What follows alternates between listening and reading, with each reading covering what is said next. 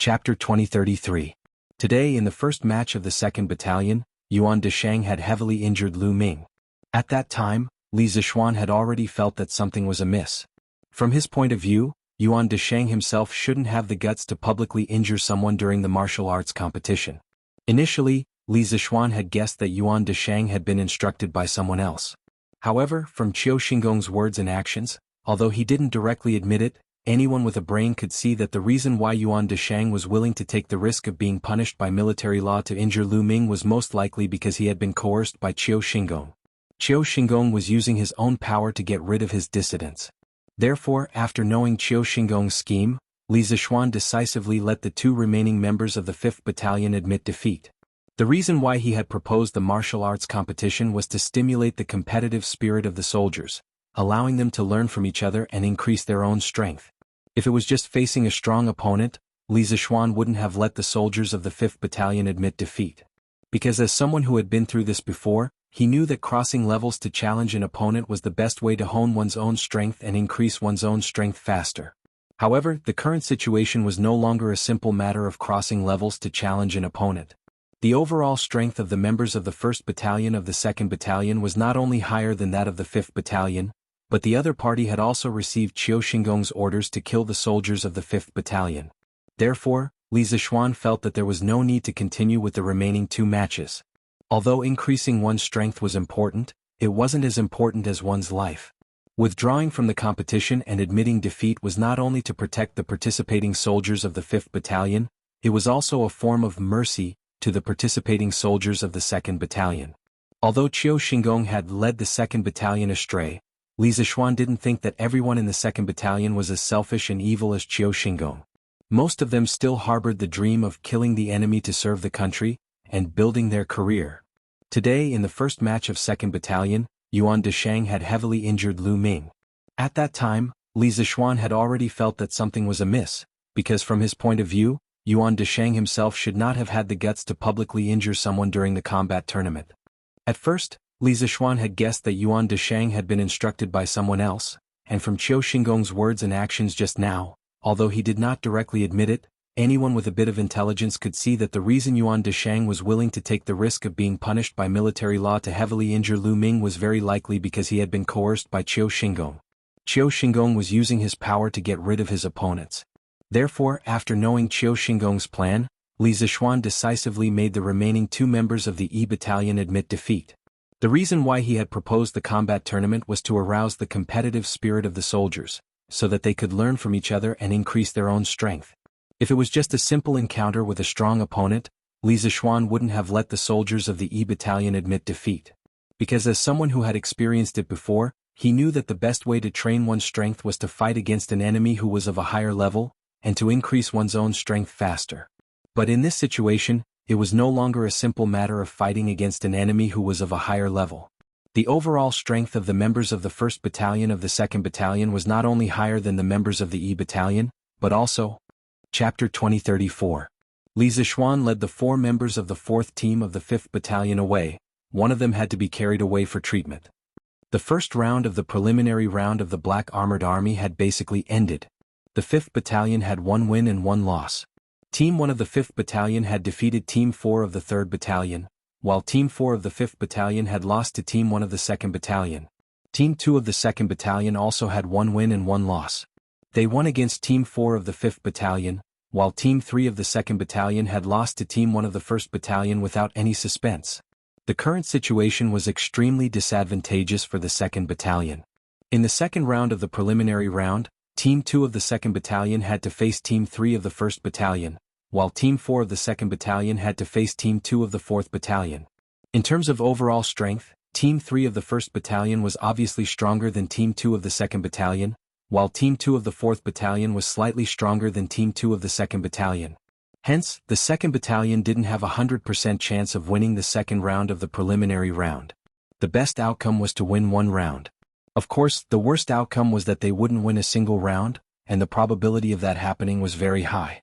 If that was the case, then only 1 team from the 2nd Battalion would be able to enter the knockout round.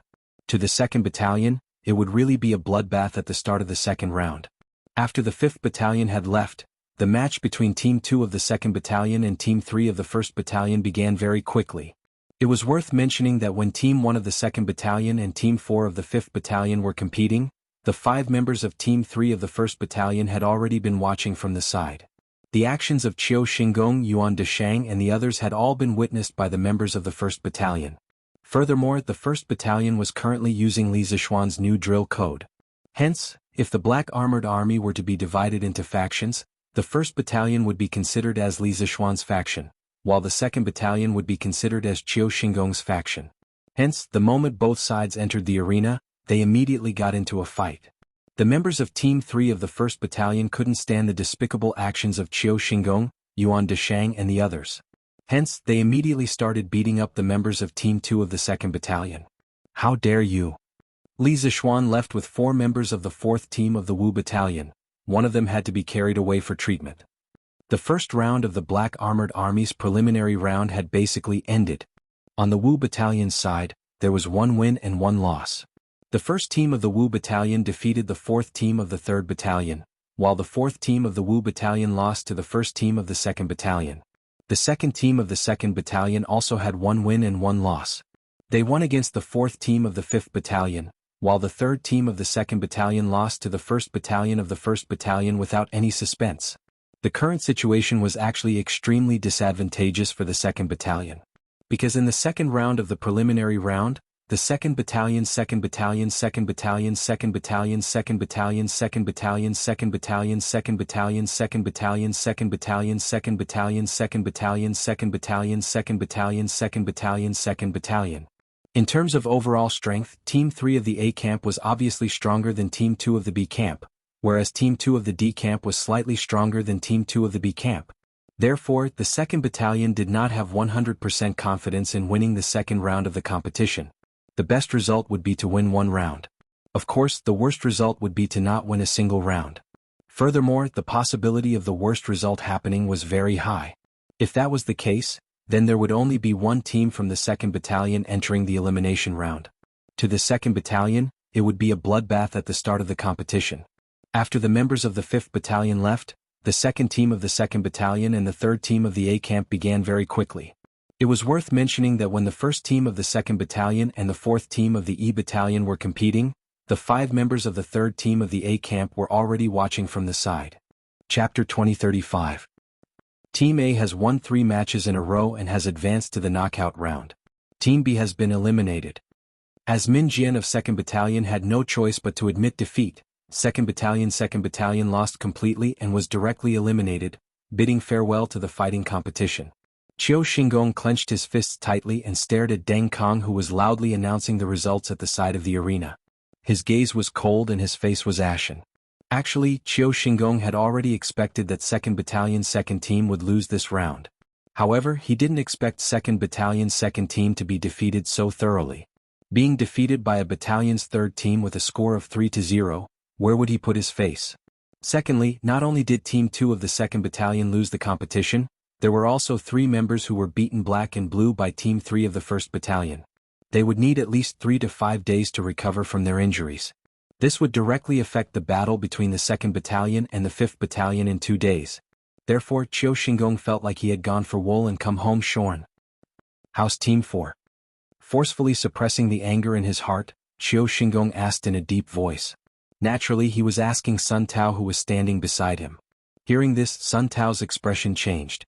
After hesitating for a moment, he still cupped his fists and replied, "Reporting to General, Team 4 has won 2 matches, and Team 2 of Ding Battalion has also won 2 matches. They should be fighting the last match now and the results will be out soon." What? They are actually fighting in such a stalemate? Qiu Xingong's hair stood up in anger. He said with a displeased expression, "According to what you said, we might still lose the match against Team D. Humph. What trash. Look at the soldiers you trained. What did you tell me before the match? Weren't you very confident? Where did your confidence go?" Qiu Xingong's current mentality had undergone a subtle change. Before today, the old man's greatest hope for today's combat tournament was to let the B Battalion take advantage of the tournament to injure as many experts as possible. However, things didn't go as he wished. They only drew 1 team from the E Battalion, and that was the E Battalion 4th team. Furthermore, during the battle with the E Battalion 4th team, the B Battalion only managed to injure one member of the E Battalion 4th Team, Lu Ming. The rest of the members of the E Battalion almost all escaped unscathed. Now that the preliminary round was nearing its end, Qiu Xingong knew that his initial wish could no longer be realized. Therefore he could only settle for the next best thing, which was to hope that as many teams as possible from the B Battalion could advance into the knockout round. On one hand it would boost the morale of the B Battalion, and on the other hand the more teams from the B Battalion could advance into the knockout round, the higher the possibility of encountering the E Battalion in the later rounds. At that time he would have the opportunity to settle all his grudges at once. However, it seemed that everything was predestined. The heavens had played a huge joke on him. Not only did his first wish not come true, even his second wish was about to be ruined. The B Battalion 4th Team actually fought the D Battalion 2nd Team with a score of 2-2. If the B Battalion 4th Team lost in the last round, then they would be directly disqualified, and there would only be one team from the B Battalion advancing into the knockout round. Actually, such a result might seem inconceivable, but there was a certain degree of inevitability. Although in terms of overall strength, the B Battalion was obviously stronger than the D Battalion due to having more veterans, but the recruits of the D Battalion were all elites from the various battalions in the capital. Perhaps they might be lacking in the ability to coordinate in battle formations, but in terms of individual combat ability, they were not much weaker than those veterans in the B Battalion. On top of that, the second team of the D Battalion was the second strongest team of the 4 teams of the D Battalion, while the 4th team of the B Battalion was only the 4th strongest team of the B Battalion. Thus, if the two teams were to fight, the chances of victory and defeat would be about 50%. In fact, the second team of the D Battalion was slightly stronger than the 4th team of the B Battalion. If the B Battalion 4th Team lost to the D Battalion 2nd Team in the end, it would not be an injustice at all. Chapter 2036. How could there be such a coincidence? Is it a coincidence or was it done on purpose? After seeing the results of the draw, Li Zishuan couldn't help but mutter to himself in his heart. From the preliminary round to the knockout round, the B Battalion had always drawn the E Battalion. From the perspective of probability, the probability of this happening was extremely low, but it still happened. In addition to that, Yuan Deshang from the B Battalion had accidentally injured Lu Ming during the competition. This made Li Zishuan suspect that Qiu Xingong was secretly plotting against the E Battalion. It wasn't that he was measuring the stature of a gentleman with his own yardstick, but the fact that Lu Ming was accidentally injured by Yuan Deshang today was a little out of the ordinary. Logically speaking, in a normal competition in the military, no one would use every move to kill their opponent. Even if there was a deep grudge between them, they wouldn't use the competition to get rid of their opponents, because that would be too obvious. After the event, not only would they be severely punished, if they were executed or expelled from the military camp, it would also bring shame to their ancestors, and they wouldn't be able to raise their heads for the rest of their lives. Yuan Deshang and Lu Ming didn't have any grudges, but he used the competition as an opportunity to secretly kill Lu Ming. In addition to Qiu Xingong's abnormal behavior earlier, Li Zishuan was almost certain that Yuan Deshang must have been instructed by Qiu Xingong to kill Lu Ming. It was also fortunate that he had arrived at the B Battalion's competition grounds in time, or else the other members of the E Battalion after Lu Ming would have been seriously injured by the B Battalion. Of course, these were all conjectures that Li Zishuan made based on the actual situation. He didn't have any concrete evidence, or else he would have directly reported Qiu Xingong. Other than that, the most crucial point, and the one that Li Zishuan couldn't understand the most, was that if Qiu Xingong really intended to use the combat competition to make things difficult for the E Battalion, then why was he so sure that the B Battalion would definitely be able to draw the E Battalion as their opponent during the drawing of lots? One had to know that drawing lots was a completely uncontrollable and random event. Could it be that Qiu Xingong was able to control the results of the drawing of lots? Thinking up to this point, Li Zishuan looked suspiciously at Qiu Xingong, who was standing at the side.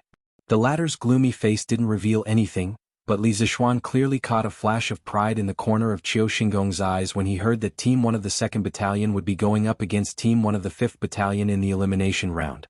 His heart skipped a beat and he secretly wondered if Qiu Xingong had really tampered with the drawing of lots.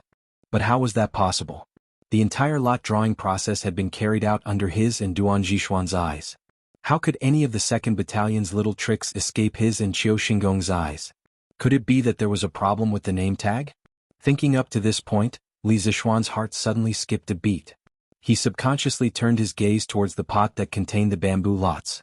He secretly thought that if Qiu Xingong had tampered with the E Battalion's bamboo lots beforehand, then it wouldn't be strange for the B Battalion to be able to draw the E Battalion as their opponent every time.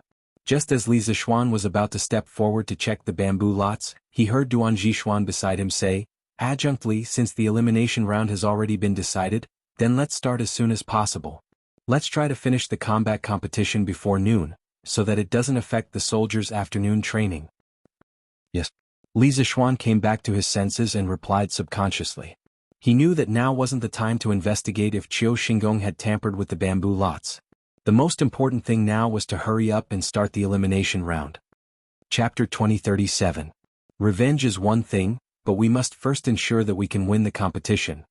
Li Zixuan looked towards Qing Chumo, Wang Rong and the rest and said in a low voice, "It was the 2nd Battalion's Team 1 who intentionally injured Lu Ming first, we must avenge them." Hearing Li Zixuan support them to avenge Lu Ming, Qing Chumo and Wang Rong's eyes lit up. They had thought that Li Zixuan would reprimand them. After all, Li Zixuan was still a lieutenant of the black armored troops and would not condone his subordinates fighting each other over personal grudges. But very quickly they heard Li Zixuan's tone change. "However, you all should know the abilities of those 5 from the 2nd Battalion's Team 1. Just based on their abilities on the surface, it will be difficult for you all to win against them, but it is not impossible." In the previous round of the competition, Su Jinnan and Zhao Xuqing of the 2nd Battalion's Team 1 were not injured during the fight, but after the fight, they were both beaten with the military rod. Amongst them, Su Jinnan even received a kick from General Qiu, so his injuries should be the most serious. So in the next round of the elimination round, these two should not be able to display their full abilities. Only 3 of their opponents are at full battle strength, so I am guessing that they will definitely let the 3 who are not injured go up first. 3 out of 3 rounds will directly take the competition. This way the injured Su Jinnan and Zhao Xuqing won't need to go up. As for you all, as long as you can win one of the first 3 rounds and drag the competition to the 4th, or even the 5th round, then you will have a chance of winning. As for the specific arrangements, it will be up to you, Shenmu, as the leader, to decide. But I still have to emphasize to you all that you can avenge Lu Ming, but you must know your limits. Do not harm anyone's life. This is the military camp. No one is allowed to break the military rules. Otherwise, if something happens, no one will be able to save you. After giving a simple analysis of the situation to Shenmu and the other members of the E Battalion, Li Zixuan didn't forget to give a stern warning to everyone. To be honest, he also wanted to avenge Lu Ming. If the rules allowed it, he even wanted to personally fight Yuan Deshang, who had seriously injured Lu Ming. However, this was the military camp of the black armored troops. The military rules here were stricter than anywhere else. He was worried that Qing Chumo, Wang Rong, and the rest would go overboard during the competition and violate the military rules. "Don't worry, Lieutenant Li. We'll do our best to win this match and avenge Firehead Lu. We won't break any military rules." Shenmu solemnly cupped his fists towards Li Zixuan and promised. Li Zixuan's analysis of the situation in the next round was exactly what he was thinking, and he agreed with Li Zixuan's final warning. Cheng Chumo rolled his eyes and whispered, "Revenge is revenge. When the time comes, who cares so much? If we only think about not breaking the military rules, how can we avenge old Lu?" This idiot had Qing Yaojin as his backer, so even though he was in the black armored army, he was not afraid of anything. In fact, he had nothing to be afraid of. As long as he did not commit murder, arson or revolt in the camp, no one would take his life on account of Qing Yaojin's face. At most, he would be given corporal punishment. "Alright, you guys prepare a little and then go to the 2nd Battalion to prepare for the competition." Li Zixuan glared at Qing Chumo and then said to Shenmu, Wang Rong and the rest. Li Zixuan trusted Shenmu's character and ability to handle matters. This person was quite talented and worth nurturing. Chapter 2038. As the home team, Team 1 of the 2nd Battalion naturally had to send someone out for the first round. Yuan Deshang laughed coldly and stood out from the crowd. "First round I'll go. Which one of you from the opposing team dares to fight?" Arrogant. Although every member of Team 1 of the 2nd Battalion seemed to be very strong, but just like what Li Zixuan had analyzed, they were also facing some unfavorable factors. The most direct unfavorable factor was that they didn't have enough members. Su Jinnan was heavily injured and couldn't fight. Although Zhao Xuqing could still fight, he had just suffered 30 strokes of the military rod. This would definitely affect his performance in the competition. Yuan Deshang understood that if they wanted to win against the relatively strong E Battalion, the best way was to send out their elites in the first 3 rounds and send out 3 of their members who were in peak condition. That way they would be able to give the opponent a score of 3-0. If they couldn't take down the opposing team in the first 3 rounds and the competition dragged to the 4th or even the 5th round, then they would be in trouble. As the leader of Team 1 of the 2nd Battalion, Yuan Deshang felt that he had to stand out in the first round. After all, he was the strongest person in this team. He wanted to get a perfect start to the competition to boost the morale of the team. In the previous round, Li Zixuan had said those words in front of Qiu Xingong and the other 2nd Battalion soldiers. It could be said that it had dealt a huge blow to the morale of the 2nd Battalion. Now that the morale of the soldiers was low, they needed a great victory to shake off their low spirits and get excited again. Therefore Yuan Deshang stood out with a face full of arrogance. "Ciao. It's Yuan Deshang." Cheng Chimo's face was ugly as he muttered to himself in a low voice. On the side of Team 1 of the 5th Battalion, the other 4 people's faces all changed when they heard this. Because who didn't know that Yuan Deshang was the only person from the 2nd Battalion who was heavily injured in the preliminary round? This person's vicious and merciless personality was already deeply ingrained in the hearts of the people.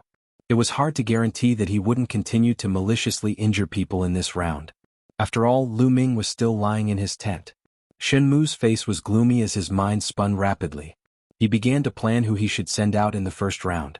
Speaking of which, the first person to fight not only had to withstand Yuan Deshang's attack, but even if he lost, he couldn't lose too badly.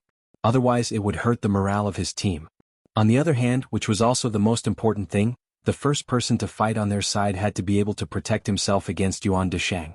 After all, Yuan Deshang had a dark history of maliciously injuring people. Those who fought against him were likely to be seriously injured if they were not careful. In this way, even if they won the competition, it would be very difficult for them to obtain a good ranking in the following knockout stages with their team members missing. Therefore, in short, the first person to go on stage had to be able to control the situation and not lose too badly. Secondly, he had to be able to take a beating and not be seriously injured by Yuan Deshang. 2nd Battalion 1st Team Yuan Deshang. Who will the Wu Battalion send out? Referee, Deng Kong looked at Shenmu and asked loudly. Shenmu couldn't help but look at Wang Rong and Yuqi Baolin. His gaze wavered between the two because the former was the strongest person in the Wu Battalion 1st Team on the surface, while the latter was the most resistant person on their side. If they sent Wang Rong up, if they were lucky, Wang Rong might even have a chance to win against Yuan Deshang. But if they were unlucky, Wang Rong might be seriously injured by Yuan Deshang. After all, Wang Rong's specialty was offense and not defense. As for Yuqi Baolin, although this child could take a beating, Shenmu wasn't sure if he could withstand Yuan Deshang's vicious beatings. No matter what, Yuan Deshang was many levels higher than Yuqi Baolin. Moreover, although Yuqi Baolin's defense was outstanding, he lacked some offensive means. If he were to go up against Yuan Deshang, the situation would definitely not be good. "Old Shen, send me up for the first round." Just as Shenmu was hesitating, Cheng Chumo, the little clever kid, suddenly volunteered himself. Chapter 2039. Regardless of which dynasty or generation one was in, the phenomenon of relying on one's father existed more or less. Although the Great Tang had a relatively perfect imperial examination system, allowing students from humble backgrounds to stand out and have the possibility of entering the imperial court, generally speaking, those from humble backgrounds and those from noble clans had a completely different political starting point. Take Zhang Sun Wuji, Fang Xianling, and the other important officials for example. These second-generation scions didn't need to participate in the imperial examinations and were able to hold official positions in the Yamen. This wasn't something that those from humble backgrounds could compare to. In the Tang Dynasty army, the promotion of an officer didn't rely on relying on one's father, but on military merits. However, if one had a good father, like Cheng Chumo, there wouldn't be anyone who dared to bully him in the army.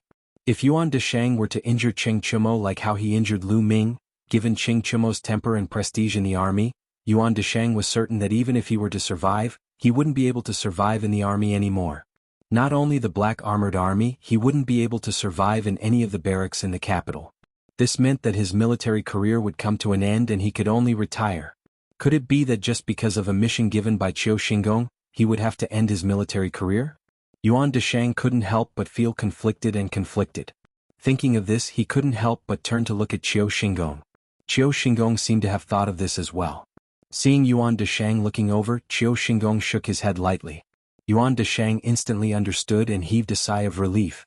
He understood that Qiu Xingong wanted him to hold back and not injure Cheng Chumo too severely.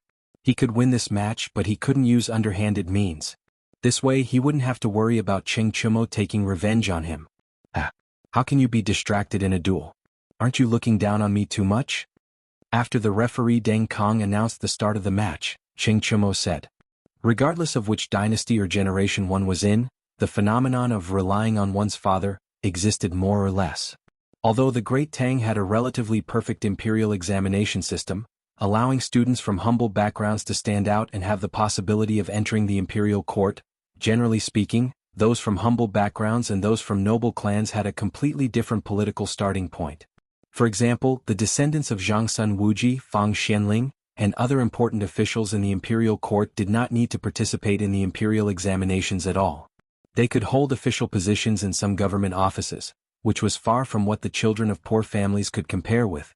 In the Great Tang Army, the promotion of a non-commissioned officer did not depend on one's father, but on one's military achievements.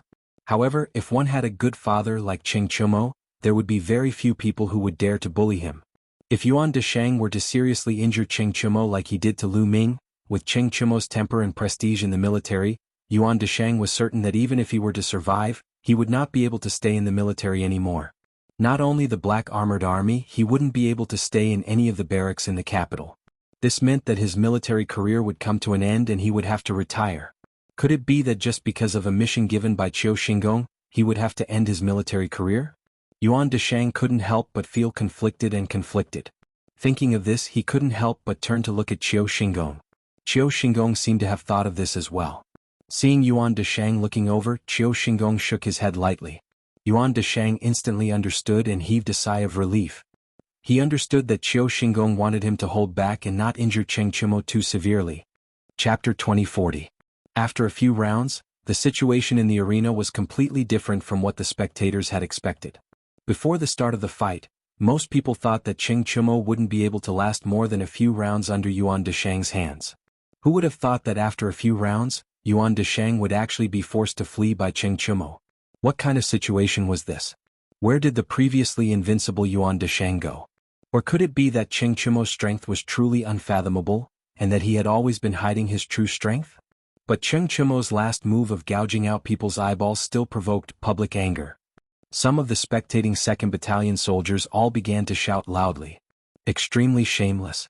How is this a martial arts competition? This is clearly a Jianghu brawl. That's right.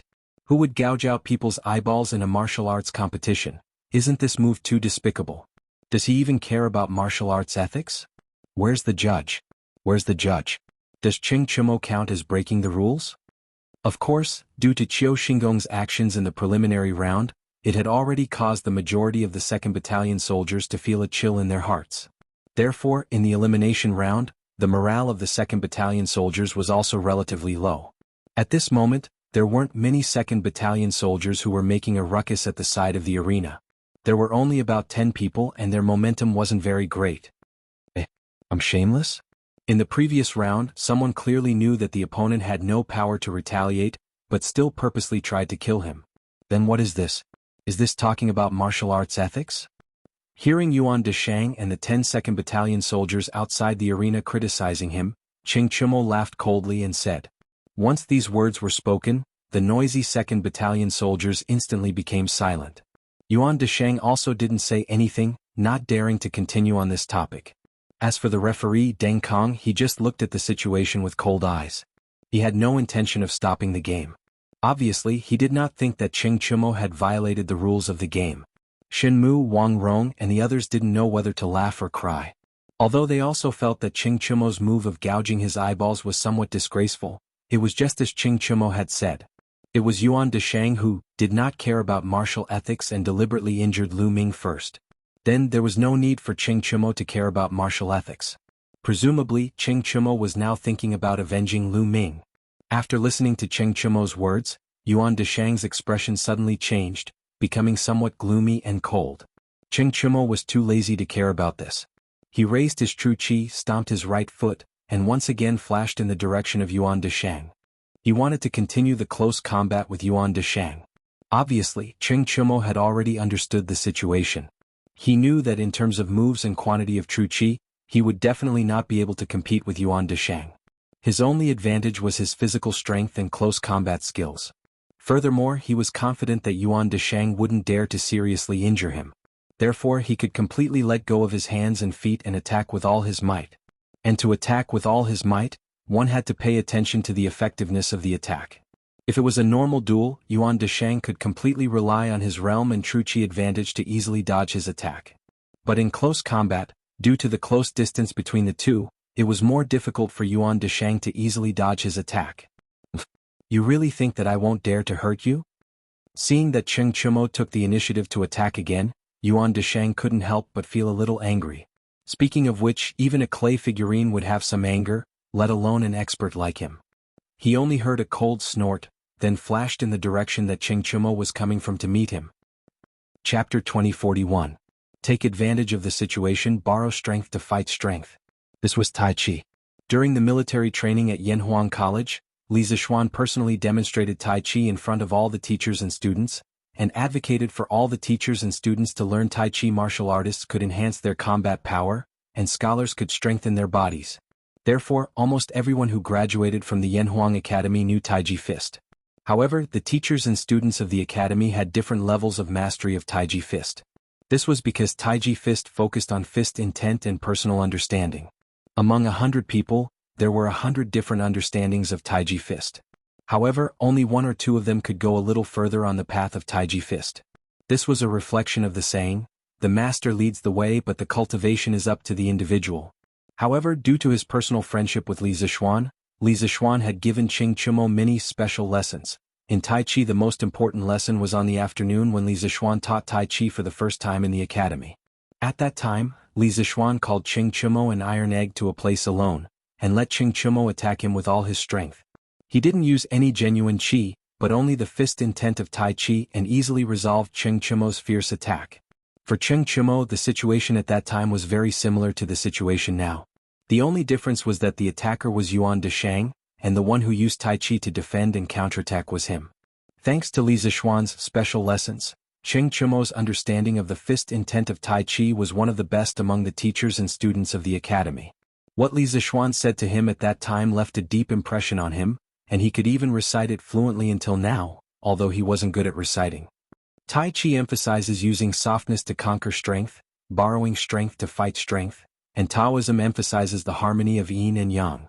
Your brute force is the yang of Tai Chi, what you lack now is the yin of Tai Chi. In other words, what you lack is the knack of using strength. After you understand all this, go and learn Tai Chi Fist. I believe you will definitely gain a lot.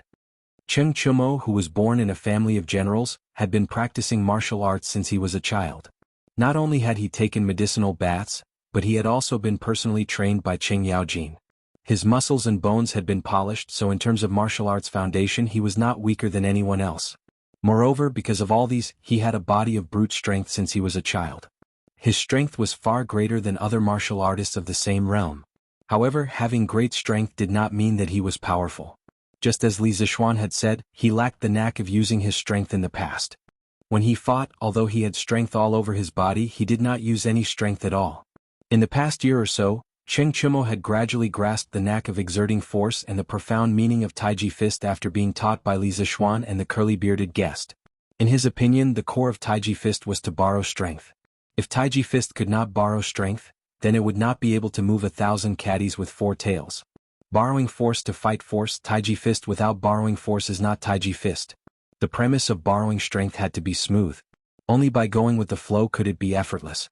Only then could the effect of moving 1,000 caddies with 4 tails be reflected. Previously, when Cheng Chumo's hands were wrapped around Yuan Deshang's fist, he followed the direction of Yuan Deshang's strength and pulled Yuan Deshang forward. At the same time, he took the opportunity to strike Yuan Deshang's chest with his elbow, making it impossible for Yuan Deshang to defend himself, because the distance between the two of them was too close. Moreover, from a physical point of view at this moment, Yuan Deshang's body and Cheng Chumo's elbow were moving towards each other. Cheng Chumo's elbow strike would move closer to Yuan Deshang's body at a faster speed. Although the effect of force was mutual, the elbow was the hardest part of a person's arm, and the area near the armpit was a person's soft spot. Cheng Chumo's elbow hit Yuan Deshang's left side near the armpit without any suspense. With a kacha sound, Yuan Deshang could even faintly hear the sound of his left shoulder blade cracking. Following that, he felt an intense, heart-wrenching pain from his right shoulder blade. Yuan Deshang's old face instantly turned purple. Then his entire body was directly sent flying by Cheng Chumo's elbow strike. Bang! Yuan Deshang landed heavily on the grass. If he could still feel the heart-wrenching pain just now, he could no longer feel any pain now because his left arm had lost all feeling. At the same time, Yuan Deshang could not help but spit out a mouthful of blood. Not only did Cheng Chumo's strike just now cripple his left arm, but it also caused him to suffer a serious internal injury. Seeing this scene, there was an uproar everywhere. Speaking of which, the situation in the arena changed too quickly, right? Previously, Yuan Deshang's rolling on the ground could be said to be a move he had no choice but to use in the face of Cheng Chumo's shameless fighting style. But what was the situation now? Was Yuan Deshang sent flying and seriously injured by Cheng Chumo in one move? How was this possible? Wasn't Yuan Deshang's strength much stronger than Cheng Chumo's?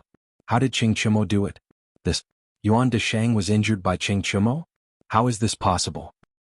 It must be that Cheng Chumo used some underhanded trick again? Otherwise, how could he injure Yuan Deshang? That's right. That's right. What's the referee doing? Cheng Chumo violated the rules of the competition. Why didn't he kick him out of the competition? A few 2nd Battalion soldiers saw Yuan Deshang fall to the ground and subconsciously thought that Cheng Chumo had used a similar underhanded trick like when he had gouged out Yuan Deshang's eyeballs. One after another, they clamored for the referee to kick Cheng Chumo out of the arena. Some of these people really didn't see clearly what had just happened. After all, Cheng Chumo and Yuan Deshang were extremely close to each other just now. Due to the angle, most of the spectators didn't see Cheng Chumo's elbow strike that borrowed force to strike Yuan Deshang. Referee Deng Kong stood in the same spot without moving and didn't have any intention of stopping the match. Just now, others didn't see Cheng Chumo's move clearly, so he knew that Cheng Chumo didn't violate the rules of the competition. But then again, he couldn't help but praise from the bottom of his heart that Cheng Chumo's move just now was indeed brilliant. It wasn't an underhanded trick. Cheng Chumo's move is too miraculous. How come I've never seen it before? Chen Mu shook his head at this time and muttered to himself with slight doubt. I've also never seen it before. I just saw Cheng Chumo push an elbow strike and Yuan Deshang flew out. This move is too miraculous. Wang Rong scratched his head and said with bright eyes. It was as if he had discovered a new continent. That's Tai Chi.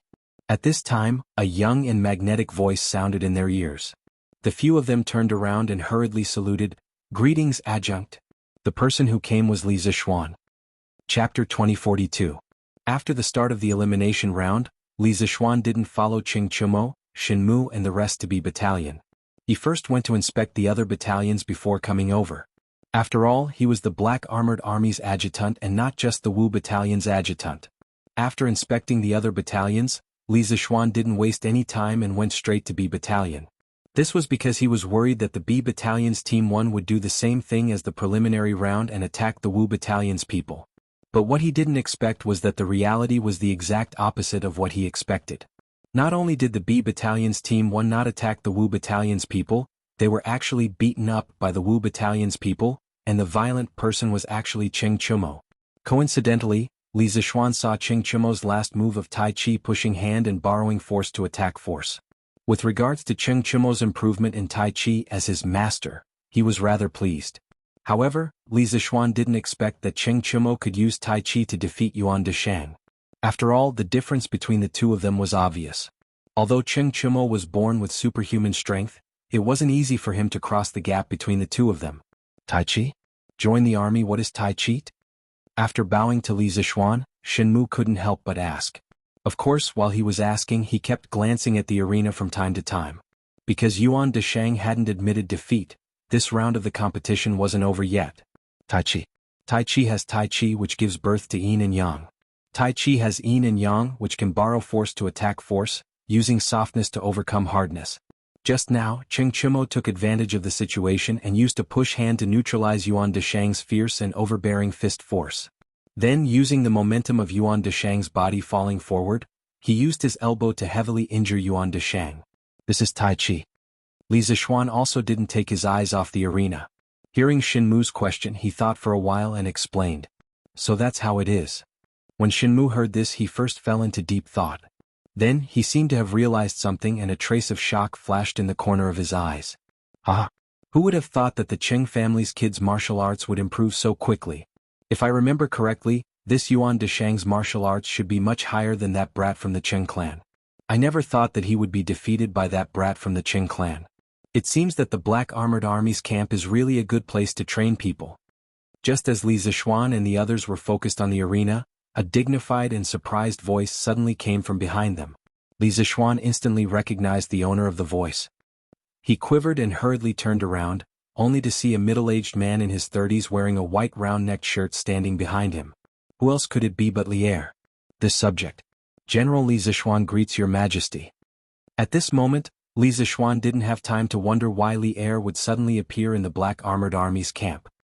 He was only stunned for a moment before he hurriedly bowed and greeted. Speaking of which, he was used to greeting Li Er as this subject and little subject. Now that he was in the army, he wasn't used to using the title, this subject. His voice wasn't loud, but Shenmu, Wang Rong, Xiao Ming and Yuqi Baolin, who were standing beside him, heard it clearly. Hearing this, the four of them hurriedly turned around. When they saw Li Zixuan standing in front of Li Er, the four of them instantly trembled and hurriedly bowed down to pay their respects. All right, there's no need for formalities. This time I am leaving the palace in plain clothes. Do what you need to do, there's no need to bother about me. Without waiting for them to speak, Li Er rushed to wave his hand and said. Chapter 2043. Seeing Cheng Chumo beat up Yuan Deshang on the arena, the soldiers of the 5th Battalion who came along with Wang Rong and Shenmu to watch the fight naturally cheered. Because Yuan Deshang injured Lu Ming first, Cheng Chumo could be considered to have avenged Lu Ming. On the other hand, Qiu Xingong and Sun Tao's faces were as dark as they could get. The rest of the 6th Battalion soldiers all had gloomy expressions and low morale. Some of them had even turned their gazes elsewhere as they couldn't bear to continue watching. Li Er's face was a little pale at this moment. From his point of view, the original intention of the fighting competition was to stimulate the competitiveness of the soldiers and make them work harder in their daily training to increase the overall combat power of the entire army. But now, Cheng Chumo was using the competition as an opportunity to beat up Yuan Deshang. This completely went against the original intention of the fighting competition. Thinking up to this point, Li Er couldn't help but turn his gaze to Li Zixuan, who was standing beside him. After all, this kid was the instigator. As if he felt Li Zixuan's cold gaze, Li Zixuan's heart quivered. He subconsciously turned around to look at Li Er. After seeing Li Er's dark expression, Li Zixuan's heart skipped a beat. He knew that Li Er was angry because of Cheng Chumo's actions. I admit. On the arena, Yuan Deshang opened his mouth again and was about to admit defeat. Cheng Chumo's fist came as promised, and once again smashed into Yuan Deshang's mouth. At the same time, Yuan Deshang's words of surrender were smashed back into his mouth. It seemed like a one-sided beating was about to take place once again. Cough, cough. At this moment, Li Zixuan coughed loudly. Cheng Chumo, who was about to continue showing off his skills, on the arena heard this cough. He couldn't help but stop and turn his head to look at Li Zixuan. He saw Li Zixuan lightly shaking his head at him. Cheng Chumo was beating up Yuan Deshang on the arena. The 5th Battalion soldiers who came along with Wang Rong and Shenmu to watch the fight naturally cheered. Because Yuan Deshang injured Lu Ming first, now Cheng Chumo could be considered to have avenged Lu Ming. On the other hand, Qiu Xingong and Sun Tao's faces were as dark as they could get. The rest of the 6th Battalion soldiers' faces were gloomy and their morale was low. Some of them even looked away as they couldn't bear to continue watching the fight. Li Er's face was a little ashen at this time. In his opinion, the original intention of the fighting tournament was to stimulate the competitiveness of the soldiers and make them work harder in their daily training, thus increasing the overall combat strength of the army. But now, Cheng Chumo had used the tournament as an opportunity to beat up Yuan Deshang. This completely deviated from the original intention of the fighting tournament. Thinking of this, Li Er couldn't help but turn his gaze to Li Zixuan, who was standing beside him. After all, this kid was the instigator. As if he felt Li Zixuan's cold gaze, Li Zixuan's heart skipped a beat. He subconsciously turned to look at Li Er. After seeing Li Er's dark face, Li Zixuan's heart skipped a beat. He knew that Li Er was angry because of Cheng Chumo's actions. I admit. On the arena, Yuan Deshang opened his mouth again. Just as he was about to admit defeat, Cheng Chumo's fist came as promised, and once again smashed into Yuan Deshang's mouth. At the same time, Yuan Deshang's words of surrender were smashed back into his mouth. It seemed like a one-sided beating was about to take place once again. Cough, cough. At this moment, Li Zixuan coughed loudly. Cheng Chumo, who was about to continue showing off his skills, on the arena heard this cough and couldn't help but stop. He turned to look at Li Zishuan and saw Li Zishuan lightly shaking his head at him. Chapter 2044. In a martial arts competition you should stop when the fight is over. Why did you injure him so heavily? On the drill ground of the Black Armored Army, Li Er pointed at Yuan Deshang's bloody face and shouted at Cheng Chumo. Today's incident could be big or small. The key was how Cheng Chumo would explain himself. If he couldn't give Li Er a convincing reason, then Cheng Chumo wouldn't be able to escape a beating. If it was more serious, he might even be kicked out of the military camp. The corners of Qiu Xingong's mouth curled up into an almost undetectable smile. To him, this was the last bit of value left on Yuan Deshang after his heavy injuries. If this could cause Cheng Chumo to suffer misfortune or even be expelled from the military camp, then Yuan Deshang's sacrifice would be worth it. Your Majesty, I didn't intentionally injure him. It's just that Yuan Deshang didn't admit defeat. His martial arts are better than mine. Although I accidentally gained the upper hand, I didn't dare to wait for him to recover. So I kept on attacking him until he admitted defeat. This didn't violate the rules of the competition?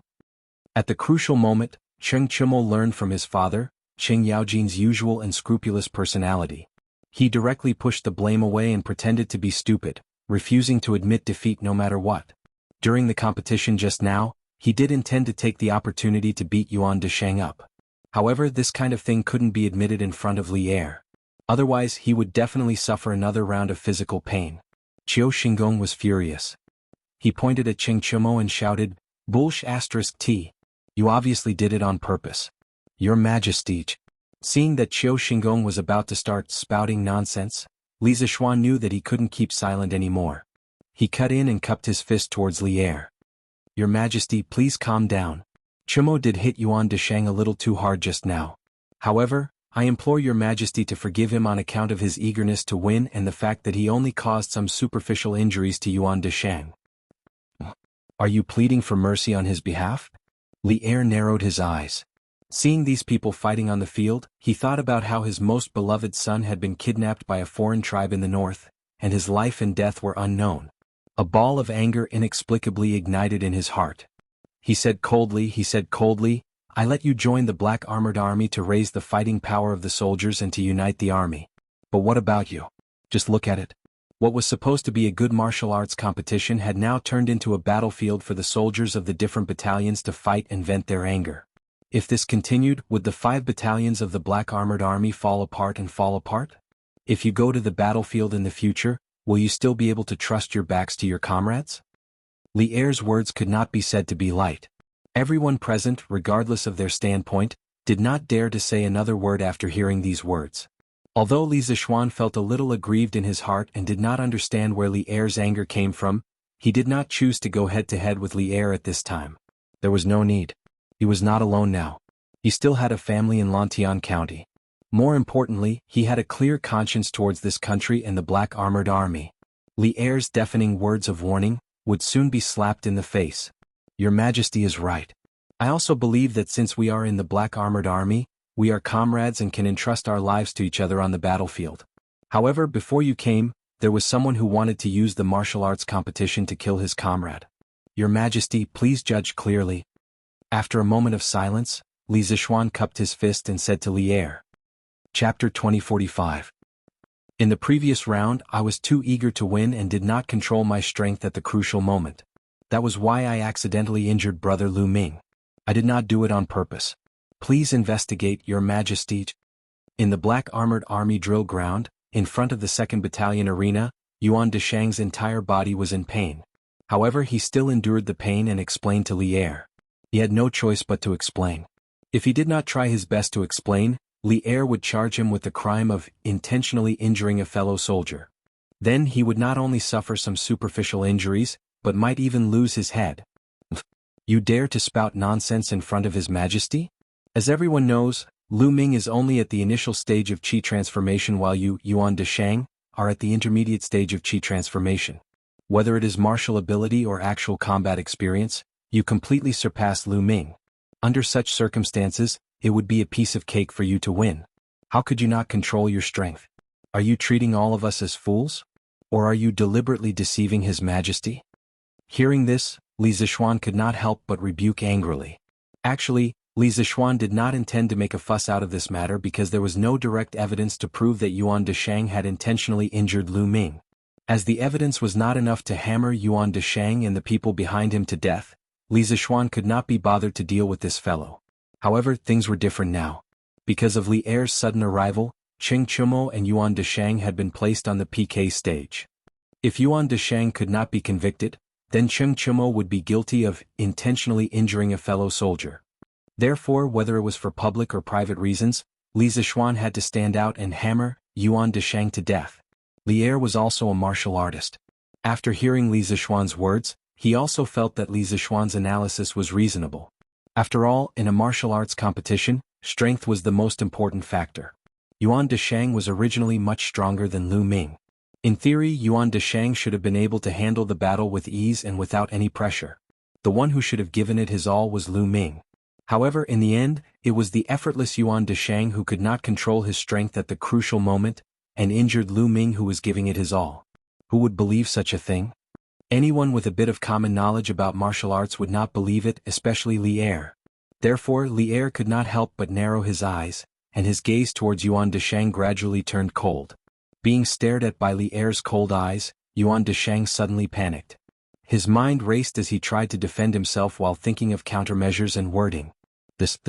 Your Majesty, this general is not lying to you. What this general said just now is the truth. What Adjunct Li said is wrong. This general's strength does seem to be stronger than Lu Ming's, but this general is not as young as Lu Ming. In order to win the competition, this general does not dare to be careless and has to go all out. And you see, Cheng Chumo's strength is about the same as Lu Ming's. Didn't I lose this match as well?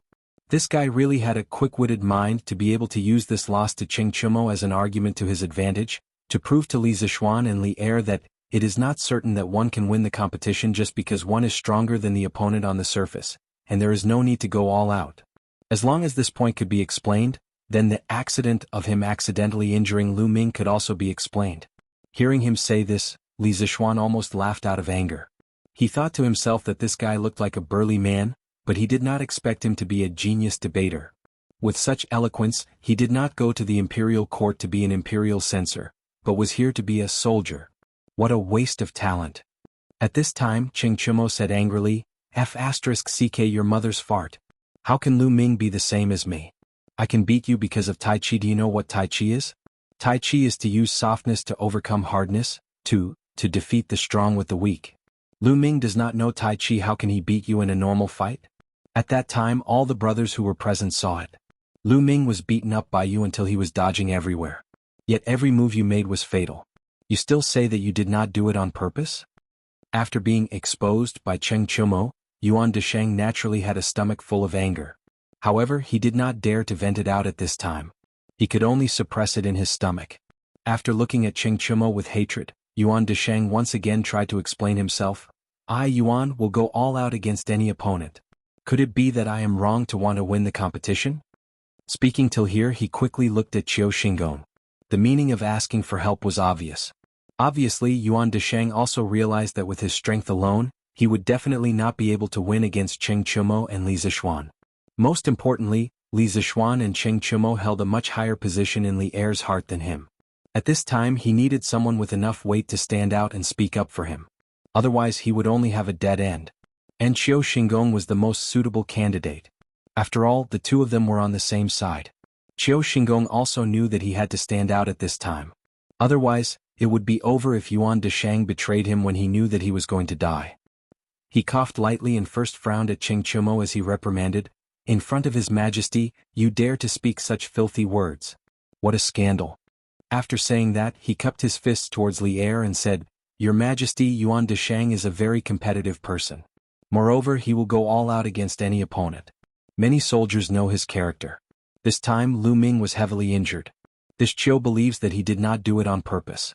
Your Majesty, please judge clearly. Li Er glanced at Qiu Xingong indifferently. Actually, his heart was like a mirror. Seeing Qiu Xingong jump out to plead for mercy for Yuan Deshang, how could he not guess that Yuan Deshang's heavy injury to Lu Ming today was very likely due to Qiu Xingong's instructions? But guessing was just guessing. Li Er would not say it out loud. As the emperor, how could he not have such shrewdness? However, the matter of Lu Ming being heavily injured and almost dying was also a wake-up call for Li Er. Now that Qiu Xingong was actually able to secretly instruct his subordinates to kill someone, it meant that within the black armored troops, the battle between Qiu Xingong and Li Zixuan had already reached its climax. He had to face this problem head-on and solve it as soon as possible. He could not allow this vicious internal battle to continue. Li Er remained silent. Qiu Xingong instantly felt a sense of pressure. Because when Li Er looked at him just now, he felt as if he had been seen through. Fortunately, he had been in the imperial court and the military for many years and had trained some shrewdness. Otherwise, at this moment, his expression would definitely have revealed something. Regardless of whether Yuan Deshang did it intentionally or not, it is an indisputable fact that he was heavily injured and almost killed Lu Ming. In the military, meritorious service should be rewarded, and wrongdoing should be punished. This is also an indisputable iron law. Therefore, Yuan Deshang shall be whipped 50 times, demoted by 1 rank and tied to the gate in public for 3 days as a warning to others. In addition, all of the following matches of the 2nd Battalion will be judged as a loss as punishment. If the same situation occurs in the other battalions, they will all be punished according to this example. As such, does anyone have any objections? Li Er was silent for a long time. Just as Yuan Deshang was about to collapse under this invisible pressure, he finally opened his mouth to speak. 50 lashes, demoted by 1 rank, tied to the gate in public for 3 days, and all of the remaining matches of the 2nd Battalion will be judged as a loss. Yuan Deshang and Qiu Xingong could not help but tremble. This punishment could not be said to be light. But compared to being beheaded for the crime of killing fellow soldiers, these punishments were not as heavy. Furthermore, Li Er's tone did not allow for any objections. It was obvious that he had already made up his mind. Even if Yuan Deshang and Qiu Xingong had objections, they did not dare to voice them out at this moment. They could only cup their fists and say, "This general is willing to accept the punishment. Your Majesty is wise, this general has no objections." Li Zixuan and Cheng Chumo looked at each other and also cupped their fists and said, "Your Majesty is wise, this general Mi has no objections." Although compared to the sins that Yuan Deshang had committed, this punishment seemed a little light, but at that time, Li Er did not see the situation with his own eyes. In this era there were no cameras or anything. They did not have any direct evidence to hammer Yuan Deshang to death. For Yuan Deshang and the 2nd Battalion to end up like this, it was already a relatively good result. Duan Zixuan also said, "This general has no objections, Your Majesty is wise." Li Er said expressionlessly, "All right, do what you are supposed to do. Li Zixuan, Duan Zixuan, the 2 of you follow me to take a look." After saying that, Li Er turned around and left with Zhao Song. "Yes, Your Majesty." Li Zixuan and Qiu Xingong responded and hurriedly followed after him. Chapter 2046. According to Li Er's orders, Yuan Deshang was to be whipped 50 times, demoted by 1 level, and be bound to the gate of the Yuan camp for 3 days. Furthermore, all of the following matches of the 2nd Battalion were judged to have lost. Therefore, there was no need for the 2nd Battalion to continue with the competition. The Wu Battalion could be said to have won this round of competition, without shedding any blood, and directly advanced to the finals. This meant that the E Battalion had already secured a spot in the top 5 of this martial arts competition. Even though there were many accidents along the way, this result was still considered a rather good one for the E Battalion. As for Li Zixuan, he didn't have to worry about the B Battalion playing any tricks in the following matches. As long as the E Battalion went all out and displayed their brilliance, Li Zixuan's initial goal would be achieved. How is the training of the 5 battalions of the Black Armored Army? How long will it take for them to return to their peak combat strength?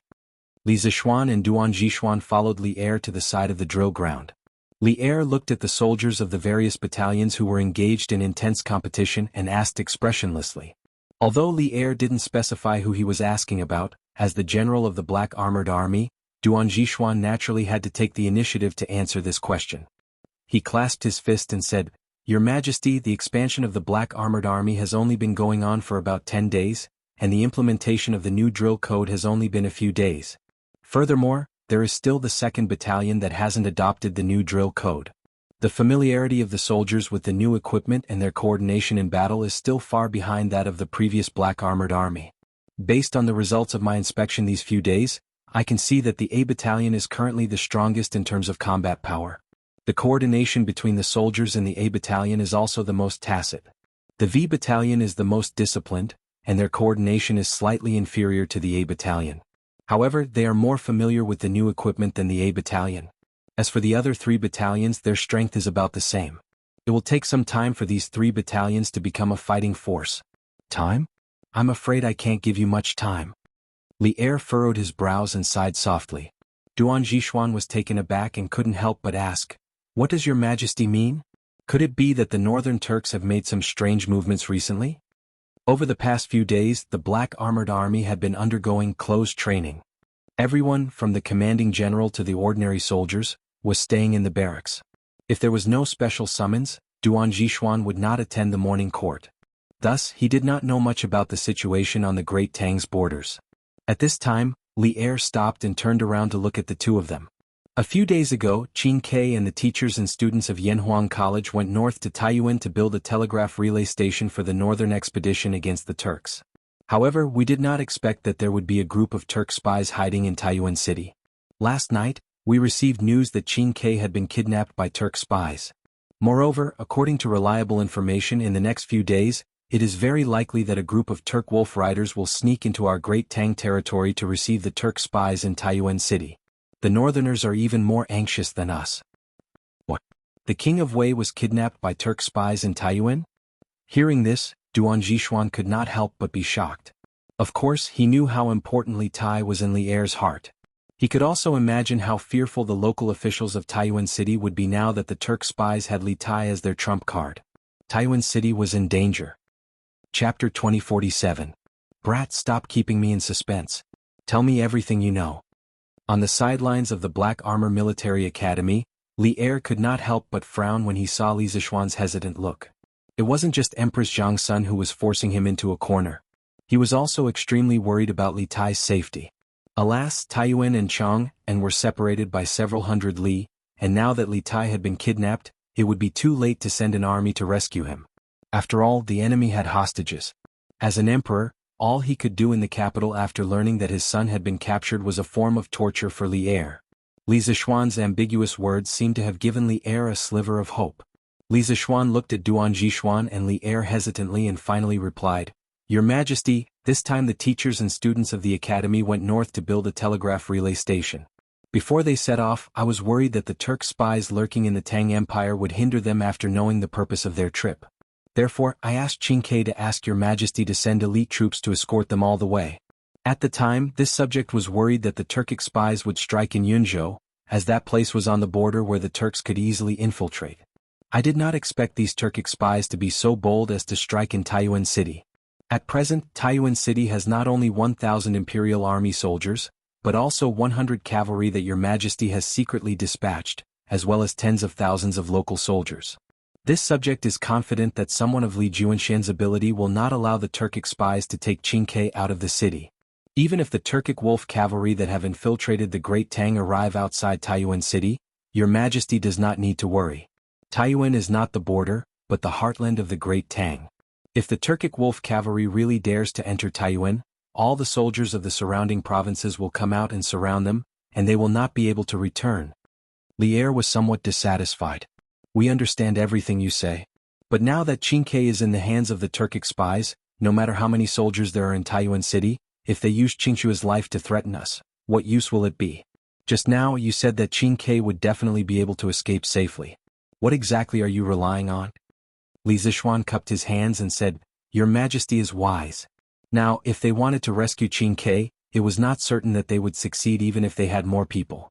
They could only use ingenuity and not brute force. A few days ago I suddenly felt uneasy.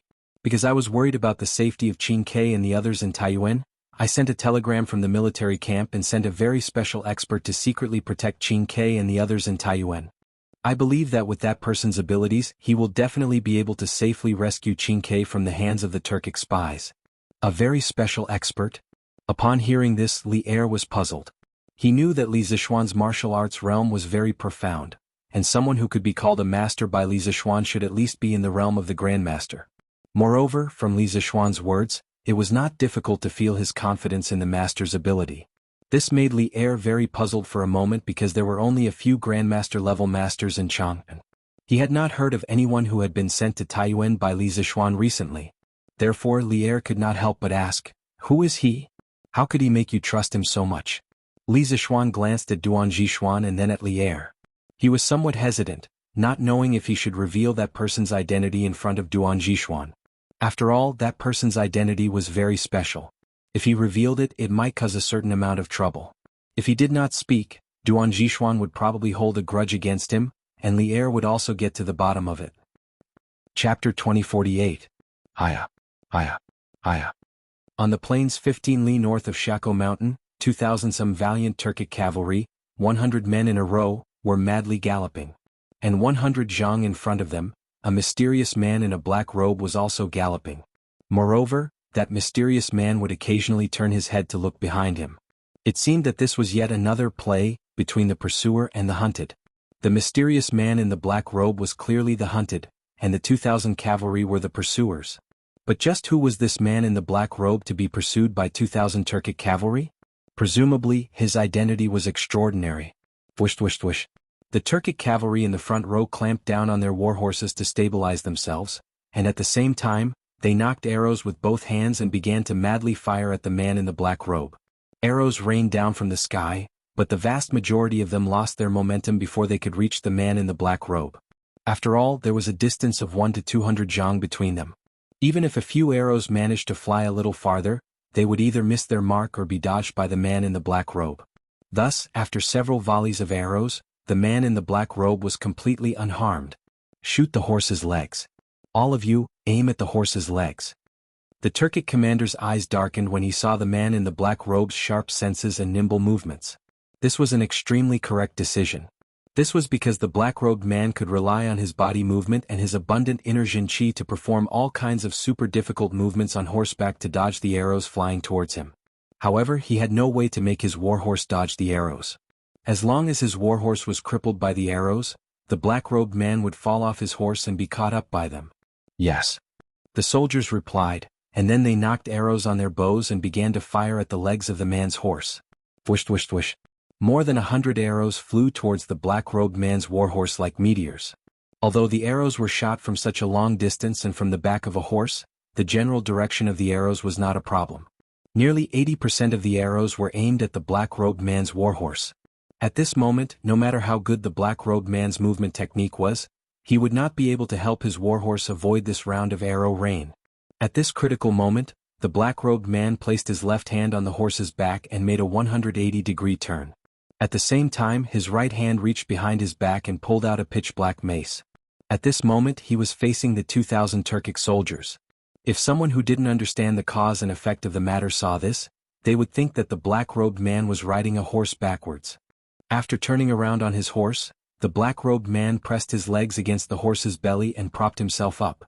He leaned toward the Turkic army, his body at a 45-degree angle from the horizon. The black-robed man's right hand quickly swung his mace, creating an impenetrable, defensive wall behind his horse. Although it took a long time to describe, the black-robed man's series of actions were completed in the blink of an eye. Ding ding ding ding. With a series of tinkling sounds, the hundreds of arrows failed to hit the horse's legs and hit the defensive wall that the black-robed man had built with his maces, before they bounced off in all directions. Chapter 2049. On the steppe, the black-robed man was facing the opposite direction of the warhorse. He was in an extremely difficult position, standing diagonally on the horse's back. He looked like he was about to fall, but no matter how the horse bumped, he did not move an inch on the horse's back. With his current posture, he could use the weapon in his hand to block the arrows behind him. However, there were hundreds of arrows flying towards him from 3 different directions. To be more precise, they were all aimed at his horse. Unless he had 3 heads and 6 arms, it would be very difficult for him to block the arrows from 3 different directions for his horse. The black-robed man's eagle eyes scanned his surroundings. In truth, he didn't have any better ideas. Although he was unparalleled in strength and was revered as a god by the warriors of the steppe, he was not a god. He was a man and he was not omnipotent. White Shadow, you go first. However, it was not his style to sit and wait for death. After pondering for a moment, the black-robed man instantly made a decision. Both of his legs slightly exerted force and his entire body leaped up from the horse's back. The moment he got up, he used his right leg to instantly kick the horse's buttocks and growled. The horse White Shadow was no ordinary horse. It had once been the king of horses of the steppe, and the black-robed man had spent a great deal of effort to tame it. Moreover, this horse had accompanied him for 7 or 8 years. He naturally couldn't bear to see his beloved steed die like this. Thus, at this crucial moment, the black-robed man decisively left the horse's back and had his beloved steed suddenly accelerate to escape the range of the arrows. The sudden kick to its rear caused the warhorse to crazily accelerate, and in the blink of an eye, it had traveled a great distance. The black-robed man was in the air, and the sudden acceleration of the warhorse had allowed it to escape the range of the arrows. As a result, the volley of arrows from the Turkic cavalry had all missed. However, although the Turkic soldiers had failed to shoot the horse, they had achieved their goal. The black-robed man had no horse to ride. A two-legged horse could not outrun a four-legged horse. Once the black-robed man landed, he would immediately be surrounded by the 2,000 cavalry. Charge! Everyone surround him. Don't let him escape. The Turkic commander was first taken aback by this sight, and then he rejoiced and loudly ordered. Yes. The 2,000 cavalrymen accepted the order and put away their bows and arrows. Then they urged their warhorses to the fastest speed possible and charged towards the black-robed man. Previously, the black-robed man was around 1,500 meters away from them, but after the black-robed man landed on the ground, the distance between them was only around 1,300 meters. With the current speed of the cavalry, they would only need a few breaths to cover this distance. The black-robed man did not want to be surrounded by the cavalry. After landing, he did not stop. He quickly turned around and activated his light body technique to the extreme. His entire body was like a bolt of lightning as he dashed in the direction of his warhorse. Quick! Was really too fast. The speed of the black-robed man at this moment was more than twice the speed of the cavalry. The distance of 130 feet had been widened to more than 160 feet in a breath's time, and it seemed to be getting further and further away. Chapter 2050. As noon approached, a white horse wearing a black robe was unhurriedly traversing the grasslands to the north of Shako Mountain. This black robe was naturally Wuxia. Earlier, after escaping from the 2,000 wolf cavalry led by Ashina Shir, he had traveled another 2 or 3 li. Seeing that Ashina Shir had not pursued him, he had ordered his white horse to slow down. After all, although this horse had once been a king of horses, it was now an old horse and could not maintain its top speed for long periods of time. It was now close to noon, but there was no sign of a scorching sun. The sky was still rather overcast, but the further south one went, the brighter it became. From this, it could be seen that the frost this morning had probably only occurred in the heart of the grasslands. South of the grasslands, near the border of the Great Tang, there should not have been any frost. The subtle changes in the weather did not attract Wu Jie's attention or interest. His face was as calm as water, his head lowered as if he was seriously pondering something. In truth, Wu Jie had left Sheli Royal Court a long time ago. In terms of departure time, he had left Sheli Royal Court nearly 4 hours earlier than Ashina Shir's pursuers. With the speed of the White Shadow, Wu Jie would never have been able to catch up to Ashina Shir's group. The main reason he had almost been caught was because, after leaving Sheli Royal Court, Wu Jie had not directly ridden south to the Central Plains. Instead, he had gone to a certain place, the tomb of the previous Turkic state teacher. The previous Turkic state teacher had been buried at the foot of Wushan, and Wushan was located to the northwest of the Turkic royal court, nearly 100 li away. Wu Jie had insisted on going to the tomb of the previous Turkic state teacher because he felt that this trip to the Central Plains would bring about a massive change in his life. There was a high chance that he would never return to the grasslands again. In his memories, his life had been saved by the previous Turkic state teacher, so before leaving he naturally wanted to take one last look at the old Turkic state teacher. However, he had not expected that Sheli would send 2,000 wolf cavalry to pursue him. Although Ashina Shir had not said who had ordered him to do so, Wu Jie didn't even need to think to know who it was, because in the entire grasslands, there was only one person who could command wolf cavalry, Sheli. In his view, if he had left without saying goodbye, Sheli would at most verbally blame him. No matter what, he would not be so decisive as to send soldiers to pursue him. After all, although he had not been at Sheli's beck and call, he had still done many things for Sheli. At the very least, Sheli's position as Great Khan had been so stable over the years, and this was partly due to his efforts. After going to the tomb of the previous Turkic state teacher in the northwest of the royal court, he had turned back and headed south to the Central Plains. It was precisely because of this detour that Ashina Shir had the chance to catch up. Sheli, why do you not want me to go to the Central Plains? How many things are you hiding from me? Who am I? At this moment Wu Jie's face was somewhat blank. The pursuit of 2,000 wolf cavalry and the concealment of his lover had made him more and more aware that his identity was not as simple as he had imagined. Otherwise, why would Shelley send 2,000 wolf cavalry to pursue him when the grasslands were on the verge of falling into turmoil? After a moment of confusion, Wu Jie's eyes slowly became firm. Since so many people were trying to stop him from finding the truth, from finding his identity, then he would find the truth. No one could stop him.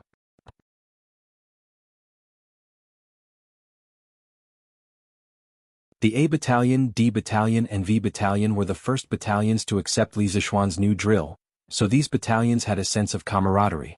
However, because they were all new recruits, the D Battalion and V Battalion were usually closer to each other. Now that the fighting competition had entered the finals, only one team from the D Battalion had entered the finals. And in front of them were the two mountains of the A Battalion. Knowing that they had no chance of winning the championship, it was completely reasonable for them to be the first to go up the stage to challenge the ringmaster and do a favor for the V Battalion. Help us probe the real situation? Cheng Chumo subconsciously thought about it. After a while he more or less understood the crux of the matter. He opened his mouth but didn't say anything in the end. He just stood quietly beside Shinmu, waiting for the competition between the two teams to officially begin. Chapter 2052. The third round, Geng Diaming, the leader of Team A, versus Du Guangshan, the leader of Team D. In terms of strength, Geng Diaming was at the middle stage of Qi transforming stage while Du Guangshan was at the early stage of Qi transforming stage. From the perspective of victory and defeat, Team A Camp 2 had already won 2 matches in a row. This round's win or loss didn't affect the overall situation. However, Team D Camp 1 was different. They had already lost 2 matches in a row. If they lost again they would be directly eliminated. They would end their journey in this combat tournament with a 5th place result. Therefore, Geng Diaming had less psychological pressure during the match and could perform more stably. But when the two of them really started fighting, the audience below the stage realized that the two of them were actually evenly matched. After exchanging more than 20 blows, there was still no clear victor. Gosh, where did this Du Guangshan come from? He's actually so fierce? Below the stage, Cheng Chimo's eyes were wide open as he exclaimed in shock. He didn't know Du Guangshan before, but he had heard of Geng Diaming. He knew that Geng Diaming was one of the capable generals under Zhang Shigui of Team A and had already reached the middle stage of Qi transforming stage. He had also been in the army for more than 10 years and was part of the earliest batch of people in the Black Armored Army. He could be said to be a veteran of hundreds of battles. Cheng Chimo initially thought that this match would end early like the previous two, but he didn't expect that Du Guangshan wasn't a simple character either. Not only did he not fall into a disadvantageous position during the process of exchanging blows with Geng Diaming even suffered a small loss twice due to carelessness. This Du Guangshan was originally a lieutenant in the Right Martial Marquis Guard. It said that he trained in external martial arts since young. His fists and legs are as hard as rocks. Moreover, his internal martial arts aren't weak either. It can be said that he cultivates both internal and external martial arts. He's extremely brave on the battlefield and had also achieved many military merits back then. It's not fair. This person loves to drink and alcohol is prohibited in the army. He once messed up matters due to drinking and violated military rules. He was almost beheaded, but General Yuchi cherished talent and personally pleaded for leniency on his behalf. Only then was his life spared. However, he was also demoted from his military position and is no longer in an important position. Shinmu, who was standing beside Cheng Chumo, opened his mouth to explain. This fellow was like an all-knowing man in Jianghu. He actually knew everything about Du Guangshan's background. It had to be said that Shinmu was really qualified to be the captain of the first team of the Wu Battalion. Before the start of the competition, he had already done a background check on all the potential opponents. Regardless of whether the first team of the Wu Battalion could obtain the first place or not, just Shinmu's serious attitude was impeccable. So this guy also has external martial arts. No wonder Geng Diaming didn't dare to take his moves head-on. Hearing Shinmu's words, Cheng Chimo's words. At this time he also Yuchi's I remember now. I've heard my father mention this person before. It's almost the same as what elder brother Shin just said. He's of of the Martial Guard of. Yuchi Jingda was already conferred the title of the Right Martial Marquis Guard General in the 9th year of Wuda. Du Guangshan was one of Yuchi Jingda's troublemakers. Yuchi Jingda would naturally have a deep impression of him. It's not surprising that Yuchi Baolin had heard about Du Guangshan from his father. Shenmue smiled. Following that, he muttered to himself in a low voice, "This round, I'm afraid it won't be easy for Team B. Who knows, they might even be able to turn the tables." Chapter 2053. If we win, we'll be domineering, but if we lose, we won't lose face. Cheng Chimo's reasoning sounded simple and clear, but it was also the truest portrayal of his straightforward personality. Most of the men in the army had straightforward personalities, and there were quite a number of people who thought like Cheng Chimo. Wang Rong was the first to stand up in support. "I agree with Chimo's opinion. Old Shin, we can't place too much importance on the rankings." Ken Junli also said that he doesn't expect us to get first place, as long as we can learn from the battles and improve ourselves. If we want to improve ourselves, we must have a direct battle with the strongest A Battalion first team. Let the brothers of the second team go up and fight with the A Battalion first team. Even if we win in the end, it won't be glorious. Yuchi Baolin also nodded, "Yes, yes, yes. My dad said before, when you're afraid of your opponent before the battle even starts, you've already lost. Big brother Shin, we definitely can't lose in terms of momentum." Cheng Chimo asked curiously, "Eh? Baolin, your dad actually said something of such standard?" Baolin rolled his eyes at Cheng Chimo and said exasperatedly, "Of course." Everyone was amused by these two clowns. Shenmue waved his hand and said, "Forget it. Since you all want to fight in the next round, then I have nothing to stop you. Otherwise, wouldn't I become a villain? In the next round, our team will fight in the arena. First eliminate the A Battalion second team, then fight the A Battalion first team. Let's fight with vigor." In the army, who didn't have some hot-bloodedness? Previously, when Shenmue made such a decision, it wasn't because he was narrow-minded. The main reason was that he had to consider the final ranking of the entire team. He only had so much military power in his hands. As the team leader, every step he took he had to be meticulous and meticulous. That was why he wanted to let the E Battalion second team go up first, to deplete the A Battalion's strength. But seeing that Cheng Chimo and the rest strongly objected to it, and each of their words made sense, Shenmue's blood was boiling. At this time he could only say, F***K the ranking. They wanted to fight with the A Battalion first team fair and square. If they won, they would be domineering, and if they lost, they wouldn't lose face. Of course, it wasn't that the first team of the E Battalion had no chance of winning. The reason why Shenmue agreed so readily, other than being hot-blooded, was because he believed that the first team of the E Battalion had an advantage over the first team of the A Battalion in some aspects. Firstly, the stamina of the members of Team 1 of the E Battalion was much stronger. In the preliminary round, Team 1 of the E Battalion had defeated Team 4 of the C Battalion with only 3 weaker members. And in the knockout round, Team 1 of the E Battalion was up against Team 1 of the B Battalion.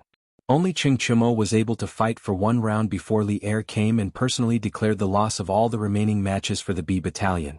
Team 1 of the E Battalion was able to take advantage of Cheng Chimo and decide the victory with just one round. That was to say, from the preliminary round to the final round, the E Battalion first team only went through 4 rounds of small matches.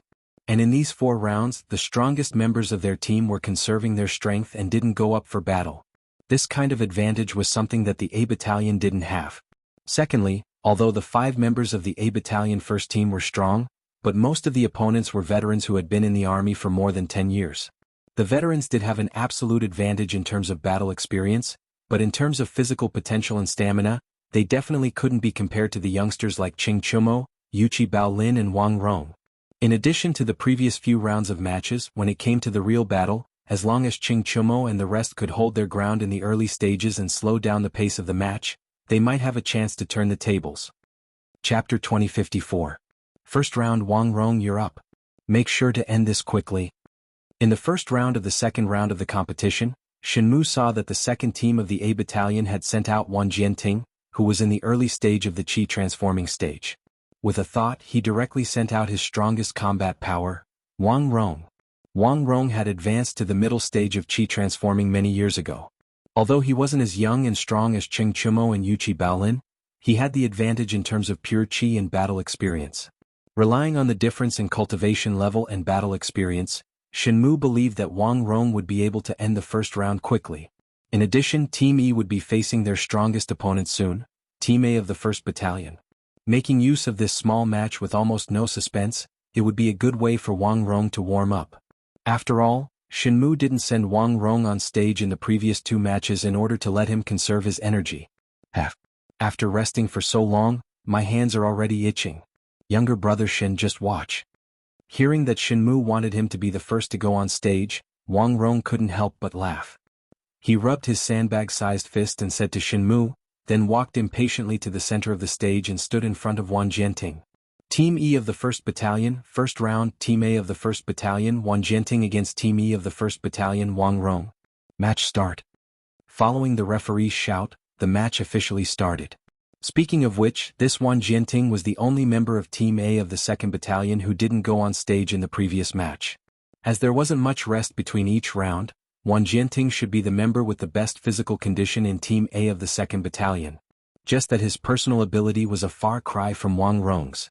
Not only was Wang Rong's cultivation level much higher than Wang Jianting's, due to his daily training, his physical fitness was also better than Wang Jianting's. Hence, when the two of them started fighting, facing Wang Rong's ferocious attacks, Wang Jianting was already unable to withstand it. After 5 moves, Wang Jianting was already showing signs of defeat. This was also when Wang Rong intentionally held back some of his strength. Otherwise, according to Shinmu's intention of ending the match quickly, he would have seriously injured Wang Jianting in those 5 moves. Wang Rong's moves became more and more urgent, faster and faster. Wang Jianting could only retreat while desperately blocking. Finally, he could no longer retreat because he had already retreated to the edge of the stage. At this moment, Wang Rong's fierce and domineering punch came whistling over. Wang Jianting, who was already panting from exhaustion, didn't want to receive Wang Rong's punch, so he directly jumped off the stage. When he landed, he said, "I admit defeat." Wang Rong cupped his fists and said, "Thank you for letting me win." Wang Rong is victorious in the first round of the battle. The referee immediately announced the result, and the Wu Battalion naturally let out a burst of enthusiastic cheers. Soon, the second round of the competition was about to begin. In this round, Team 1 of the Wu Battalion wanted to send out a person first. Shenmu pondered for a moment and said, "Xiaoming, you go up for this round. The opponent is very likely to send out Wu Hao this time. You try to be like Wang Rong and end the match quickly." Wu Hao was the second strongest member of Team 1 of the 1st Battalion, an expert of the intermediate stage of the Qi transforming stage. In the last round of the competition, he used only 10 moves to defeat Xen Wanlu of Team 1 of the D Battalion. Other than Wang Jianting, who had just lost, Wu Hao was the member of Team 2 of the A Battalion who used the least physical strength. Hence, Shenmu thought that if Team 2 of the A Battalion wanted to win this round, it was very likely that they would send out Wu Hao. Chapter 2055. We've won 2 matches in a row, and we've defeated the 2 strongest members of the battalion. Among the remaining 3, although their martial arts aren't bad, especially their leader Gung Diaming, but these 3 people have suffered great losses in the last round of the competition. Therefore, in this third round we still have a good chance of winning. Near the back of the stage, Shenmu first patted Xiaoming, who had just won the previous round, and then said to Cheng Chumo and the rest. Cheng Chumo excitedly waved his fist, then patted his chest and laughed. "Hee hee. Since it is like this, old Shin, let me go up for the next round. My hands are itching from watching from the back. Quickly let me go up for a round, I guarantee that I will win." Wang Rong couldn't help but ridicule, "Hey, Chuamo, you've just fought with Yuan Deshang of the 2nd Battalion. If you go up next, can you handle it? We still have to fight the A Battalion first team later." Cheng Chumo couldn't stand people looking down on him in terms of martial arts. Hearing this, he raised his chin and said with dissatisfaction, "Old Wang, are you looking down on me? Just like the previous round with Yuan Deshang, with my physical strength, I can fight 10 rounds in a day without a problem. I am the same as Bao Lin, still young and have good physical strength. Unlike you, old Wang, who is old and will start to pant after 2 rounds. Aren't you afraid of biting your tongue when you talk big?"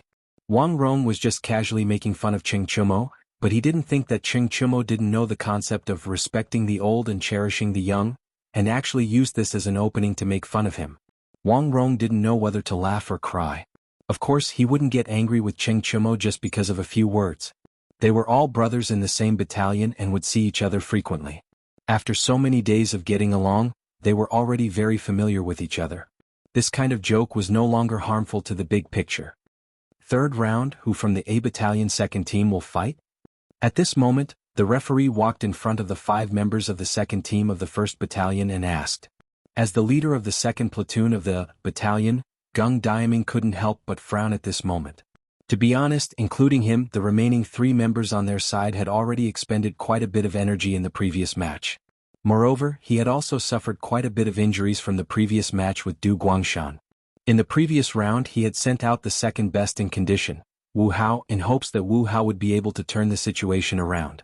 Only then would there be a need to continue the match and there would be a possibility of victory. But in the end things didn't go as he wished and Wu Hao still lost. They had lost 2 rounds consecutively and were only left with 3 crippled soldiers. Gung Diaming turned his head and looked at Team 1 of the Wu battalion who was standing not far away from them. After a moment of hesitation, he retracted his gaze and looked at the referee in front of him again.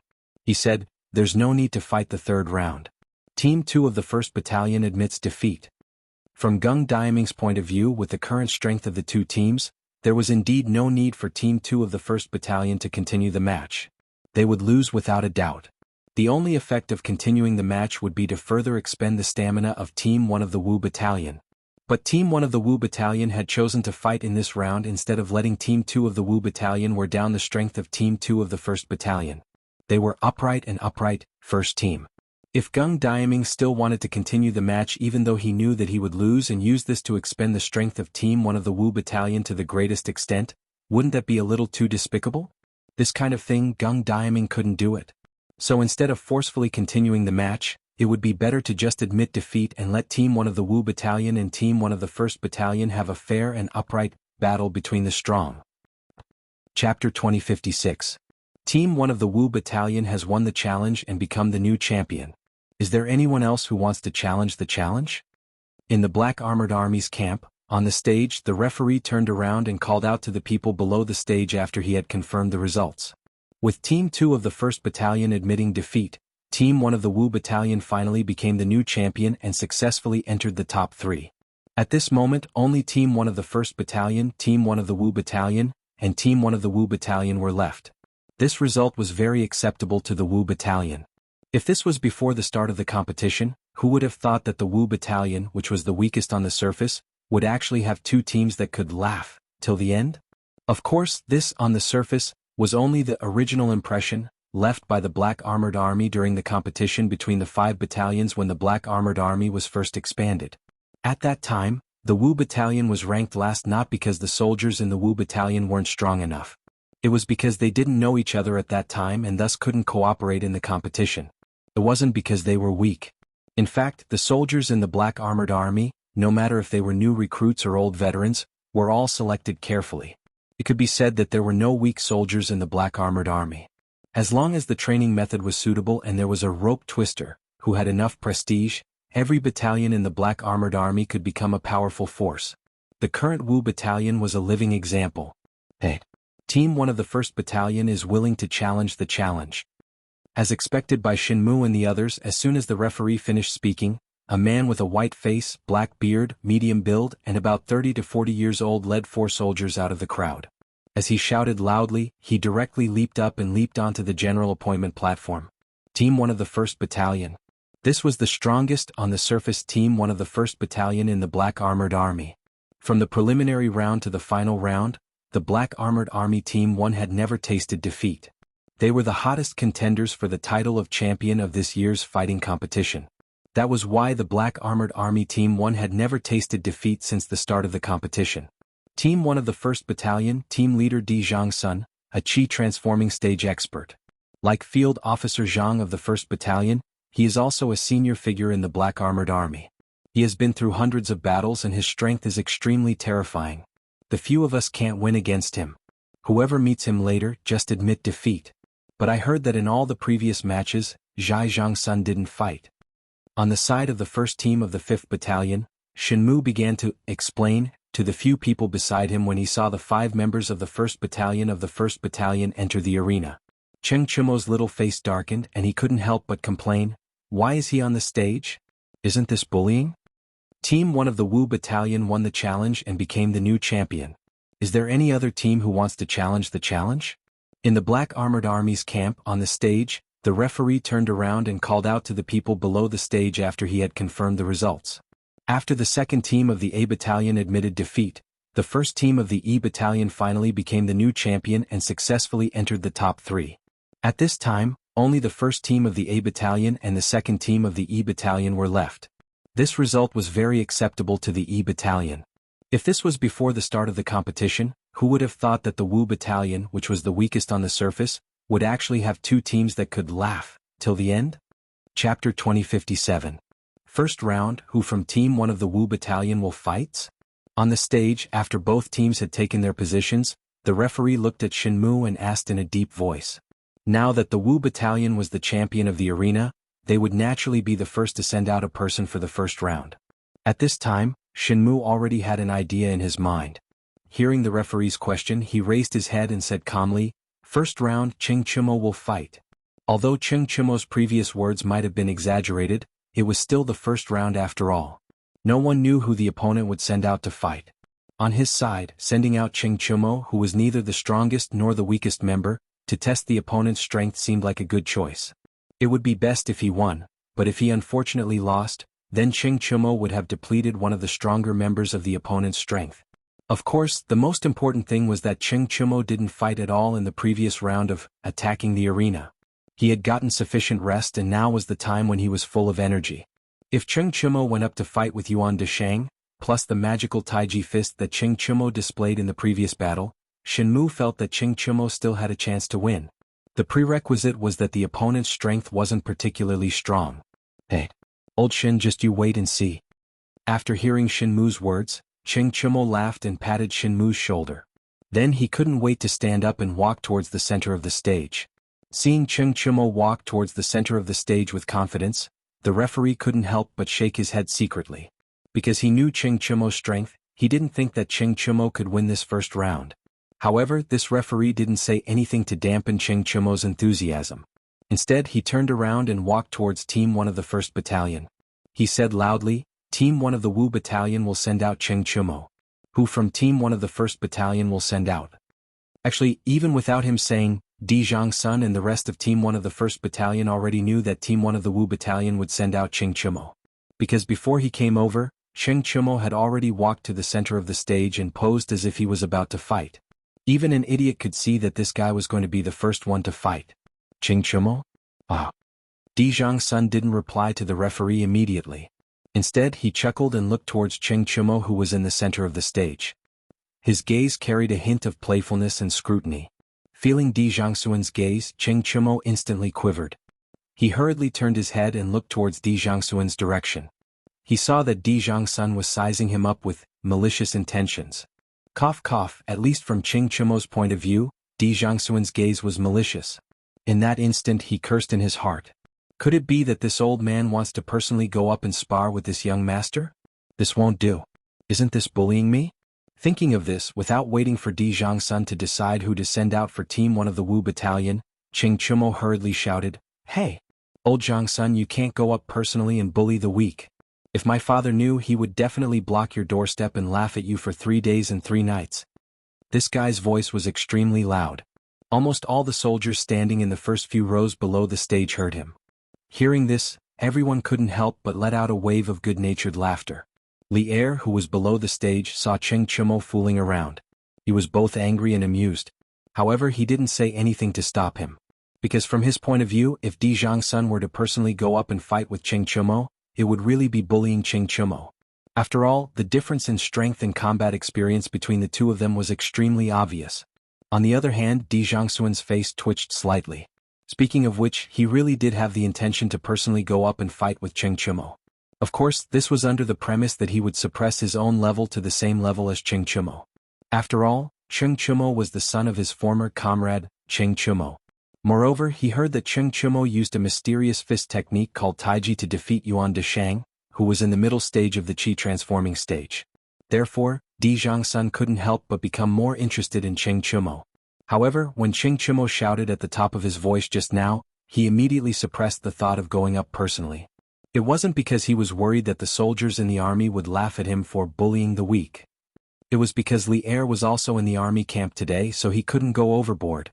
Moreover, if he really went up to fight with Cheng Chimo, when Cheng Chimo heard about this, he might just block his doorstep like what Cheng Chimo said. Although he had been in the army camp recently and didn't return home, he still had his family. He didn't want that shameless old man, Cheng Chimo, to disturb his family.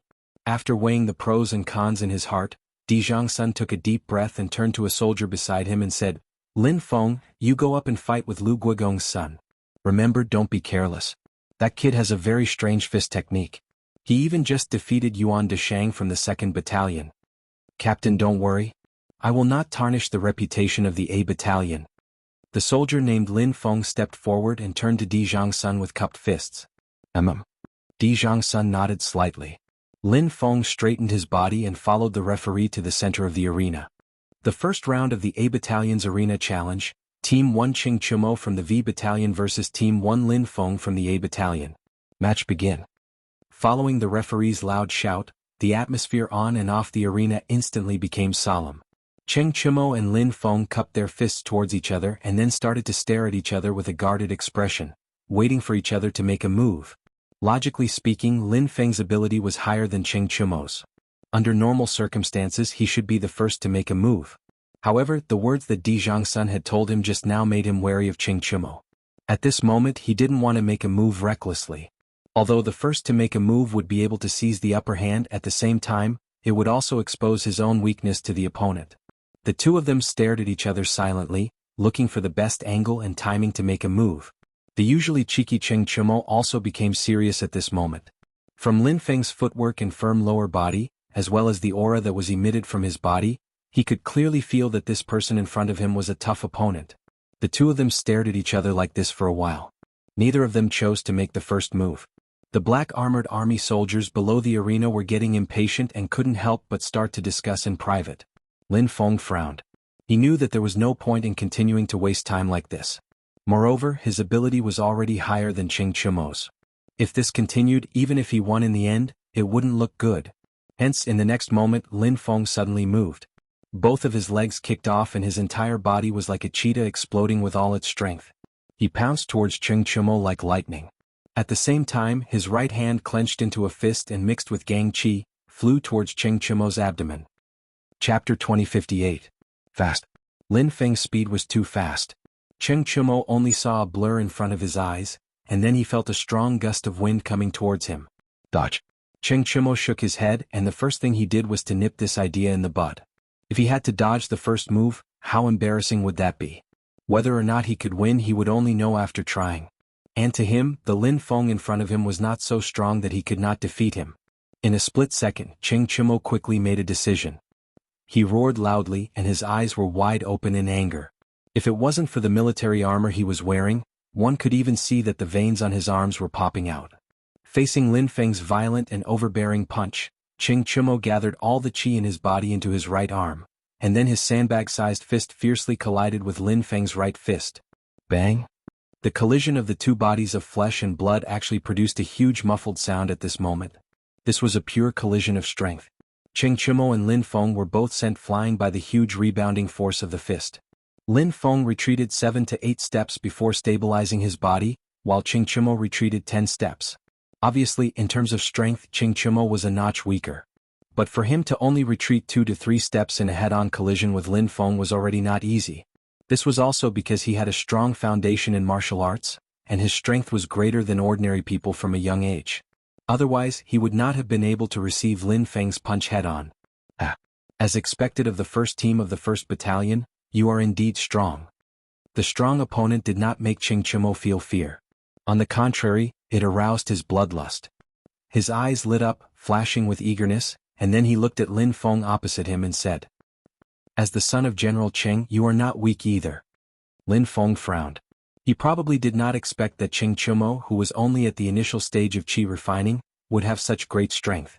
After replying Qing Chumo indifferently, he kicked off with both feet and actually took the initiative to attack Qing Chumo again.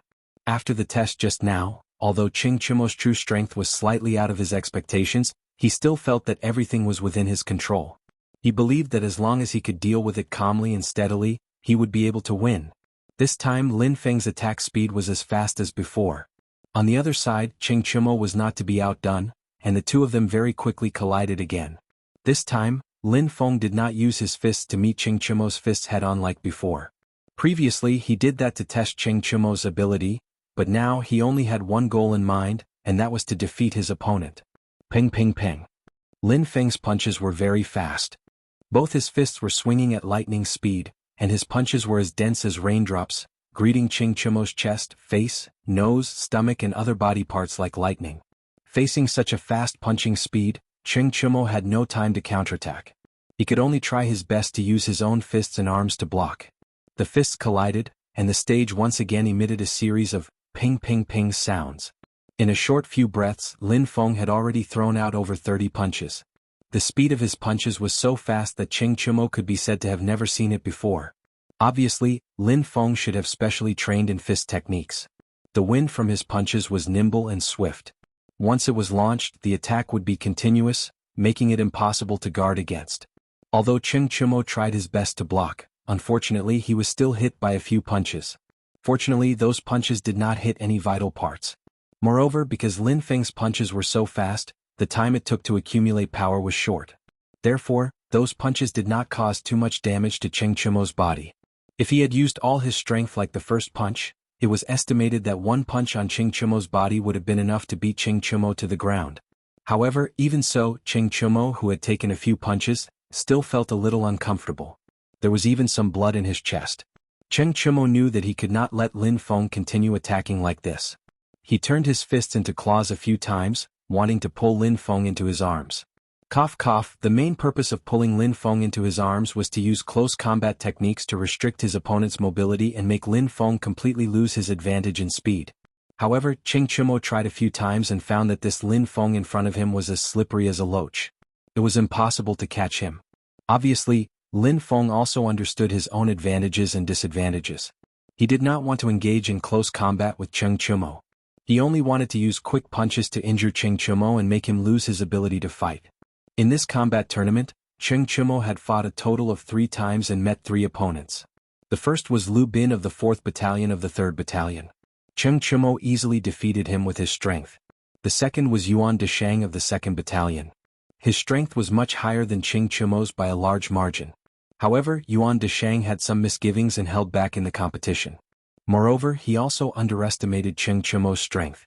In the end, he was defeated by Ching Chimo. The third was the current Lin Feng. To Ching Chimo, Lin Feng was the most difficult opponent he had met in this combat tournament. This was a person who was obviously very strong, but was also overly cautious. This made it difficult for Ching Chimo to find a good opportunity to win. If this continued, Ching Chimo would lose without a doubt. He had to make a change. He was not willing to lose the competition just like this. Bang! At this moment, Lin Feng's swift uppercut penetrated Ching Chimo's defense net, and ruthlessly smashed into Ching Chimo's cheek. Ching Chimo's neck was uncontrollably tilted to the right. His entire body almost fell to the ground due to inertia. Ching Chimo could not help but spit out a mouthful of blood. At the same time, his head was buzzing. He could not hear the sounds of the outside world clearly. He could only hear his own heavy breathing. For no reason, some words that Li Zishuan had said to him suddenly echoed in Ching Chimo's mind. Tai Chi emphasizes using softness to overcome hardness, borrowing strength to fight strength. Moreover, Taoism emphasizes the harmony of yin and yang. Chimo, your brute force is occupying the yang of Tai Chi. What you lack now is the yin of Tai Chi. In other words, what you lack is the knack of using force. Chimo, if you become a deserter today, you will lose the opportunity to become a strong person. Uncle Ching is a hero without equal. Are you willing to live under his shadow for the rest of your life and be a second-generation rich kid who only knows how to eat and wait for death? No, I can't lose. Suddenly, a strong belief burst forth in Ching Chimo's heart. He shook his somewhat dizzy head and his eyes regained clarity. Moreover, his eyes were filled with a strong desire for victory. Previously, he had promised Shenmu that he would get their team off to a good start. Although this promise was a lot of bragging, he was serious now. He really wanted to win this competition. He wanted to use this competition to prove himself. Chapter 2059. Black Armored Army's Drill Ground. Below the ring, everyone from the Wu Battalion held their breaths nervously when they saw that Ching Chimo had been hit on the side of his face. Although Lin Feng had hit Ching Chimo a few times before, those were not vital points. However, Lin Feng's punch was aimed directly at the upper side of Ching Chimo's face, which was close to his earlobe. That was the most vital part of his body. As long as this punch was strong enough, not only could it injure Ching Chimo, it could even kill Ching Chimo directly. Fortunately, Lin Feng's punch was controlled. This punch only made Ching Chimo spit out a mouthful of blood. Even so, this made the soldiers of the Wu Battalion, especially Shen Mu and the other members of the Wu Battalion, worried for Ching Chimo. If it was said that Shinmu and the others still had hope that Ching Chumo would win at the beginning, then now almost no one had any hope anymore. This was because Ching Chumo was in a disadvantageous position in the ring. Moreover, he had suffered some serious internal injuries. If the fight continued, his defeat was basically set in stone. Ching Chumo's martial arts has indeed improved since he came to the Black Armored Army. However, he has been lazy for too long. There is still a huge gap between his strength and the top fighters in the army. Li Er commented lightly at this time. After knowing that Li Zixuan had already sent a top fighter to Taiyuan to protect Li Tai, Li Er's mentality had become quite relaxed. It was rare that he was in the mood to watch the Black Armored Army's battle seriously. Li Zixuan had been staring at Ching Chumo for a while without blinking. Hearing this, he said softly, "Your Majesty, do you think that Ching Chumo will definitely lose this round? I think that it is still too early to say who will win or lose." Li Er's eyes flashed. He was about to ask Li Zixuan why he said that. Duan Zixuan and Qiu Xinggong who were beside him also looked at Li Zixuan curiously. At this time, Li Zixuan suddenly said, "Your Majesty, look, Chumo is about to fight back." Everyone quickly turned back to look at the ring again. On the ring, Lin Feng, who had landed a punch on Ching Chumo's cheek, did not stop there. Instead, he followed up with another punch, throwing another punch at Ching Chumo's chest. Ching Chumo, whose head had been knocked to the side by the punch, suddenly turned his head and met Ching Chumo's eyes. Lin Feng could not help but be stunned. It was a pair of stubborn, deep, dignified and somewhat cold eyes. If this kind of gaze appeared on Duan Zixuan, Qin Qiong or other iron-blooded generals, it would not be strange at all. However, when it appeared on Ching Chumo, who had always been frivolous, it was very out of place. Coupled with the blood at the corner of his mouth that had not been wiped clean, it made him look somewhat cold-blooded and ferocious. Even Lin Feng, who was attacking Ching Chumo, could not help but be stunned for a moment. Lin Feng was stunned, but Ching Chumo would not be stunned. In a flash, he directly took advantage of the situation. Lin Feng's reaction was also very fast. He immediately regained his senses and hurriedly wanted to retreat. This was because, from the beginning to the end, he did not want to fight Ching Chumo in close combat. However, that slight moment of distraction still affected Lin Feng's speed. As he retreated, Ching Chumo stretched out his left hand like lightning and directly wrapped it around Lin Feng's right fist, which had not been retracted in time. At the same time, he poured more than half of his body's qi into his left arm. His left hand was like an iron clamp, firmly clamping down on Lin Feng's right fist. Lin Feng frowned and secretly cursed. This was because, once Ching Chumo dragged him in front of him and engaged in close combat, his advantage in speed would be gone. Therefore, Lin Feng hurriedly circulated his qi and quickly retreated. He desperately wanted to break free from Ching Chumo's grip. At the same time, he also swung his left fist and smashed it toward Ching Chumo's chest. One attack and one defense, using attack as defense. This transformation and coordination between attack and defense fully demonstrated Lin Feng's rich combat experience. However, this time, his previous experience seemed to have been used in the wrong place. Lin Feng saw Ching Chumo's mouth curl into a sneer. Then Ching Chumo actually turned a blind eye to Lin Feng's left fist. Chapter 2060. This sudden, unforeseen event, in the ring made everyone's heart tremble.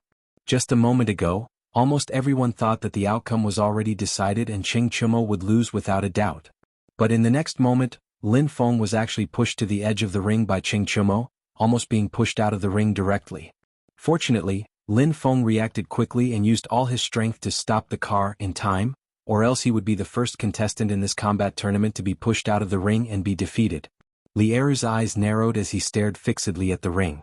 His eyes revealed a different kind of expression. Shin Mu and the other members of the E Battalion all widened their eyes, their faces filled with shock and surprise. They did not think that Ching Chumo, who was at a disadvantage, could suddenly reverse the situation, and even almost win. But in the next moment, the surprise on their faces instantly turned into anxiety, because on the ring, Lin Feng steadied himself and waved his left fist, launching a counterattack towards Ching Chumo. Lin Feng, who had steadied himself, was finally able to mobilize most of the qi in his body to attack, so this punch of his was not only fast, it was also ferocious. The huge fist was mixed with violent qi, whistling towards Ching Chumo's right lower abdomen. This location was easy to hurt and injure but not easy to kill. Previously, when Ching Chumo was pushing Lin Feng back, he could use his body to take Lin Feng's punch, but now Lin Feng's punch was concentrated with 90% of his strength. Ching Chumo absolutely did not dare to use his body to take it head-on. If this punch landed solidly on his abdomen, not only would he be sent flying, he would also be severely injured. Facing this ferocious and overbearing punch, Cheng Chumo first retreated slightly, then extended his right hand forward to meet Lin Feng's left fist. It was as if he already knew that Lin Feng would retaliate with a punch. He even knew the timing, angle, position, and strength of the punch. Then he accurately reached out his right hand and wrapped it around Lin Feng's left fist. Following the direction of Lin Feng's left fist, he guided Lin Feng's left fist to attack his lower right abdomen. Therefore, Cheng Chumo's action of reaching out his hand was the most appropriate word to describe it as welcoming. It was as if he was welcoming a friend who had come from afar into his house, afraid that the other party did not know the way. This was the borrowing force of Tai Chi. At the same time, it was also Cheng Chumo's move, inviting you into the trap. At the same time, Cheng Chumo turned his body slightly so that Lin Feng's punch would not hit him. Of course, throughout the whole process, his left hand was firmly clamped on Lin Feng's right fist. Seeing that his left hand was about to fall into Cheng Chumo's evil claws, Lin Feng could not help but be shocked. He quickly pulled his hand back, but this time he learned, and did not use too much strength to pull back. After all, he was almost pushed out of the ring by Cheng Chumo when he tried to pull back with all his strength.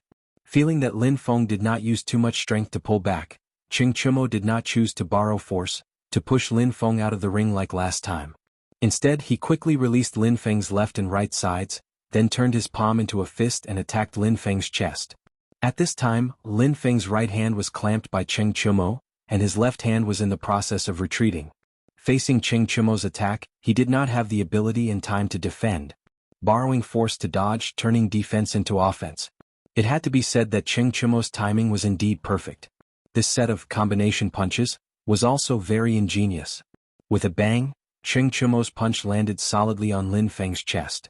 Lin Feng only felt pain in his chest, and then there was a sweet taste in his throat. He could not help but spit out a mouthful of blood. His whole body could not help but retreat because of this punch. It was only because Cheng Chumo was still clamping on his right hand that he did not retreat immediately. On the other hand, Cheng Chumo was also mischievous. He took the opportunity to let go of Lin Feng's clamped right hand. Without Cheng Chumo's clamping, Lin Feng's whole body was like a kite with a broken string, uncontrollably retreating backward. Lin Feng could not help but feel that things were not going well. He hurriedly channeled qi into his legs again, trying to stabilize his body as soon as possible. However, Cheng Chumo was not willing to let go of this great opportunity to attack. Taking advantage of Lin Feng's unstable body and staggering backward, he took advantage of the opportunity and rushed forward. Both of his fists were aimed at the side of Lin Feng's face and chin. This was really a case of when it rains, it pours. The ship's bow was met with a headwind. Lin Feng, who had just been punched in the chest, had not yet regained his balance. Now he had to face two more ferocious punches from Cheng Chumo. Moreover, compared to the beginning of the fight, Cheng Chumo's punches were now faster. The angle and timing of his punches were also more ingenious, making it difficult for Lin Feng to effectively block them in the first place. After the vicious beating, just now, Cheng Chumo seemed to have evolved. Bang, bang. In the nick of time, Lin Feng quickly withdrew both of his hands. At this time he did not have time to raise his fists to block Cheng Chumo's two fists. He only had time to block the side of his face and chin with his palms. Cheng Chumo's two punches that were aimed at his left face and chin whistled through the air and landed on both of his palms. Although on the surface Lin Feng's palms blocked Cheng Chumo's two fists. However, how could he block Cheng Chumo's two ferocious punches with his two palms that he had stretched out in a hurry? When Lin Feng's palms came into contact with Cheng Chumo's fists, he suddenly felt a huge force hit him. His two palms were pushed by this huge force and fiercely hit the side of his face and chin. Lin Feng felt a burning pain on the side of his face and chin, but at this moment he could not care less. He had to change, he had to turn the situation around or he would lose without a doubt. At this critical moment, Lin Feng borrowed the strength of Cheng Chumo's two fists to soar into the air. He directly did a backflip, but at the same time, both of his feet were aimed at Cheng Chumo's face. In the face of Lin Feng's two kicks, Cheng Chumo had no choice but to use his hands to block and retreat slightly. Lin Feng finally landed steadily, but when he landed, he found that he was once again standing at the edge of the ring. I admit that I have indeed underestimated you, but from now on, I will not be merciful. Looking behind him, Lin Feng turned his head and wiped the blood from the corner of his mouth. He looked at Cheng Chumo and said word by word. Just now, Cheng Chumo's two punches had already caused him to suffer a serious internal injury. Up until now he was also a little angry. At the beginning of the match, he did not use his full strength because his strength was higher than Ching Chumo's. In addition, Ching Chumo was Ching Chumo's son, and there was also Li Er watching below the ring. He was afraid that if he used his full strength from the start, he would seriously injure Ching Chumo. But now that he was injured, he had to use his full strength next. Chapter 2061. A true master will never underestimate his opponent. On the stage, when Lin Feng said, "From now on, I won't be lenient," Ching Chumo coldly snorted and said these words in a flat tone that was not flat at all. If this were any other day, hearing such a philosophical statement from Ching Chumo's mouth would definitely cause everyone to feel very uncomfortable. But ever since Ching Chumo's awakening, his entire aura had changed, and these words were very much in line with his current temperament, so no one felt the slightest bit uncomfortable. Yo. Lin Feng couldn't help but be enraged. What did he mean by, "A true master will never underestimate his opponent"? Did it mean that he didn't deserve to be called a master? And listening to Ching Chumo's words, it was as if he was purposely finding excuses for his previous loss when he said that he didn't use his full strength. This was a blatant humiliation. How could Lin Feng endure it? At that moment, Lin Feng didn't care that Ching Chumo was Ching Yaojin's son, nor did he care that Li Er was watching the battle below the stage. He roared angrily and the aura of the middle stage of Qi transforming stage exploded. Even the aura on his body had a faint tendency of breaking through to the later stage of Qi transforming stage. He was actually about to break through from the middle stage of Qi transforming stage to the later stage of Qi transforming stage. It turned out that in the previous battle, he really didn't use his full strength. When Shenmu and the other members of the E Battalion felt the powerful aura from Lin Feng's body, their faces couldn't help but change. Obviously, they didn't expect Lin Feng to have held back his strength earlier. And at this moment, Lin Feng's legs kicked off and his entire person disappeared from the spot. In the next moment, he had already appeared above Ching Chumo's head. Fast. Just based on speed alone, Lin Feng's current speed was at least 30% faster than before. Don't underestimate this 30% increase. In an evenly matched battle, a mere 10% increase in strength could be the key to victory, not to mention 30%. After awakening, Ching Chumo's reaction wasn't slow. When Lin Feng leaped above his head and punched towards his face, he had already raised his head and crossed his arms in front of his face to block with all his might. Because it was already too late to retreat, the only thing they could do was to resist with all their might. Bang bang bang. Who would have thought that Lin Feng would not just throw a punch, but a series of dazzling consecutive punches? Ching Chumo only felt a piercing pain in the wrist that was covering his face. Then this pain was like a storm densely attacking him. This was Lin Feng's quick punch. Once his fist was formed, it was like a storm, continuous and unending. At this moment, Lin Feng was looking down from above. It could be said that he was unforgiving. The power of his fists was also stronger than before. Ching Chumo, who had been fighting with Lin Feng for half a day, knew that he would definitely lose if he continued to fight like this. He quickly retreated while looking for an opportunity to counterattack. That's right, defending all the time was not Ching Chumo's style. From the moment he stepped onto the stage, he only had one goal, and that was to defeat his opponent. Moreover, Lin Feng was currently in midair. After a round of quick punch, he could be said to be powerless. As long as Ching Chumo could withstand Lin Feng's quick punch and wait for Lin Feng to change his strength, it would be the best time for him to counterattack. Of course, Lin Feng also knew that he could not leverage his strength in midair. He planned to severely injure Ching Chumo in this round of quick punch to secure victory.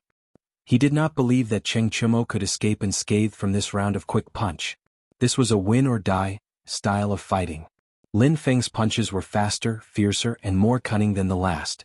Moreover, his fists not only landed on Ching Chumo's crossed wrists in front of his face, but also on Ching Chumo's head and the side of his face that was not blocked. Bang! Ching Chumo, who took a punch to the cheek, could not help but tilt his head and spit out a mouthful of blood. He groaned, ignoring the pain on his face, and turned his head back at lightning speed. His eyes focused, and the arm that was blocking his face had already moved away. A pair of bloodshot eyes stared fixedly at Lin Feng, who was in midair. Cough cough. Of course, he did not want to kill his opponent with his eyes. He focused all his attention on the direction and angle of Lin Feng's next punch. In fact, Ching Chumo, who had already fought with Lin Feng for dozens of rounds, had a basic understanding of Lin Feng's punches and moves. This was the time for him to verify if what he knew was correct. He wanted to predict the landing point of Lin Feng's next punch based on his posture. Ching Chumo had more or less heard of the 9 strategies beyond the swords that Li Zishuan had taught to Dugu Xian. The reason why the 9 strategies beyond the swords was so powerful was not only because of its indomitable will and its lack of defense, but also because of its ability to take advantage of the opponent's opportunity. The moment the opponent made a move, you could predict the angle of attack and where the opponent would attack. You would then have ample time to attack the opponent's exposed flaws in the move, and in the end, you would naturally be invincible. After the first punch landed on Cheng Chimo's cheek, Lin Feng did not stop. His other fist went straight for Cheng Chimo's face. However, at this moment in Cheng Chimo's eyes, Lin Feng's punch seemed to have slowed down. He could clearly see every movement of Lin Feng's punch. He could even see the wrinkles on Lin Feng's sleeves as his arms moved. Just when Lin Feng's right fist was less than 3 inches away, Cheng Chimo made his move. He concentrated all the chi in his body on his right arm and reached out his left hand at lightning speed. It was unknown whether it was a coincidence or due to Cheng Chimo's ingenious calculation, but his left hand and Lin Feng's right fist unexpectedly met in midair. Lin Feng was slightly taken aback. He had a bad feeling about this. Just as he was about to withdraw his hand, he suddenly felt a huge pulling force coming from his right fist. In addition, he was throwing a punch forward at this time. The huge pulling force was completely following the direction of his punch, trying to pull him down from midair. Under the combined force of the two forces, Lin Feng, who was in midair, was suddenly pulled down effortlessly from midair like a weightless kite. Based on the way he was falling, Lin Feng would land face first on the ground. If that happened, he would definitely suffer serious injuries. Bang!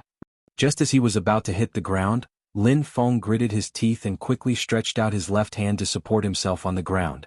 Of course, with his entire body falling at such a fast speed, it was impossible for one hand to support his entire body.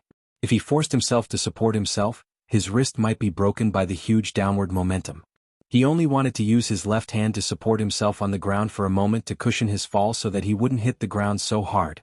Just as Lin Feng was about to hit the ground, Cheng Chimo also let go of his hand and took 2 steps back. He then watched as Lin Feng landed on the ground, rolled, and quickly stood up again. Cheng Chimo did not take advantage of the moment when Lin Feng landed to attack. This was because Lin Feng was not Yuan Deshang. When dealing with Yuan Deshang, Cheng Chimo could do whatever he wanted. However, Lin Feng was a person who acted according to the rules. He could not disregard martial arts ethics. Good movement. Cheng Chimo could not help but praise when he saw Lin Feng quickly stand up and get into a defensive posture after falling to the ground. Don't be so happy too early. Cheng Chimo praised from the bottom of his heart. He was not being sarcastic. However, Lin Feng had just said some harsh words. Now that he was in such a sorry state, Cheng Chimo felt a little embarrassed. He could not help but let out a cold snort. Then he pushed off with both feet and took advantage of the situation to launch another attack on Cheng Chimo. This time, Lin Feng did not dare to launch an aerial battle. He only dared to attack from the ground. The scene from the very beginning of the match was finally happening again. Lin Feng swung his fists rapidly. His punches were as dense as raindrops. They were like lightning, greeting Cheng Chimo's chest, face, nose, stomach, and other parts of his body. Fast. This was Lin Feng's fast punches. At the beginning of the match, Lin Feng had used a round of fast punches to beat Cheng Chimo until he could not catch his breath. Now Lin Feng's strength was fully unleashed. His punches were faster and more ferocious than before. However, the current Cheng Chimo could not be compared to before. After experiencing the violent beating from before, he knew Lin Feng's punches like the back of his hand. In addition, he had just successfully predicted the direction of Lin Feng's punches and accurately pulled Lin Feng down from the air. This greatly increased his confidence in his prediction. At this moment, although Lin Feng's punches were actually faster than before in Cheng Chimo's eyes, they were slower than before. This was because he had already seen through Lin Feng's punches. Lin Feng punched like lightning. Cheng Chimo stretched out his palm like lightning. Every time his palm landed, it was just slightly above Lin Feng's punches. Every time Lin Feng punched out, Cheng Chimo accurately caught his wrist. Under the guidance of Cheng Chimo's palm, Lin Feng's punches became soft and powerless. Cheng Chimo was actually neutralizing the strength of Lin Feng's punches. Borrowing strength to fight strength, turning strength into formlessness. This was Tai Chi. In the past, Li Zixuan had told Cheng Chimo that his brute force occupied the yang of Tai Chi. What he lacked was the yin of Tai Chi. In other words, this was the trick of using strength. Now that Cheng Chimo had grasped the trick of using strength, he could borrow strength at any time, anywhere, borrow strength to fight strength and turn strength into formlessness. The audience below the stage was stunned. Li Er could not hide the shock on his face. Cheng Chumo was able to neutralize Lin Feng's punches invisibly. Of course, he knew that Cheng Chumo was using Tai Chi. Li Er knew a little about Tai Chi, not to mention that Li Zixuan had taught Tai Chi to all the teachers and students during the military training at Yanhuang College. Even in the harem, Empress Zhangsun and Chang'e often practiced Tai Chi to strengthen their bodies. But wasn't Tai Chi supposed to be slow? How did Cheng Chumo achieve this series of rapid Tai Chi moves? In contrast to Li Er's shock, Li Zixuan nodded his head in satisfaction. This kid was finally enlightened. If Cheng Yaojin could see this scene, he would no longer have to worry about the lack of a successor for the Cheng family. On the stage, Lin Feng was unusually sullen. He knew that every punch he threw was very strong, but every punch felt like it was hitting cotton. Moreover, Cheng Chumo seemed to have seen through his punches. His rapid succession of punches could no longer land on Cheng Chumo. In the blink of an eye, Lin Feng had already thrown out more than 40 punches, but none of them landed on Cheng Chumo. While he felt that the qi in his body was running out, he also felt mentally tired. Anyone who threw more than 40 punches without landing a hit would feel mentally tired. At this moment, Cheng Chumo grabbed Lin Feng's fist before he could retract it. Then he bent his body and threw him over his shoulder. Lin Feng, who was running out of qi, was shocked. However, he did not have time to react. He was thrown over the shoulder by Cheng Chumo and fell to the ground. The sharp pain from his butt and back made it difficult for him to stand up for a while. I admit defeat. Even though he was very unwilling, Lin Feng began to open his mouth to admit defeat. 1st Battalion first round, 5th Battalion 1st Battalion. Cheng Chumo wins. The referee was slightly stunned.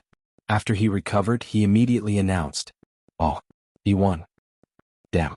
Chumo actually won." As soon as the referee's voice fell, Shin Mu and the others who were at the corner of the stage couldn't help but cheer. They went up and surrounded Cheng Chumo in the middle and hugged him tightly. The cheers quickly spread to the audience below the stage. The soldiers of the Wu Battalion all shouted at the top of their lungs. Cheng Chumo defeated the strong with the weak. This battle was simply too beautiful. Cheng Chumo patted his teammates' shoulders one by one. Then he turned his head and looked at Li Zixuan, who was below the stage. Seeing the latter looking at him with a smile, Cheng Chumo's lips moved slightly. Using a voice that only he could hear, he said, "Thank you, little Xian." After this fight, he seemed to have awakened, and seemed to have matured. Chapter 2062. Captain. Brothers, I'm sorry I've embarrassed our 1st Battalion Team 1. As the victorious side, Cheng Chumo's side was naturally filled with joy and cheers, but as the defeated side, the 1st Battalion Team 1 was completely silent. After Lin Feng stood up from the ground, his expression was gloomy and his mood was complicated as he walked over to the 1st Battalion Team 1 members. He cupped his fist and said to Di Zhangsun and the others with a face full of shame. The few of them were speechless. Obviously they still hadn't recovered from their shock. Di Zhangsun took a step forward, patted Lin Feng's shoulder and said, "Don't say such discouraging words. It's normal to have wins and losses in a competition. Cheng Chumo does have some ability. If I wasn't afraid of others saying I'm bullying the weak, I would have gone up and exchanged a few moves with him. You were a bit impatient just now, but you can't be blamed. Cheng Chumo must have had a breakthrough just now, or he suddenly realized something." Di Zhangsun was worthy of being a veteran, who had been in the army for many years and had rich battle experience. He could see the changes in Cheng Chumo at a glance, and he was also quite interested in the magical method of neutralizing strength that Cheng Chumo displayed just now. If it wasn't for the fact that the situation didn't allow it, he really wanted to bring Cheng Chumo up to the stage and fight him personally. Hearing Di Zhangsun's high evaluation of Cheng Chumo, Lin Feng felt a bit better in his heart. After all, no matter if it was realm strength or experience in the army, Di Zhangsun surpassed them by a large margin. Even he looked at Cheng Chumo in a different light, which meant that Cheng Chumo was indeed very strong, and at the same time, it also meant that Lin Feng's loss just now wasn't unjust. Borrowing strength and neutralizing strength, turning defeat into victory. This kid from the Cheng family has really been enlightened. I have a whole new level of respect for him. Below the stage, Li Er also came back to his senses at this time, looking at Cheng Chumo, who was surrounded by people on the stage, and said with a face full of emotion. After sighing, he turned his head and looked at Li Zixuan and couldn't help but say, "You really got it right, brat. Could it be that you already knew that Cheng Chumo could defeat Lin Feng?" Li Zixuan turned around and cupped his hands. "Your Majesty, you must be joking. Before this, Cheng Chumo and Lin Feng had never fought each other. I don't know how to calculate, so how can I know that Chumo will win? There are winners and losers in every competition. I was just lucky and guessed correctly. You're still hiding things from me, kid. Speaking of which, you're from the celestial master path of Mount Longhu. How do I know you don't know how to calculate? How could Li Er not hear Li Zishuan's words? He pointed at Li Zishuan and scolded jokingly. Hearing this, Li Zishuan almost spat out a mouthful of blood. He thought to himself, although I'm a Taoist priest in this life, a Taoist priest isn't the same as a fraud. Who says that a Taoist priest must know how to predict the future? Seeing that Li Zishuan didn't speak, Li Er recalled the situation in the ring and couldn't help but ask, just now Qing Chumo defeated Lin Feng in the ring with Tai Chi, right? Li Zishuan thought for a moment and replied, most of it. In fact, strictly speaking, Qing Chumo was able to defeat Lin Feng not purely by relying on Tai Chi. A large part of the reason was that he had figured out Lin Feng's martial arts when he was being beaten at the beginning. It could also be understood that this guy had an epiphany in the ring. Otherwise, he wouldn't have been able to counter Lin Feng's fast punches and turn the force invisible. This was Qing Chumo's own luck, and it could only be found by chance. Tai Chi. This Tai Chi seems to contain the truth of Taoism. It must be the condensation of your master's life's work, but you taught it to the teachers and students of Yanhuang College. How can the head of the Celestial Master Path forgive you? Li Er frowned and couldn't help but ask. He had heard of Tai Chi before and had seen people practice it, but he didn't take the slow punches seriously. Today was his first time witnessing the power of Tai Chi in actual combat. Qing Chumo's brilliant performance in the ring had completely subverted Li Er's understanding of Tai Chi. It turned out that Tai Chi wasn't a slow and powerless punching technique. It could be fast or slow, and it could borrow force to fight force. It could turn force invisible, and it could defeat the strong with the weak. This made Li Er's attitude towards Tai Chi become more serious. However, he subconsciously thought that this exquisite and peerless fist technique came from spiritual master Ling Su. After all, Li Zishuan was still too young. No one would think that he could create his own martial arts, let alone such an exquisite and peerless martial art. Your Majesty thinks too much. Tai Chi isn't the technique of the Celestial Master Path. Moreover, when my master was alive, he often told me that the foundation of martial arts is to strengthen the body. Since ancient times, it was because of the bigoted views of the various sects that countless martial arts in the Central Plains were lost. Good Kung Fu should be carried forward. Practitioners of Kung Fu are also inheritors of Kung Fu. My master once warned me not to cherish Kung Fu.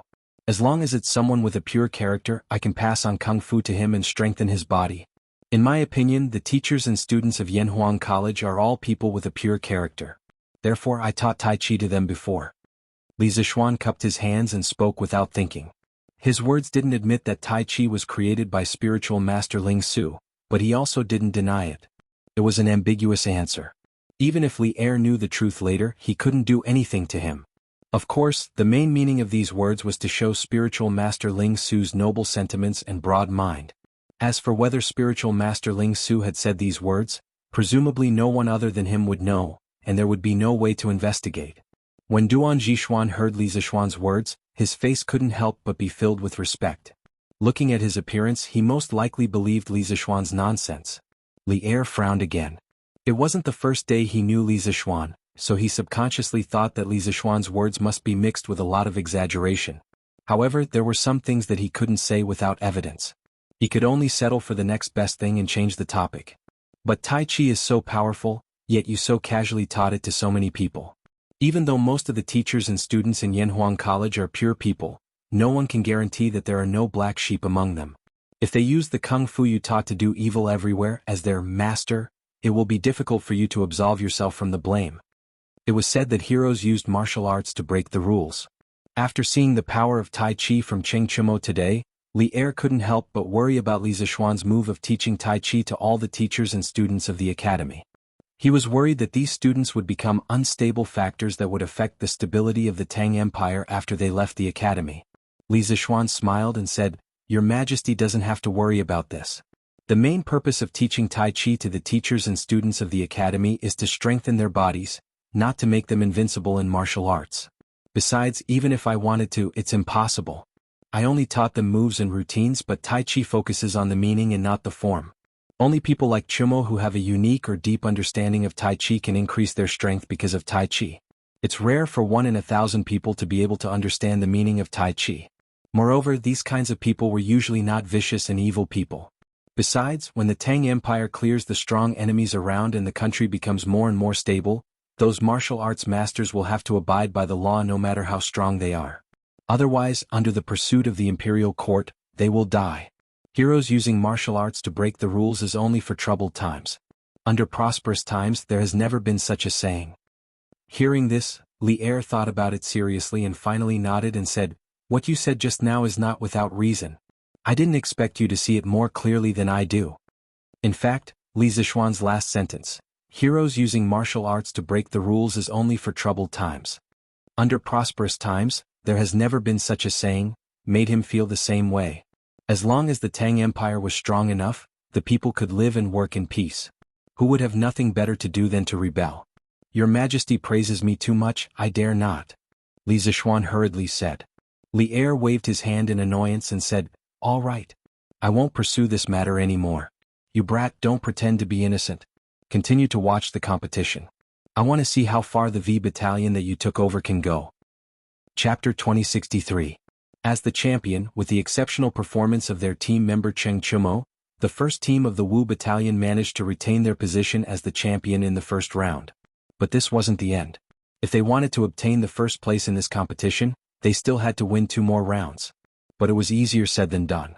Facing opponents whose overall strength was much higher than theirs, it was extremely difficult for them to win 2 more rounds. The first victory was already a thing of the past. Next, they would have to face opponents who were even stronger. "Tianwu, you're up next. Try your best to win, but it doesn't matter even if you lose. Coincidentally, my hands are also itching." The second round of the competition was about to begin. As the attacking team, the first team of the 1st Battalion had to send out a person first. Dijang Sun turned his head and said to a middle-aged soldier with a medium build who was about 30 years old. His "coincidentally, my hands are also itching" sentence had a hidden meaning. If the soldier named Tianwu lost this round, then the first team of the 1st Battalion would have lost 2 rounds in a row.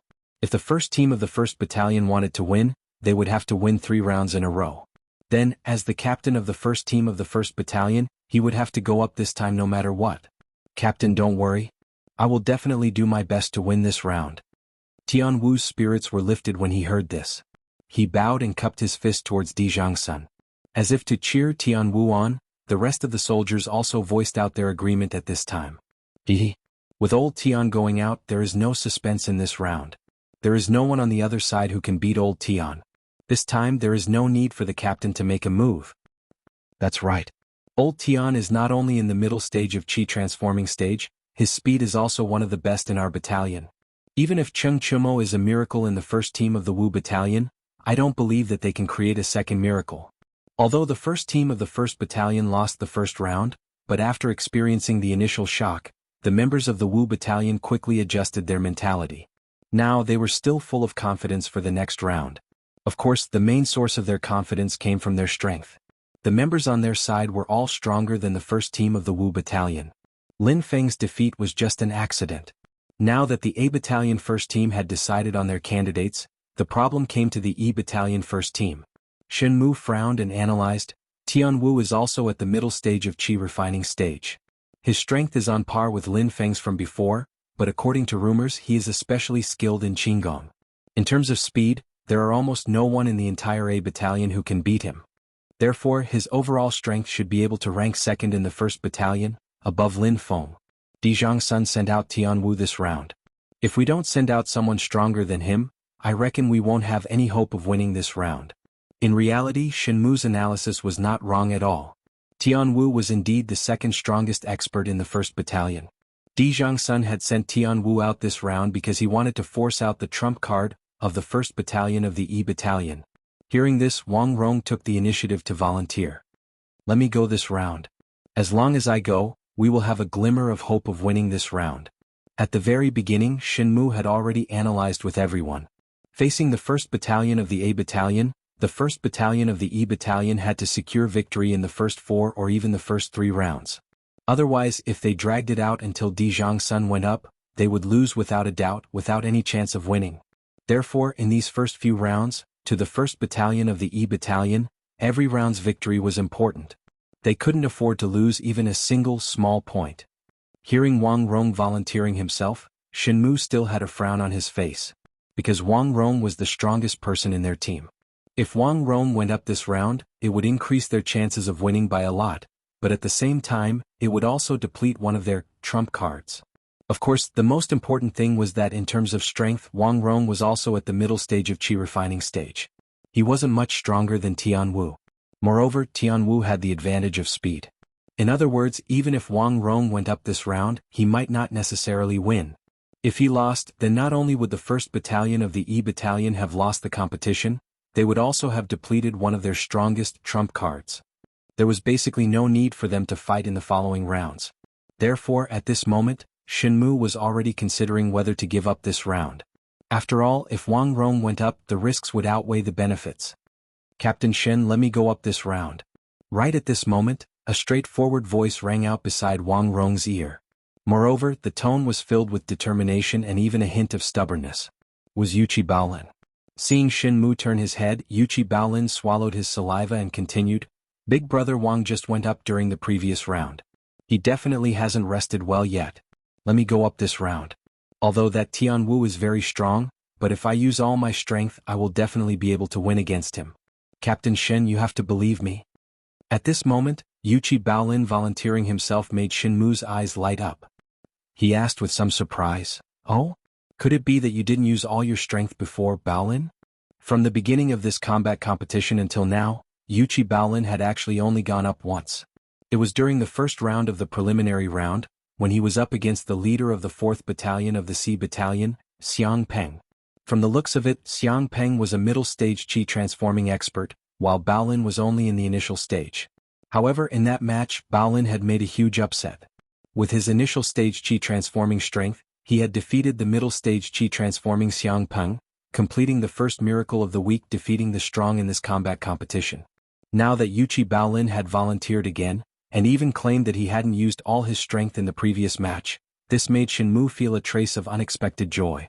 This was because although Tianwu and Xiang Peng were both in the middle stage qi transforming strength, Tianwu was obviously stronger than Xiang Peng. Just based on the precedent of Baolin defeating Xiang Peng, it didn't mean that Baolin could also defeat Tianwu.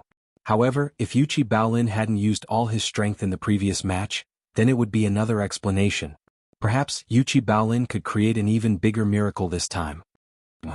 When I was fighting with Xiang Peng earlier, I felt that I hadn't reached my limit yet.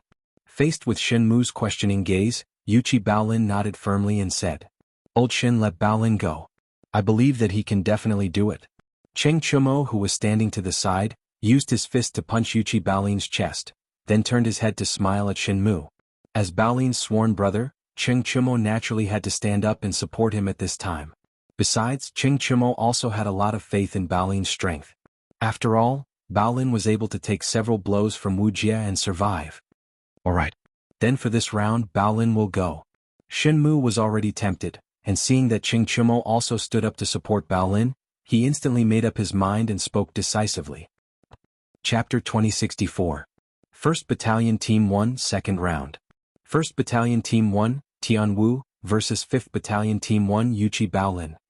After both sides had decided on their candidates, along with the loud shout of the referee, the second round of the battle officially began. Tianwu and Yuchi Baolin both came to the center of the arena and stood facing each other. The two of them stared at each other silently for a moment. Tianwu said indifferently, "General Yuchi is a hero and I admire you the most. However, in a martial arts competition on the arena, you should go all out. Today, I will not show you mercy just because you are General Yuchi's son." In Tianwu's eyes, Yuchi Baolin was merely an early-stage qi transformation weakling. Although he had heard that Baolin had unexpectedly defeated Xiang Peng, who was at the middle stage qi transformation, Tianwu still didn't put Baolin in his eyes. This was because he could easily defeat Xiang Peng within 10 moves even though they were both at the middle stage qi transformation. Yuchi Baolin's victory over Xiang Peng wasn't enough to make Tianwu wary. He was even a little disappointed when he saw that Yuchi Baolin from the 1st Battalion was not going to fight him. He felt that even if he won, there was nothing to be happy about. After hearing Tianwu's words, the usually mild-tempered Yuchi Baolin couldn't help but show a hint of anger on his face. He said, "If you want to fight, then fight. Why are you talking so much nonsense?" It was obvious that Baolin, who rarely got angry, was furious at this moment. Like Cheng Chumo, Baolin didn't want to be a second-generation heir, who only knew how to eat and wait for death. He didn't want people to call him Yuchi Jingda's son, whenever they talked about him. This label seemed glorious, but sometimes it made him feel suffocated. Therefore, after seeing Li Zishuan's powerful individual strength and feeling Li Zishuan's extraordinary charisma, he chose to follow Li Zishuan to Yanhuang College with Cheng Chumo and come to the Black Armored Army's camp together. He wanted to become stronger and more outstanding under Li Zishuan's guidance. This way, when people mention the name Yuqi Baolin, they would think of him first and not Yuqi Jingda's son. To a certain extent, Tian Wu's words had hit Yuqi Baolin's sore spot. Hey, good lad. He did have some temperament. That's right. Take this. Hearing the anger in Yuqi Baolin's words, Tian Wu wasn't angry. Instead, he chuckled and took the initiative to attack. As soon as he finished speaking, he disappeared from where he stood, leaving a blurry afterimage in the air. In the blink of an eye, he was right in front of Yuqi Baolin. At that moment, Yuqi Baolin had no time to react. He could only watch as a palm imprinted itself on the lower part of his chest. Bam! Yuqi Baolin heard a dull thud from his chest. Immediately after, he felt a huge force coming at him. His body flew backward involuntarily, and he fell heavily to the ground. Quick! It was too fast. Although Lin Feng, who fought against Cheng Chumo in the last match, was also known for his speed, this Tian Wu in front of him was more than 30% faster than Lin Feng. Yuqi Baolin was just a little careless. He didn't even see the other party's figure clearly, and he was hit by the other party's palm? What kind of speed was that? If someone else took over Yuqi Baolin's position now, they would probably feel a deep sense of despair. After all, how could they fight a match like this when they couldn't even see the other party's figure clearly? Shen Mu, Cheng Chumo, and the other members of the 5th Battalion, who were watching the match from the back of the arena, couldn't help but look stunned when they saw that Yuqi Baolin was sent flying by Tian Wu's palm at the beginning of the match. After all, just a moment ago, Yuqi Baolin was still swearing to everyone that he would definitely win this match.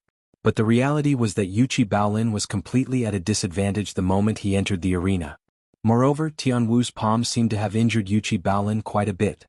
This cast a shadow over everyone's hearts. Yuqi Baolin, who had fallen to the ground, quickly stood up from the ground. It didn't look like what everyone thought. Tian Wu's palm just now didn't cause much damage to him. How is this possible? Seeing Yuqi Baolin stand up from the ground as if nothing had happened, Tian Wu, who had thought that the outcome of the match was already decided, widened his eyes in shock. He stared at Yuqi Baolin in disbelief. He knew his own situation very well. He was very clear in his heart how much strength he had used in that palm strike. Previously, he had used 40% of his true chi to display the light body technique, and then the remaining 60% of his true chi was all concentrated in his palm. But he still showed some mercy, and slightly avoided the position of Yuqi Baolin's heart. After all, he didn't really want to kill someone. Even so, he was confident that this palm strike would definitely be able to injure Yuqi Baolin severely. So after his successful strike, he didn't follow up with another attack. Instead, he stayed where he was and waited for the referee to announce the result of the match. This was the battle strategy he had just formulated to deal with Yuqi Baolin. Because Yuqi Baolin was only at the early stage of chi refining, only by defeating him in one move could he maximize the morale of the team and display his strength to everyone. But the final result was far beyond his expectations. Yuqi Baolin actually stood up from the ground as if nothing had happened. Actually, Yuqi Baolin's current situation wasn't as good as Tian Wu had thought. When Tian Wu's palm struck his chest just now, he felt a surge of chi and blood, and a strong urge to vomit blood. At the crucial moment, Yuqi Baolin hurriedly activated his family's mental cultivation method with all his might and forcefully swallowed the blood that had already reached his throat. This was because he knew that once he spat out this mouthful of congested blood, it would be equivalent to him losing all his strength. If he wanted to defeat Tian Wu in the future, it would be as difficult as ascending to the heavens. He couldn't lose this match and he didn't want to lose. Previously, Cheng Chumo had defeated Lin Feng, who was a stronger opponent than him. This had given Yuqi Baolin a strong stimulus. As Li Zishuan's student and follower, Cheng Chumo was his best friend. Seeing that his good friend's strength was improving, Yuqi Baolin didn't want to fall behind. He also wanted to prove his strength, and even more so, he wanted to prove that he was useful to this team. Yuqi Baolin didn't want to fall behind Li Zishuan, Cheng Chumo, and his small team. This was the stubbornness in the depths of Yuqi Baolin's heart. He had never told anyone that he wanted to do it silently and achieve it. So in this round, he had volunteered to fight because he wanted to achieve his heart's desire by defeating the stronger Tian Wu. In fact, he had lied to Shen Mu earlier. He wasn't 100% sure that he could defeat Tian Wu. After all, he and Tian Wu had never fought before. The reason why he was so certain was that he wanted to obtain this opportunity to prove himself. Chapter 2065. Bao Lin. Do your best. Yuchi Bao Lin was sent flying by Tian Wu's attack. Although he quickly stood up again, it was inevitable that his morale would be affected. At this moment, Ching Chumo, who was standing at the edge of the ring, waved his fist and shouted at Bao Lin, "Do your best." In modern times this was a very common phrase. However, in this era only people from Yanhuang College understood the meaning of this phrase. As expected, when Shinmu and the others heard Ching Chumo's words, they were stunned. Bao Lin, who was in the middle of the ring, trembled. He did not turn his head to look at Ching Chumo. Instead he opened his legs slightly and stomped hard on the ground. He took a stable horse stance as if he was rooted in the ring. Then he clenched his fists and took a defensive stance. He then turned to Tian Wu and said in a low voice, "Again." His voice was not loud but his aura was strong. Ching Chumo's "Do your best" made Yuchi Bao Lin's fighting spirit even stronger. He was determined not to lose this battle. "Very good. Looks like I've underestimated you. I won't hold back from now on." Tian Wu took a deep breath and looked at Bao Lin as he spoke. After saying that, he kicked backward with one foot and charged toward Yuchi Bao Lin like an arrow released from a bow. He was as fast as lightning as before. Previously, Yuchi Bao Lin had been sent flying by Tian Wu's palm strike mainly because he had been careless and Tian Wu's attack had been too sudden. However, this time Bao Lin had clearly come prepared. From the moment he stood up again, his eyes had been fixed on Tian Wu and had not left him for even a moment. Therefore, even though Tian Wu's speed was as fast as before, his figure was not as untraceable as before in the eyes of Bao Lin, who was completely focused on him. Bao Lin could still capture Tian Wu's figure. Whoosh! Tian Wu's figure was like lightning as he charged toward Bao Lin. He clenched his right hand into a fist and smashed it toward Bao Lin's face. Just as he said, he would not hold back at all this time. Unfortunately, this time Bao Lin was prepared. When Tian Wu's fist was about 3 feet away from Bao Lin's face, Bao Lin roared and quickly crossed his arms in front of his face to block the attack. Fist and palm quickly collided. This time, Bao Lin wasn't sent flying like before. His upper body leaned forward slightly, and his legs were firmly rooted to the ground. However, because Tian Wu's punch was too powerful, he couldn't help but slide back for more than 10 feet before he completely neutralized the force of Tian Wu's punch. Although the force had been neutralized, a portion of the violent vital qi in Tian Wu's fist had unavoidably entered Bao Lin's meridians. Bao Lin groaned. It was obvious that the punch had caused him some internal injuries. However, at this moment he couldn't care less about this. Since Tian Wu had punched out, it was the time for him to change his strength. It was the best time for him to launch a counterattack. Bao Lin quickly lowered his hands in front of his face. Then, with a roar, he clenched his hands into fists. He gathered all the vital qi in his body and punched both fists toward Tian Wu's chest. Tian Wu didn't expect Bao Lin to be able to withstand his punch. He also didn't expect Bao Lin to counterattack so quickly. Chapter 2066. Bam Bam Bam. In the arena, Tian Wu relied on his advantage in speed to launch round after round of rapid attacks on Yuchi Bao Lin. His attacks ranged from Yuchi Bao Lin's head to his shoulders to his chest to his back and then to his abdomen. He covered almost all of Bao Lin's vital parts. His attacks were different from Lin Feng's. Although Lin Feng's punching style was also fast, he mainly threw many punches at the same spot in an extremely short period of time, making it difficult for his opponent to parry. On the other hand, Tian Wu's fast punches relied on his speed advantage and could quickly launch multiple rounds of attacks on different parts of his opponent's body, making it impossible for his opponent to defend against. Therefore, the only thing that could be seen in the ring now was Yuchi Bao Lin, who was exhausted from dealing with attacks from all sides, and Tian Wu's afterimages coming from all directions around him. Of course, one could also hear the sounds of fists colliding with flesh. As the stronger side, Tian Wu naturally focused on offense. As for Bao Lin, as the weaker side, he focused on defense. However, he wasn't purely defending. He was defending and counterattacking because pure defense couldn't win the match. As he defended against Tian Wu's attacks, he was also looking for opportunities to counterattack. However, Tian Wu's speed was simply too fast. Many of Bao Lin's counterattacks were dodged by Tian Wu. In the middle of the ring, Yuchi Bao Lin knew very well that this couldn't go on. This was because in the dozen or so rounds he had just exchanged with Tian Wu, the damage he had suffered was far greater than the damage he had caused Tian Wu. If this went on, even if he was thick-skinned, he would definitely be defeated before Tian Wu. He had to make a change. As he was thinking this, Tian Wu had already closed in on him with his fists raised. His target was the middle of Bao Lin's back. When Bao Lin sensed a strong gust of wind coming at him from behind, he quickly gathered his thoughts and turned around to block the attack. However, Tianwu did not act according to common sense. When he saw Bao Lin turn around and assume a defensive stance, Tianwu actually pulled back his fist and bent his body to sweep his leg. He viciously swept his leg at Bao Lin's left calf. Bam! Bao Lin, who was concentrating on defending against the attack from the upper half of his body, did not have the time to change his defense. He was tripped by Tianwu's sweeping leg. His body involuntarily tilted to one side and smashed heavily onto the arena floor. Because Bao Lin had fallen sideways, the left side of his face had also hit the ground hard when he fell. Not only was his body in pain, but his head was also dizzy from the impact. Tianwu's leg sweep had caused him to suffer a rather serious external injury. On top of that, Tianwu's previous attacks on him had also caused him to suffer serious internal injuries. Therefore, at this moment, it could be said that he had suffered injuries on top of injuries. He was very tired. He really wanted to lie down and rest for a while. His body's subconscious was telling him, "Give up, admit defeat." But he really couldn't accept it. He was unwilling to admit defeat just like that. Because the outcome of this match was very important to the first team of the Wu Battalion. Bao Lin, do your best. Stand up quickly. Bao Lin's fall made the hearts of the first team of the Wu Battalion tighten. Cheng Chimo was also a little anxious as he watched from the side. Tianwu's strength was indeed a little unexpected, but Cheng Chimo still believed that his good brother could defeat his opponent. Therefore he shouted at the top of his voice again. Although Shenmu and the others didn't know what "do your best" meant at first, when they heard Cheng Chimo shout "do your best" again, they could more or less guess the general meaning.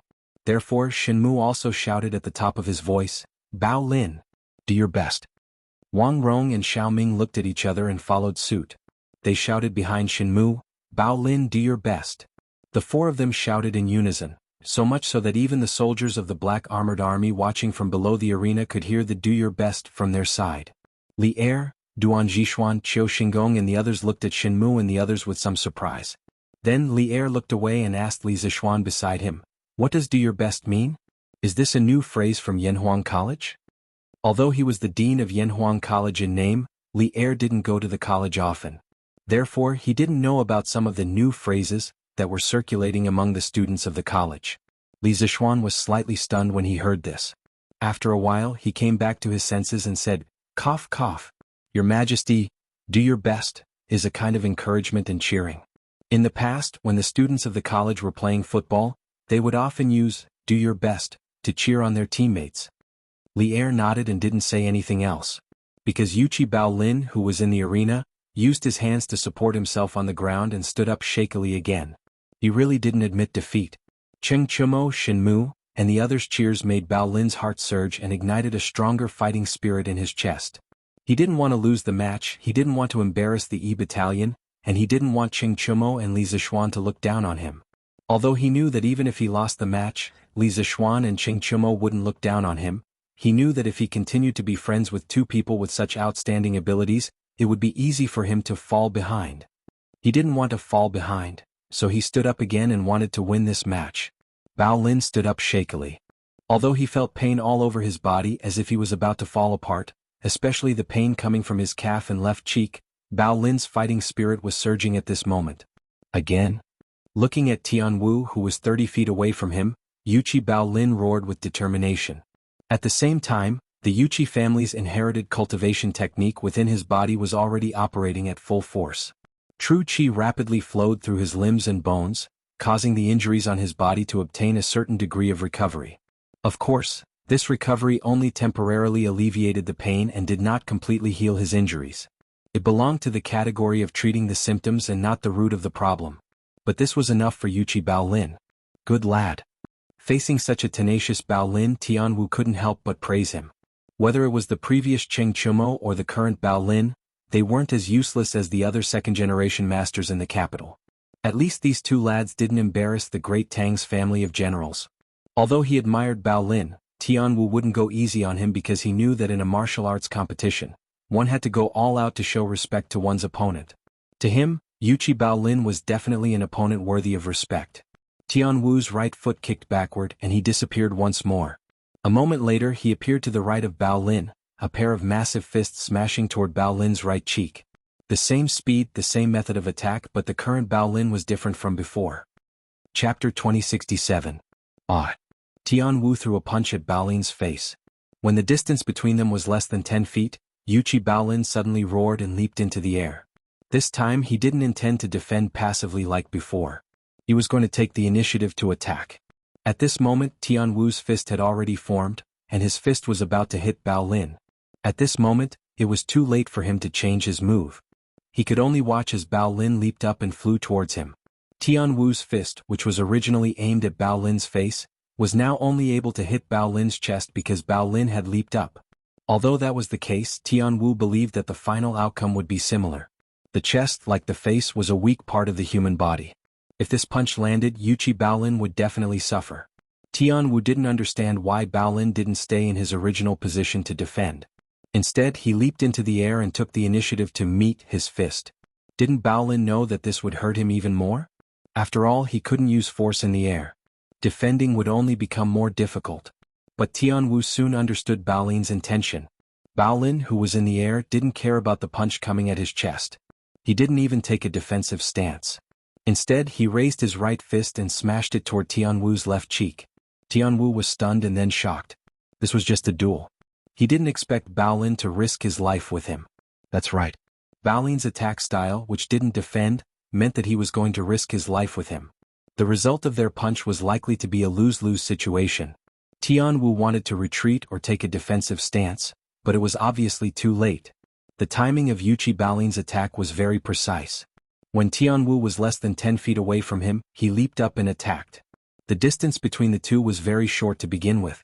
In addition, Yuchi Bao Lin was the one who initiated the attack this time, causing both of them to rush towards each other at a very fast speed. At this time it was too late to change tactics. In the blink of an eye, the two of them collided in midair. Bam! Bam! Almost at the same time, Tian Wu's fist landed on Bao Lin's chest, and Bao Lin's fist landed on the left side of Tian Wu's face. All of this took a long time to describe, but in reality, it happened in the blink of an eye. Most of the spectators below the stage only saw Tian Wu's figure flash in front of Bao Lin. Then Bao Lin leaped up to meet the attack. Following that, both of them were sent flying. As for the dangers involved, only Bao Lin and Tian Wu, the two parties involved, had a deep understanding of it. Bao Lin, who had suffered a heavy blow to his chest, was pushed back by the inertia after he landed on the ground. Bao Lin's blood and qi were in turmoil in his chest.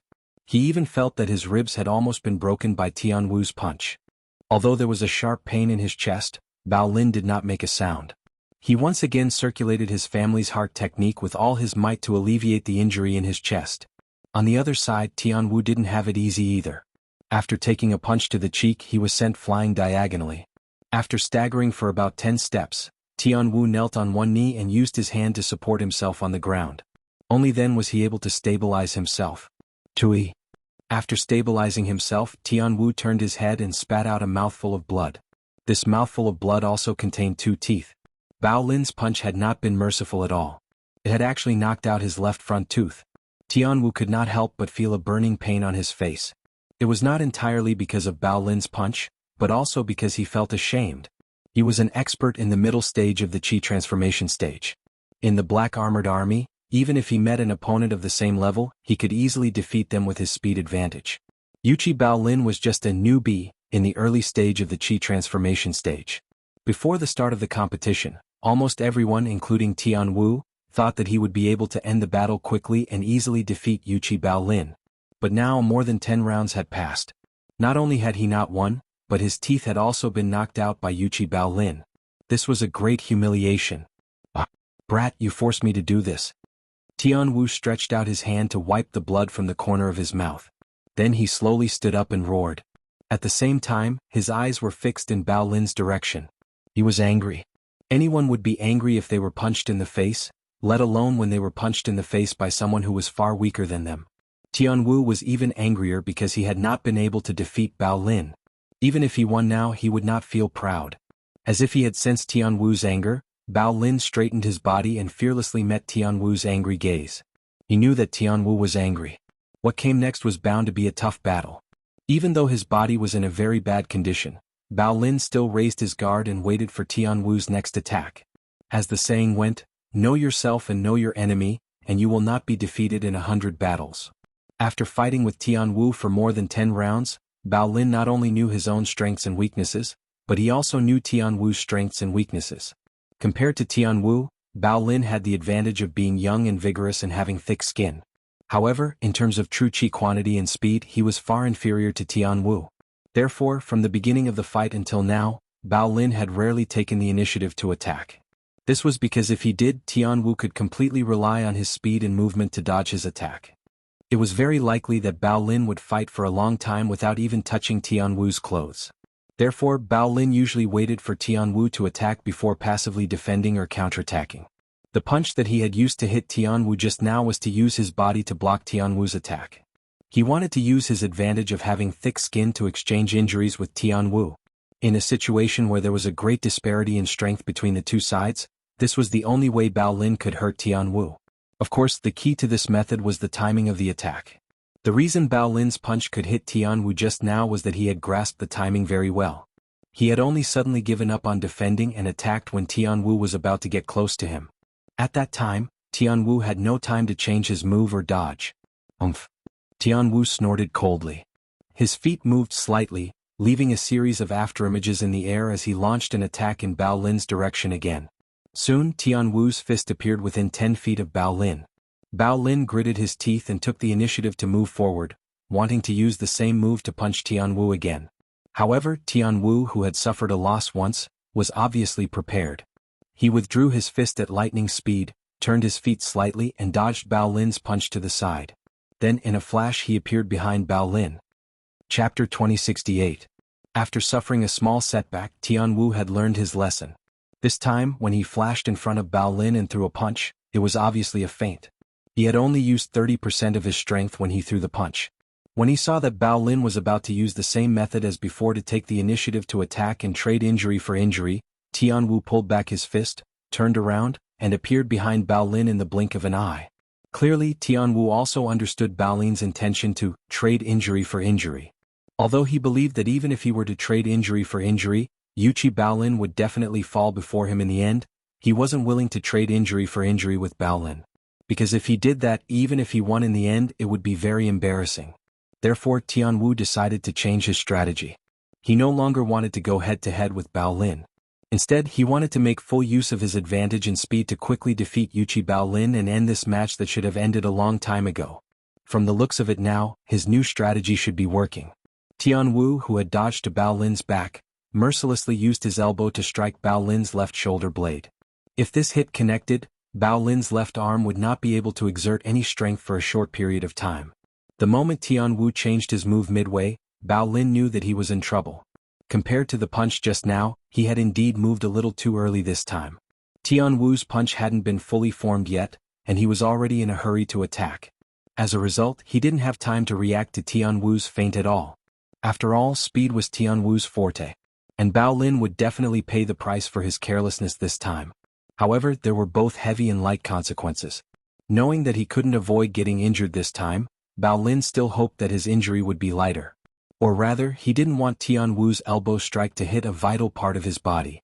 Although Bao Lin didn't have time to change his move to counterattack in the nick of time, he was still able to push off the ground with both feet before Tian Wu's attack landed. This way, not only could he avoid Tian Wu's elbow strike landing on his shoulder blade, but he could also give himself more speed to move forward and minimize the force of Tian Wu's elbow strike. Bam! Bao Lin only had time to jump less than a foot before Tian Wu's elbow smashed into his back. However, even so, it was enough. It was precisely because he had jumped a foot that the elbow that was supposed to smash into his shoulder blade had smashed into the area below his shoulder blade instead. Moreover, this crucial jump allowed him to gain a forward speed, reducing the strength of Tian Wu's elbow strike by about 20%. Having suffered a heavy blow to his back, Bao Lin's body involuntarily fell forward. However, in the process of his body falling forward, Bao Lin managed to twist his body slightly. He reached out his right hand and firmly grabbed Tian Wu's arm. Tian Wu wanted to struggle free, but Bao Lin was still in midair. He kicked Tian Wu in the stomach, and with the huge rebound force and his body falling forward, Bao Lin could no longer hold onto Tian Wu's arm. He was sent flying backward. However, it was also fortunate that he had turned slightly, so when he landed on the ground, his face was not facing down. Otherwise, his face would definitely be covered in blood. Chapter 2069. In the Arena. Tian Wu's fists landed on Bao Lin's chest, abdomen, waist, back and other body parts like raindrops. Furthermore, every punch was infused with inner strength. Bao Lin felt waves of intense pain coming from all over his body. Furthermore, the inner true qi in Tian Wu's fists seeped into his meridians, causing his inner breathing to become chaotic. With external injuries and internal injuries, Bao Lin finally could not hold it in any longer and spat out several mouthfuls of blood. Tian Wu saw that Bao Lin was already heavily injured, so he knocked Bao Lin to the ground with a palm strike. Then he retreated slightly and stopped attacking. After all, this was just a martial arts competition. He didn't want to take Bao Lin's life. Besides, he had used all his strength in the round of attacks against Bao Lin just now and had used up a lot of true qi. Even if he had a lot of inner force, he couldn't maintain such a high-intensity attack for long. Now that Bao Lin was vomiting blood and lying injured on the ground, there was only one path left for him: to admit defeat. Bam! Tian Wu didn't deliberately hold back his strength in his last attack. Bao Lin was sent flying backward by this palm strike and crashed heavily onto the arena floor. This fall made the already injured Yuchi Bao Lin even more injured. He even felt like his entire body was about to fall apart. Even moving his fingers was difficult, let alone standing up again. Seeing this, the referee and Tian Wu both thought that Bao Lin was going to admit defeat. However, they waited for a while and didn't hear any movement from Bao Lin. So, the referee walked over to Bao Lin and asked seriously, "Yuchi Bao Lin, do you want to admit defeat?" Bao Lin lay on the ground and didn't move. His eyes were looking straight up at the sky as if he didn't hear the referee's question. At this moment, many images flashed through Bao Lin's mind. There was the image of when he first entered the mathematics school and studied under Li Zixuan. There was the image of Li Zixuan waving his arms and shouting on the field when Yanhuang College opened last year. There was also the image of when Li Zixuan taught him and Qing Chimo Taiji Fist at the academy. There was also the image of Wu Jie attacking Yunshan at night and him and the academy's teachers and students risking their lives to protect Yanhuang College. At this moment, Bao Lin suddenly realized that he had experienced so many things in the past year. He loved Yunshan deeply and wanted to become stronger under Li Zixuan's guidance and Qing Chimo's company. He knew that he wasn't as talented as Li Zixuan and Qing Chimo. That was why he had been training hard since he joined the Black Armored Army. He worked harder than anyone else because he didn't want to fall behind. Besides, this time he and Qing Chimo had joined the Black Armored Army not only to protect Li Zixuan, but also to serve the country on behalf of the academy's teachers and students. He hadn't even entered the battlefield yet, but he was already falling behind. How could he accept that? He couldn't lose this battle. Not only was he afraid of letting down his brothers in the E Battalion, but he also didn't want to embarrass Yanhuang College. "Yuchi Bao Lin, do you want to admit defeat?" Seeing that Bao Lin still didn't move, the referee raised his voice and asked again.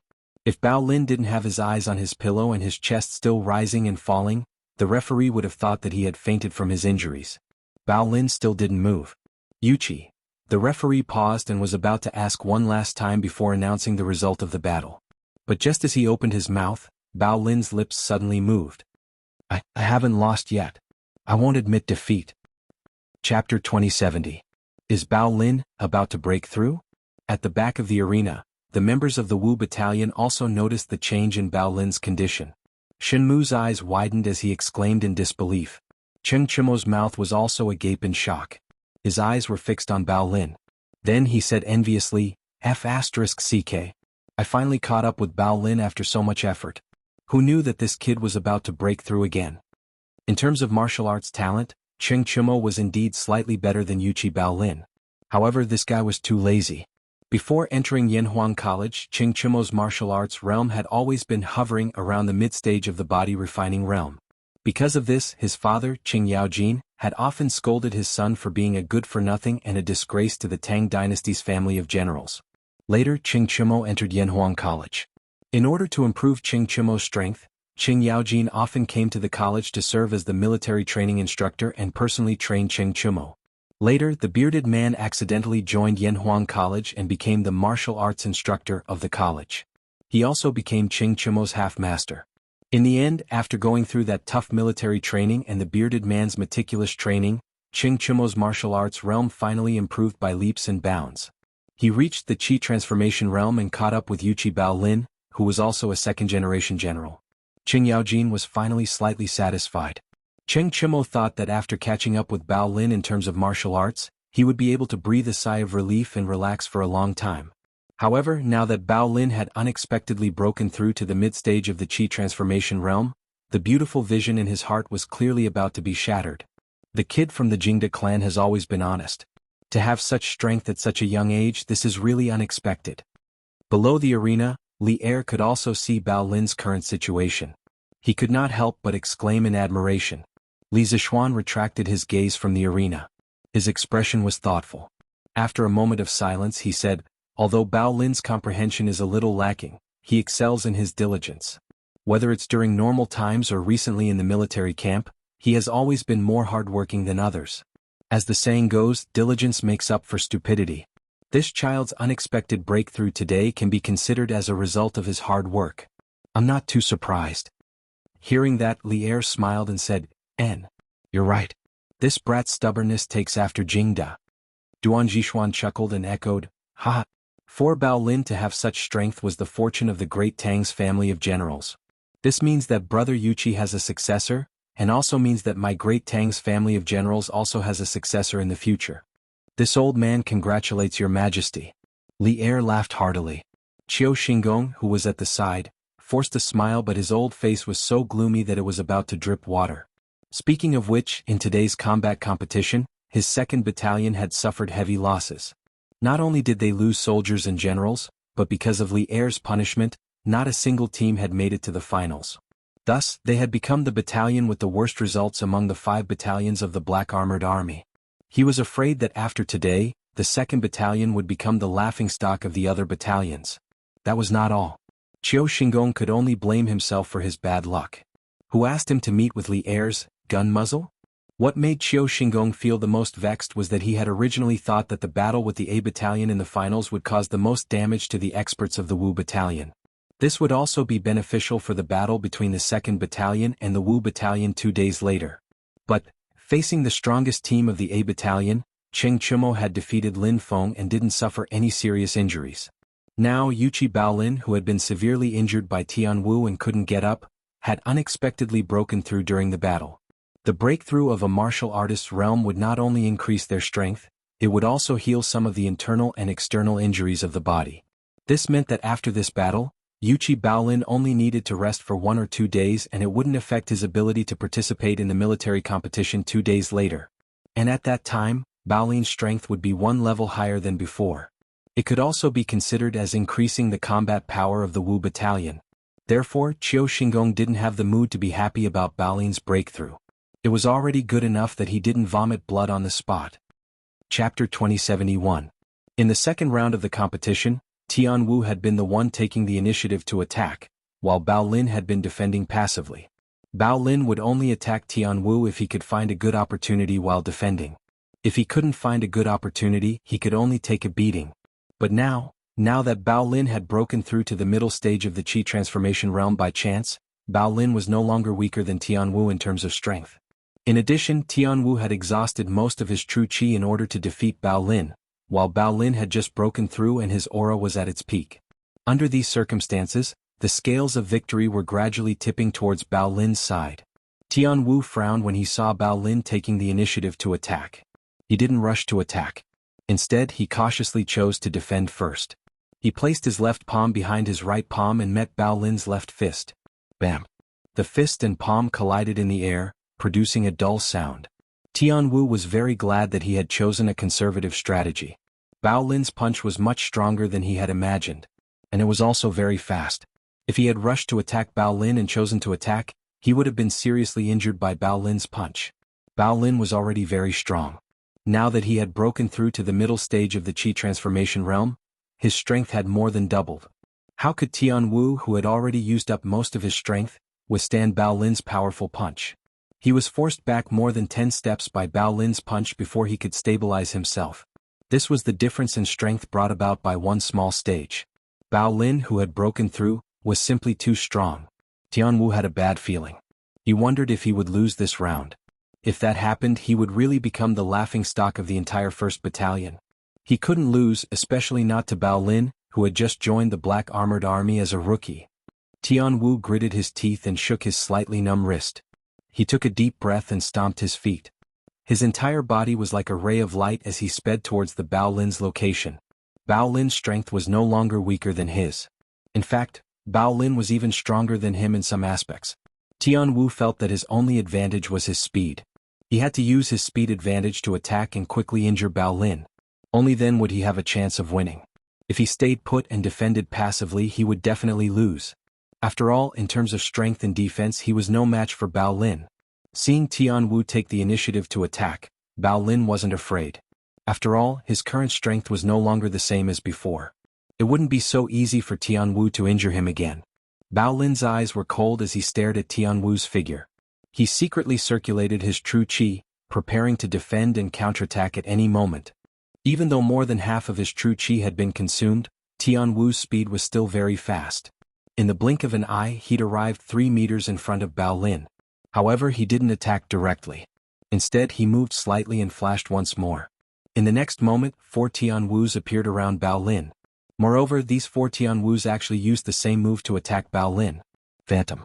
Previously, when Tian Wu's figure moved too quickly, people would often see a series of afterimages. However, this phenomenon could no longer be called an afterimage. It was an illusion that could attack people.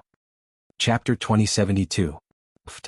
In the arena of the Black Armored Army's camp, Tian Wu, who had been sent flying, retreated a dozen steps before finally stabilizing himself. He was kneeling on one knee and his right arm was hanging limply. He looked like he had no strength left. He was about to raise his head when he felt something sweet in his throat, and he spat out a mouthful of blood. One punch. Bao Lin, who had broken through, had only used one punch to severely injure him. What he couldn't understand was how Bao Lin had managed to find his real body among the phantoms. One had to know that this was his ultimate trump card. In the past, when he was fighting one-on-one in the military camp, he had used this move to defeat many other powerful opponents. When he saw that Tian Wu had fallen to the ground and was injured, Bao Lin didn't take advantage of his victory to pursue Tian Wu, because Tian Wu had always treated him with respect during the battle before this. At this moment, Bao Lin naturally had no reason to take advantage of this opportunity to heavily injure Tian Wu. He lifted his feet and walked towards Tian Wu at a leisurely pace. He wanted to pull Tian Wu up from the ground. "How did you find me?" A pair of feet suddenly appeared on the ground in front of him. Tian Wu raised his head and looked at Bao Lin, who was about to reach out to him. This was the biggest question in his mind. Even if he had lost the competition, he had to figure it out. Bao Lin was slightly taken aback by Tian Wu's question. He scratched his head subconsciously and replied, "Although your movements are very powerful, and each of your phantoms looks very real, I can't feel any murderous aura from the other phantoms. I can't say it's murderous aura, but I can't tell exactly what it is. Anyway, I just feel that you're more alive than the other 3 phantoms." Bao Lin's words were without rhyme or reason. Others might not know what he was talking about, but Tian Wu got what Bao Lin was trying to say. His expression changed slightly and his body trembled. After being stunned for a moment, Tian Wu muttered to himself in a daze, "That's right. I'm more alive than the phantoms. Alive, ha. So that's how it is. I get it now." Tian Wu's dazed eyes gradually became clear. He was about to stand up, but Bao Lin quickly squatted down, grabbed his arm and pulled him up from the ground.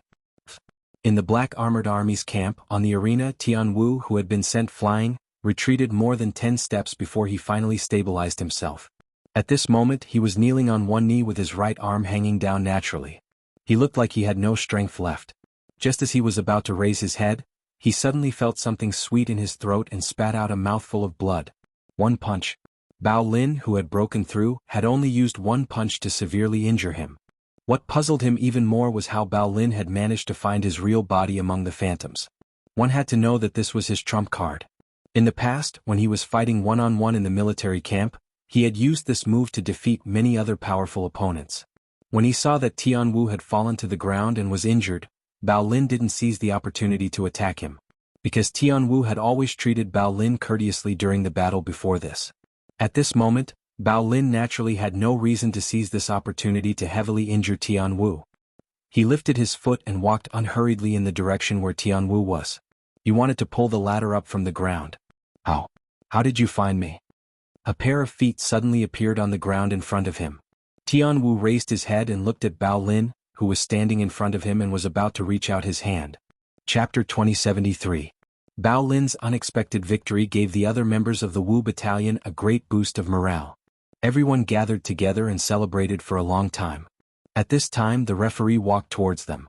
Shenmu was facing the direction where he could see the referee walking over. He quickly said to everyone, "Let's go." "Alright." Bao Lin's victory over Tianwu is worth celebrating, but don't forget that this match is a best-of-5 match system. We have only won 2 matches so far, we need to win 1 more match to be considered successful. Shenmu paused for a moment, glancing at Ching Chumo and Bao Lin, then continued, "I've been waiting for you for a long time. At first, I felt that we were already satisfied to be able to enter the finals. Because I knew that the few teams standing in front of us, especially the first team of the 1st Battalion, were much stronger than us. It was impossible for us to get the first place. However, Chumo and Bao Lin relied on their unyielding willpower to win 2 matches for our team. Now if I still aim to enter the finals, how can I be worthy of Chumo and Bao Lin's sacrifice? So, brothers, we only have one goal now, and that is to get first place. Although Team I is strong, we only need to win 1 more match to defeat them." Hearing Shenmu's words, Wang Rong and Xiaoming both got excited. They waved their fists and said in unison, "That's right. We must get first place." The referee walked over at this time. He looked at Shenmu and asked, "Captain Shen, who from your team will go up for this round?" This was the 3rd round. According to the round, it was Team I Wu Camp's turn to send out a member first. Hearing this, Wang Rong looked at Shenmu and volunteered, "Captain Shen, let me go up for the next round." Logically speaking, he should be the strongest member of Team 1 of the Wu Battalion. Previously, Chumo and Bao Lin had won 2 matches in a row, which gave Wang Rong a lot of motivation and confidence. He felt that if Chumo and Bao Lin could do it, then he would be able to do it as well. And just now, Shenmu had said that as long as they won 1 more match, then they would be considered to have successfully defended their position.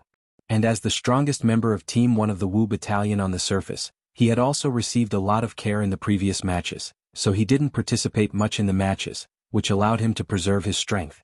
Now was the time for him to contribute to his team. Chenmu hadn't spoken when Xiaoming retorted, "No. Let me do it. If the other party sees old Wang beside us, Di Zhangsun will definitely take action personally." Di Zhangsun, this name was the most insurmountable mountain in their hearts. Although Wang Rong was the strongest person on their side, if he were to go up against Di Zhangsun, he would not have the slightest chance of victory. Wang Rong frowned and said, "Impossible. In all the previous matches, Di Zhangsun had never made a move. It's only the 3rd round now and it's not the last round yet. How can he make an exception and fight?" Obviously Wang Rong knew that he couldn't beat Di Zhangsun, but he didn't think that Di Zhangsun would make an exception in the 3rd round. Wouldn't that be breaking the rule of bullying the weak? As an expert in the military, how could Di Zhangsun not have this bit of pride? Xiaoming retorted again, "Just because he didn't attack before doesn't mean that he won't attack now. Now that they've lost 2 matches in a row, and the players they sent out for those 2 matches weren't weak. Now that you're on the field, how could Di Zhangsun not make a move? If he still doesn't make a move, their team will be directly eliminated." Chapter 2074. Captain. They have sent Wang Rong, who is going up on our side. On the other side. After seeing Wang Rong walk towards the center of the stage, one of the members asked without waiting for the referee to speak, "Captain, let me go up. I have the confidence to deal with that Wang Rong." A tanned middle-aged soldier with a short beard said to Di Zhangsun. Although he was the same as Wang Rong and was also in the middle stage of the Qi transforming stage, he was confident that he could beat Wang Rong. Needless to say, the soldiers of the A camp were all very confident. Di Zhangsun frowned and didn't speak. At this moment, the referee had already walked in front of them and asked, "3rd round, Captain D, who is going up on your side?" Di Zhangsun pursed his lips and after a moment of silence, he opened his mouth and said, "I'll go up." What? After saying this, the few members of the A camp and the referee were all shocked. After all, in the previous few rounds of the competition, Di Zhangsun had never gone up on stage. Why would he personally go up on stage in the 3rd round this time? Di Zhangsun didn't care about the shocked attitude of the crowd. He casually moved his arms and sighed, "Hey. Watching the few of you fight so many rounds below, my hands have been itching for a long time. Now that our side has lost 2 rounds in a row, I can't continue to watch from the sidelines. Or else if we lose another round, our team will be directly eliminated. Ah, that's good too. Now I finally have the chance to go up on stage and no one will say that I'm bullying the weak." At the end of his speech, Di Zhangsun actually started laughing heartily. It seems like in his heart he completely didn't take the first 2 rounds of the A camp's first team's loss seriously. He was even a little glad that Lin Feng and Tian Wu failed. Because of this he, a Qi-transforming advanced stage expert, could finally legitimately go up the stage to compete, and he wouldn't be accused of bullying the weak. After all, he is a Qi-transforming stage expert. There are very few people in the army who can match him. Only those middle and high-ranking generals who have experienced hundreds of battles can fight with him. Captain? They have sent Wang Rong, who's going up on our side. On the other side. After the A camp saw Wang Rong walk towards the center of the stage, one of the members asked without waiting for the referee to speak. Captain, let me go up. I have the confidence to deal with Wang Rong. A tanned middle-aged soldier with a short beard said to Di Zhangsun. Although he and Wang Rong were both at the middle stage of Qi condensation, he was confident that he could defeat Wang Rong. It had to be said that the soldiers of the A battalion were all very confident. Di Zhangsun frowned and didn't say anything. At this moment, the referee walked up to them and asked, "Third round, Captain D, who is going to fight on your side?" Di Zhangsun pursed his lips. After a moment of silence, he said, "I'll go."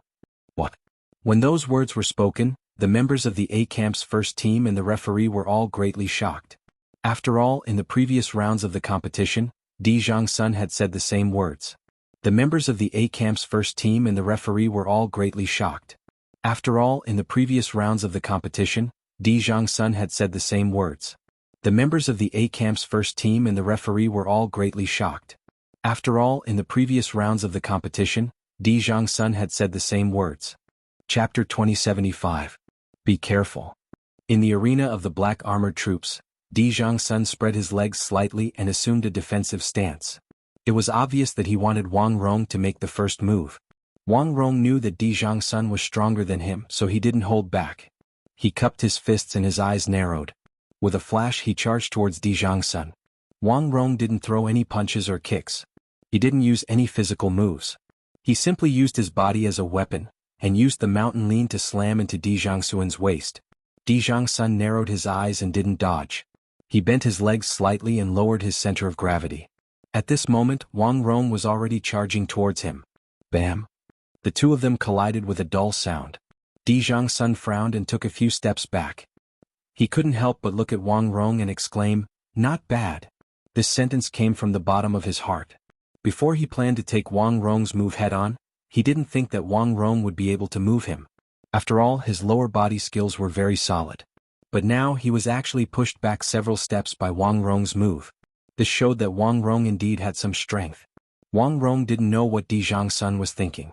When he heard Di Zhangsun's words, he was a little angry. He subconsciously thought that Di Zhangsun was mocking him. After all, he had used all his strength in the mountain lean. But Di Zhangsun only frowned slightly and took a few steps back. It was obvious that he dealt with the attack easily. It was as if he was playing. When Di Zhangsun said, "Not bad," at this moment, Wang Rong naturally felt that Di Zhangsun was being sarcastic. Be careful. In the arena of the black armored troops, Di Zhangsun spread his legs slightly and assumed a defensive stance. It was obvious that he wanted Wang Rong to make the first move. Wang Rong knew that Di Zhangsun was stronger than him, so he didn't hold back. He cupped his fists and his eyes narrowed. With a flash he charged towards Di Zhangsun. Wang Rong didn't throw any punches or kicks. He didn't use any physical moves. He only used his body as a weapon, and used the mountain lean to slam into Di Zhangsun's waist. Di Zhangsun narrowed his eyes and didn't dodge. He bent his legs slightly and lowered his center of gravity. At this moment, Wang Rong was already charging towards him. Bam! The two of them collided with a dull sound. Di Zhangsun frowned and took a few steps back. He couldn't help but look at Wang Rong and exclaimed, "Not bad." This sentence came from the bottom of his heart. Before he decided to take on Wang Rong's attack, he didn't think that Wang Rong would be able to move him. After all, his lower body skills were very solid. But now he was forced to take a few steps back by Wang Rong's attack. This showed that Wang Rong was indeed quite strong. Wang Rong didn't know what Di Zhangsun was thinking. Anyway, after hearing Di Zhangsun's words, he was a little angry. He subconsciously thought that Di Zhangsun was mocking him. After all, he had used all his strength in the mountain lean. But Di Zhangsun only frowned slightly and took a few steps back. It was obvious that he dealt with the attack easily. It was as if he was playing. Hearing Di Zhangsun say "not bad" at this moment, Wang Rong naturally felt that Di Zhangsun was being sarcastic. Chapter 2076. Di Zhangsun indeed didn't have any deep enmity with Wang Rong, so his final punch was stopped just 3 inches away from Wang Rong's face, saving Wang Rong from serious injury. In reality, he wasn't satisfied with this fight. Halfway through the fight, he felt that Wang Rong wasn't using his full strength, and seemed to be holding back. At that time, he understood why Wang Rong was like this. He didn't want to be seriously injured because in 2 days' time, it would be the battle between the 2nd and 5th battalions. Therefore, from the start, this match could only be considered as a normal exchange of martial arts, and not a duel where one gave their all.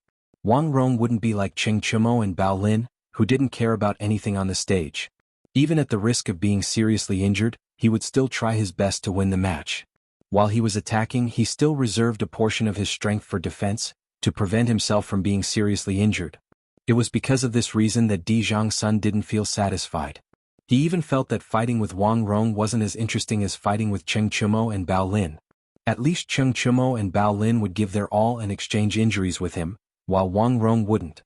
But even so, Di Zhangsun still didn't cause any serious injuries to Wang Rong, and when the match was set, he even gave Wang Rong a few words of advice.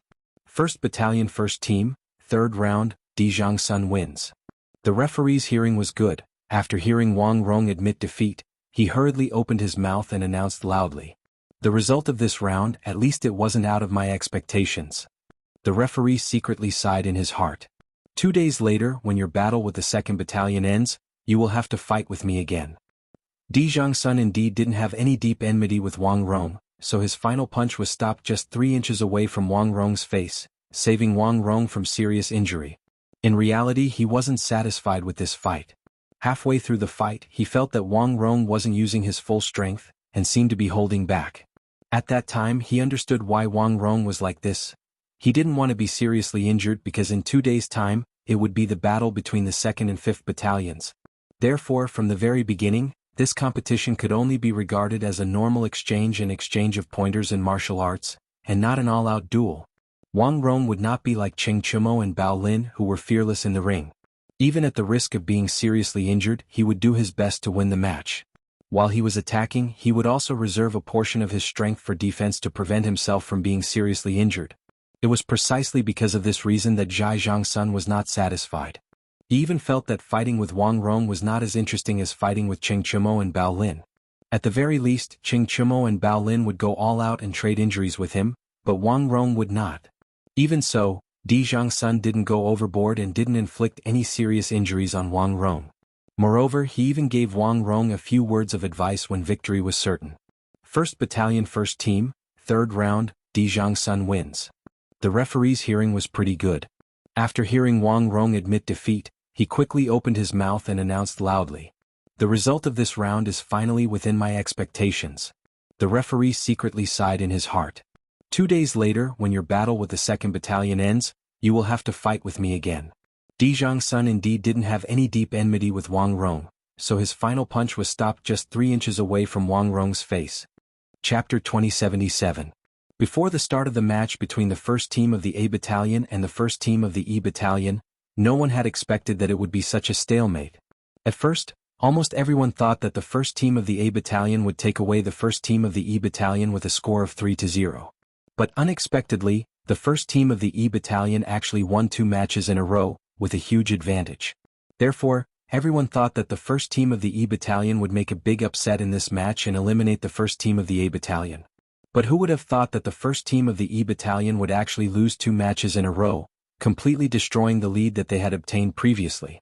The process of this match was really full of twists and turns, causing the spectating soldiers to feel a wave of emotions. A match that required 3 wins out of 5 matches had now become a deciding match. In the last match, the captains of both teams didn't even need to consider who to send out, because there was only 1 member left from each team that hadn't gone up yet. Therefore, the referee directly shouted out, the 5th round of the A Battalion's challenge, the 1st team of the A Battalion Han Chang versus the 1st team of the E Battalion Shinmu. Match begin. Han Chang was an expert who had just stepped into the middle stage of the Qi transforming stage 3 months ago, while Shinmu was in the early stage of the Qi transforming stage. His strength was weaker than Han Chang, but Shinmu was good at adapting and strategizing, so there might be a miracle. Who knows, he might even be able to defeat the strong in the end. In the center of the arena, Han Chang and Shin Mu cupped their fists together. The match had officially begun. The overall strength of the first team of the A Battalion was obviously much higher than the first team of the E Battalion. Originally, they could have easily eliminated the first team of the E Battalion in the first few matches, but in the end, it was dragged to the last match. As the last member of the first team of the A Battalion to go up, Han Chang actually felt a lot of pressure. This match was very important to him and the first team of the A Battalion. If he lost, the first team of the A Battalion would be completely eliminated and become the laughingstock of the entire army. Therefore, he definitely couldn't lose this match. Before the match between the first team of the A Battalion and the first team of the E Battalion, no one had expected it to be such a stalemate. At first, almost everyone thought that the first team of the A Battalion would directly take down the first team of the E Battalion with a score of 3-0. But unexpectedly, the first team of the E Battalion actually won 2 rounds in a row, with a limitless advantage. Therefore, everyone thought that the first team of the E Battalion would make a big upset in this match and eliminate the first team of the A Battalion. But who would have thought that the first team of the E Battalion would actually lose 2 matches in a row, completely destroying the lead that they had obtained previously? The process of this competition was really full of twists and turns, causing the hearts of the spectating soldiers to rise and fall. A best-of-5 match had now become a deciding game. In the last game, the captains of both teams did not need to consider who to send out, because there was only one player left from each team who had not appeared yet. Therefore, the referee directly shouted, "Let's go!" The 5th round of the A Camp's challenge, Team 1 Han Chang of the A Camp versus Team 1 Shin Mu of the E Camp. Begin. Han Chang was an expert who had just stepped into the middle stage of the Qi transforming stage 3 months ago, while Shin Mu was in the early stage of the Qi transforming stage. In terms of strength, he was weaker than Han Chang. But Shin Mu was good at adapting and strategizing, so a miracle might happen. Who knows, he might even be able to defeat the stronger team in the end. In the center of the arena, Han Chang and Shin Mu cupped their fists together. The match had officially begun. The overall strength of the first team of the A Battalion was obviously much higher than the first team of the E Battalion. Originally, they could have easily eliminated the first team of the E Battalion in the first few matches. But in the end, it was dragged to the last match. As the last member of the first team of the A Battalion to appear, Han Chang actually felt a lot of pressure. This match was very important to him and the first team of the A Battalion.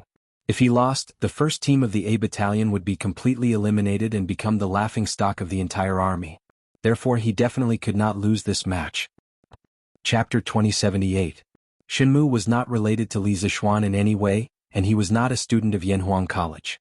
Hence, he had never seen Taiji Fist before today, let alone know how to use it. However, after watching Cheng Chumo fight against Lin Feng, Shin Mu had learned how to leverage his opponent's strength. Of course, he only learned how to leverage. In this aspect, he was definitely not as good as Cheng Chumo.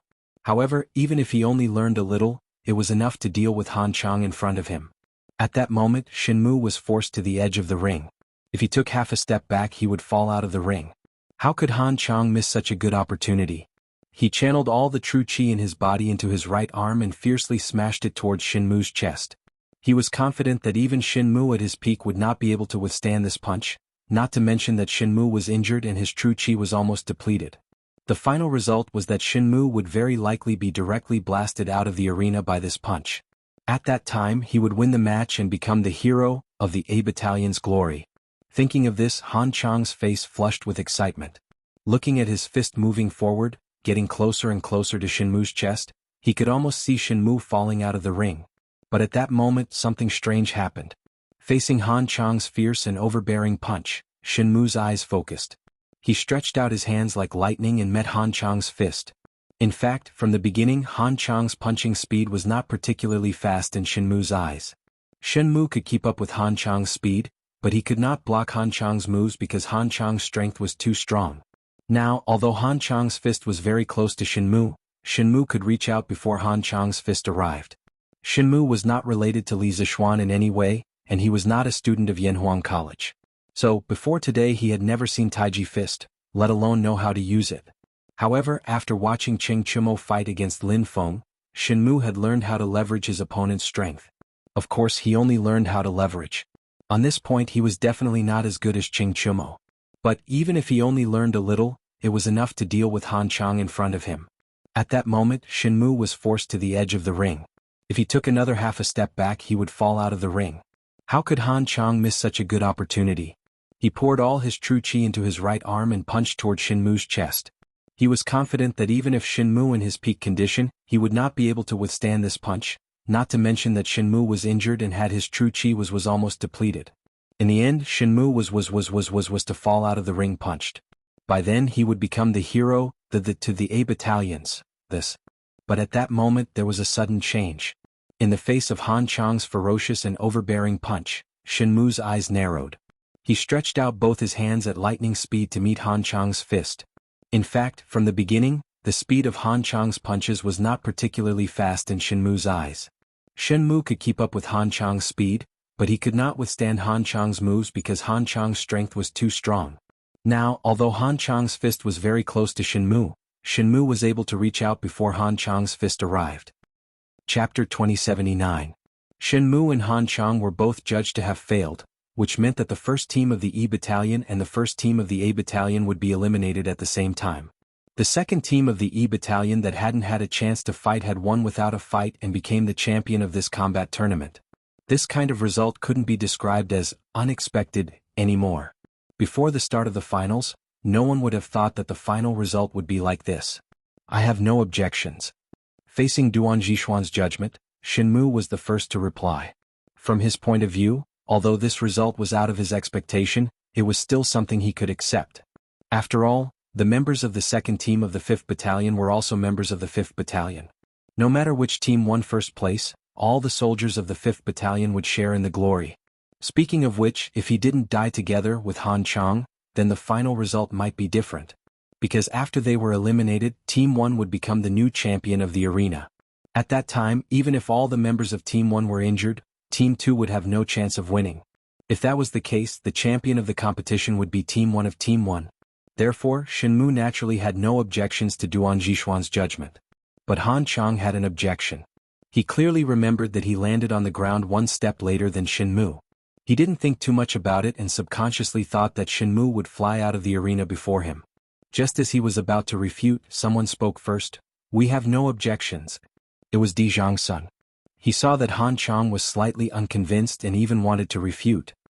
He quickly spoke first and glanced at Han Chang with a meaningful look. We have no objections. Seeing that Di Zhangsun jumped out to support Duan Zhishuan's judgment and even gave him a meaningful look, Han Chang still faced Duan Zhishuan's direction and bowed. Good. If that's the case, then this fighting competition will end here. First place, Team 2, Team 1 and Team 2 are tied for second place. Fourth place, Team 2, Team 2, Team 4, Team 1, Team 4. The top 5 teams will receive their rewards from Army Constable Lee according to the reward rules that were set in advance. As for the teams that didn't get a good ranking, I hope that you will work harder and make persistent efforts in the following training. Shenmu and Han Chang were both judged to have failed, which meant that the first team of the E Battalion and the first team of the A Battalion would be eliminated at the same time. The second team of the E Battalion that hadn't had a chance to fight had won without a fight and became the champion of this combat tournament. This kind of result could no longer be described as unexpected. Before the start of the finals, no one would have thought that the final result would be like this. I have no objections. Faced with Duan Zhishuan's judgment, Shenmu was the first to reply with cupped fists. From his point of view, although this result was out of his expectation, it was still something he could accept. After all, the members of the second team of the 5th Battalion were also members of the 5th Battalion. No matter which team won first place, all the soldiers of the 5th Battalion would share in the glory. Speaking of which, if he hadn't perished together with Han Chang, the final outcome might have been different. Because after they were eliminated, the first team of the A Battalion would become the new champion of the arena. At that time, even if the members of the first team of the A Battalion were all injured, the second team of the V Battalion would have no chance of winning. In that case, the champion of the competition would be the first team of the A Battalion. Therefore, Shenmu naturally didn't have any objections to Duan Zhishuan's judgment. But Han Chang had an objection. He clearly remembered that he had landed on the ground one step later than Shenmu. He didn't think too much about it and subconsciously thought that Shenmu would definitely fly out of the arena before him. Just as he was about to refute, someone else spoke first. We have no objections. Chapter 2080. Boss Shai, I was the one who landed later. Why did we get eliminated together with the first team of the Wu Battalion? Almost all the top 5 teams in the fighting competition were celebrating, except for the first team of the A Battalion. They entered the competition with the mentality of fighting for the first place. But in the end they only got second place. Facing this result, they naturally didn't have the mood to celebrate. The few of them came to the side of the drill ground. Han Chang finally had the chance to ask the question in his heart. Dijong's son turned his head and looked at Han Chang. Then he said unhappily, "Why haven't you improved? No matter if it's on or off the ring after so many years, you haven't improved at all." Hearing this, Han Chang couldn't help but be confused. He asked doubtfully, "Boss Zhai, what do you mean by this?" Dijong's son looked away and replied indifferently, "Humph? What can it mean? In the ring, Shenmu's strength was obviously not as good as yours. But you were too anxious to succeed, causing you to lose control at the crucial moment. After you landed on the ring, you didn't even know who was the first to leave the ring. Who told you that the one who landed later must be the one who flew out later? You're a bystander, but I saw it clearly. Not only did Shenmu not fly out of the ring before you, he even flew out later than you. If we really want to look deeper, the winner of the last match will be the first team of the E Battalion. The only team that will be eliminated will be us." "What? Shenmu flew out of the ring later than me? How is that possible?" Hearing this, Han Chang widened his eyes. His face was full of disbelief. At this time Tianwu said, "Hey, Han Chang, you don't even trust old Zhai's judgment. Who else can you trust? Since old Zhai said so, then Shenmu must have flown out of the ring later than you." "Boss Zhai, I was the one who landed later. Why did we get eliminated together with the first team of the E Battalion?" Almost all the top 5 teams in the fighting competition were celebrating, except for the first team of the A Battalion. Because they entered the competition with the mentality of fighting for the first place. But in the end they only got second place. Facing this result, they naturally didn't have the mood to celebrate. The few of them came to the side of the drill ground. This time Han Chang finally had the chance to ask the question in his heart. Dijong's son turned his head and glanced at Han Chang, then said angrily, "Why haven't you grown up yet? No matter if it's on or off the stage, he hasn't improved at all after so many years." When Han Chang heard that, he could not help but be confused. He asked doubtfully, "Boss Zhai, what do you mean by this?" Dijong's son shifted his gaze elsewhere and replied indifferently, "Humph? What meaning could there be? In the arena, Shenmu's strength was obviously inferior to yours, but you were in a hurry to succeed, causing you to be unable to control your strength at the crucial moment. After you fell off the arena, you didn't even know who was the first to leave the arena. Who told you that those who landed later would definitely fly out of the ring later? You're a bystander, but I saw it clearly from the side. Not only did Shenmu not fly out of the stage before you, he even flew out a moment later than you. If we really want to get to the bottom of this, the winner of the last match will be the first team of the Wu Battalion, and only our team will be eliminated." "What? Shenmu flew out of the arena a moment later than me? How is that possible?" Hearing this, Han Chang widened his eyes, his face full of disbelief. At this time Tianwu opened his mouth and said, "Hey, Han Chang, you don't even trust old Zhai's judgment. Who else can you trust? Since old Zhai said so, then Shenmu must have flown out of the arena a moment later than you." Chapter 2081. Suddenly hearing that Li Er wanted to cancel the military competition 2 days later, Qiu Xingong was stunned. He stood there in a daze. It was said that the military competition 2 days later was what he relied on the most to topple Li Zishuan. But now Li Er wanted to cancel the military competition. This was asking for Qiu Xingong's old life. Qiu Xingong stood there in a daze for a while, not knowing how to respond to Li Er's words. Seeing that Qiu Xingong didn't reply for a long time, Li Er couldn't help but frown as a trace of dissatisfaction flashed across his eyes. Actually, canceling the competition between the 2nd Battalion and the 5th Battalion 2 days later was a chance for Qiu Xingong to redeem himself. If Qiu Xingong still didn't take the overall situation into consideration and didn't know how to appreciate his kindness, then he would be too disappointed. "Your Majesty is wise, this old subject will follow your orders." Noticing the displeasure in Li Er's eyes, Qiu Xingong instantly recalled the warning Li Er gave him in the morning. He instantly shivered and hurriedly cupped his fist and replied. Even though he was extremely unwilling, Qiu Xingong had no choice but to agree with Li Er's suggestion. The punishment Li Er gave to the 2nd Battalion in today's military competition was already a warning to him. At this time, if he still disobeyed Li Er, his good days would be coming to an end.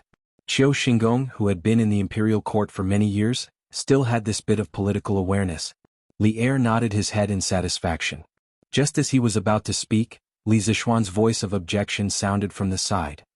Your Majesty, this subject thinks that this is inappropriate. Li Zixuan cupped his fist and said to Li Er. Li Er raised his eyebrows and said unhappily, "What? What else do you have in mind?" This, suddenly hearing that Li Er wanted to cancel the military competition 2 days later, Qiu Xingong was stunned. He stood there in a daze. It was said that the military competition 2 days later was what he relied on the most to topple Li Zixuan. But now Li Er wanted to cancel the military competition. This was asking for Qiu Xingong's old life. Qiu Xingong stood there in a daze for a while, not knowing how to respond to Li Er's words. Seeing that Qiu Xingong didn't reply for a long time, Li Er couldn't help but frown and a trace of dissatisfaction flashed across his eyes. Actually, canceling the competition between the 2nd Battalion and the 5th Battalion 2 days later was a chance for Qiu Xingong to redeem himself.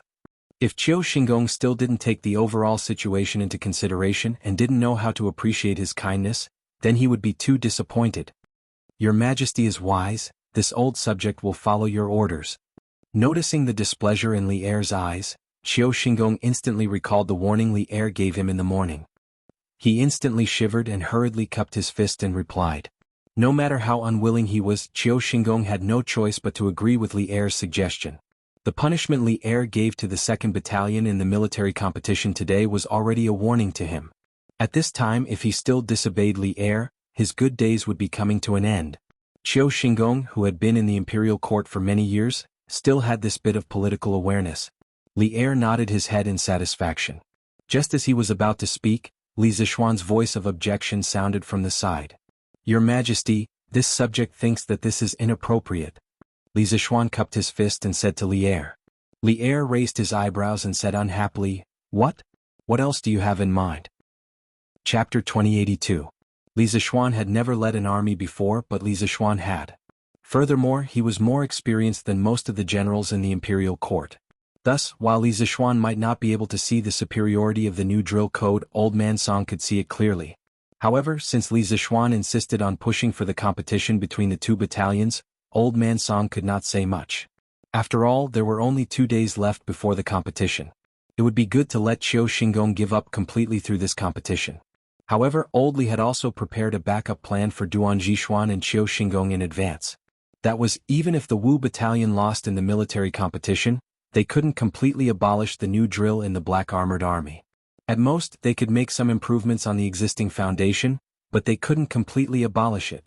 Obviously, Li Er had realized that the old drill code was already outdated in the face of new equipment. The new drill code was obviously more efficient and more reasonable. Your Majesty, are we going back to the palace? After leaving the Black Armored Army's camp, Zhao Song saw that Li Er was in a good mood and asked softly. No one knew better than Zhao Song the reason why Li Er had left the palace today. He knew that other than watching the martial arts competition, Li Er had another reason for coming to the Black Armored Army. Zhao Song thought that Li Er would have lunch in the camp before leaving. However, the martial arts competition in the Black Armored Army ended a little early. If they were to return to the palace at this time, Empress Zhang Sun would definitely look for Li Er. Thus, Zhao Song could not make up his mind and could only ask. Li Er smiled and said, "Of course we're going back to the palace. Let's go." After saying that, Li Er flicked his sleeves and took the lead to walk out. Li Zixuan had never led an army before, but Li Er had. Furthermore, he had more experience than most of the generals in the imperial court. Thus, while Li Zixuan might not be able to see the superiority of the new drill code, Old Man Song, as an expert, could see it clearly. However, since Li Zixuan insisted on pushing forward the competition between the 2 battalions, he couldn't say anything. After all, there were only 2 days left before the competition. It would be good for Qiu Xingong to give up completely through this competition. However, Old Li had also prepared a backup plan for Duan Zixuan and Qiu Xingong in advance. That was, even if the Wu battalion lost in the military competition, they couldn't completely abolish the new drill in the Black Armored Army. At most, they could make some improvements on the existing foundation, but they couldn't completely abolish it. Obviously, Li Er had realized that in the face of new equipment, the old drill manuals were already outdated. The new drill manuals were obviously more efficient and more reasonable. Your Majesty, are we returning to the palace? After leaving the Black Armored Army's camp, Zhao Song saw that Li Er was in a good mood and asked softly. No one knew better than Zhao Song the reason why Li Er left the palace today. He knew that other than watching the martial arts competition, Li Er had another reason for coming to the Black Armored Army: to hide from the Empress. Zhao Song thought that Li Er would have lunch in the camp before leaving. However, the martial arts competition in the Black Armored Army ended a little early today. If they were to return to the palace at this time, Empress Zhangsun would definitely come looking for Li Er. Thus, Zhao Song couldn't make up his mind and could only ask. Li Er smiled and said, "Of course we're returning to the palace. Let's go." After saying that, Li Er flicked his sleeves and took the lead to walk out. Chapter 2083. Reporting to Your Imperial Highness, His Imperial Majesty has returned to the palace. Within the Nijing Hall, a palace maid hurriedly ran in and bowed to Empress Zhangsun, who was reclining on the couch. Behind Empress Zhangsun stood a young girl with bright eyes and white teeth, wearing a pink dress. She was currently using a pair of spotlessly white fists to carefully massage Empress Zhangsun's shoulders. This young girl was Princess Changle. This morning, when she came to pay respects to Empress Zhangsun, she saw that the worry on Empress Zhangsun's face was difficult to conceal. Thus, she asked Empress Zhangsun if something had happened that made her unhappy. Empress Zhangsun did not want her beloved daughter to worry. Moreover, the matter regarding Li Tai was only a guess in her heart. The matter had not yet been completely confirmed. As a result, she only said that she did not rest well last night and did not tell Changle the truth. Changle's mind was clear. Naturally, she could see that her mother was concealing something from her. However, since Empress Zhangsun was unwilling to speak the truth, she could not force her. She could only superficially believe Empress Zhangsun's excuse. However, Changle did not leave. She was careful. Using the excuse that she had not spoken with Imperial Mother for many days, she stayed behind to accompany Imperial Mother. What? His Imperial Majesty has returned? Empress Zhangsun, who was quietly reclining on the couch, immediately sat up in shock. She stood up, looked at the palace maid and hurriedly asked, "Where is His Imperial Majesty now?" Seeing that Empress Zhangsun had such an intense reaction upon hearing that Li Tai had returned to the palace, Changle could not help but feel curious.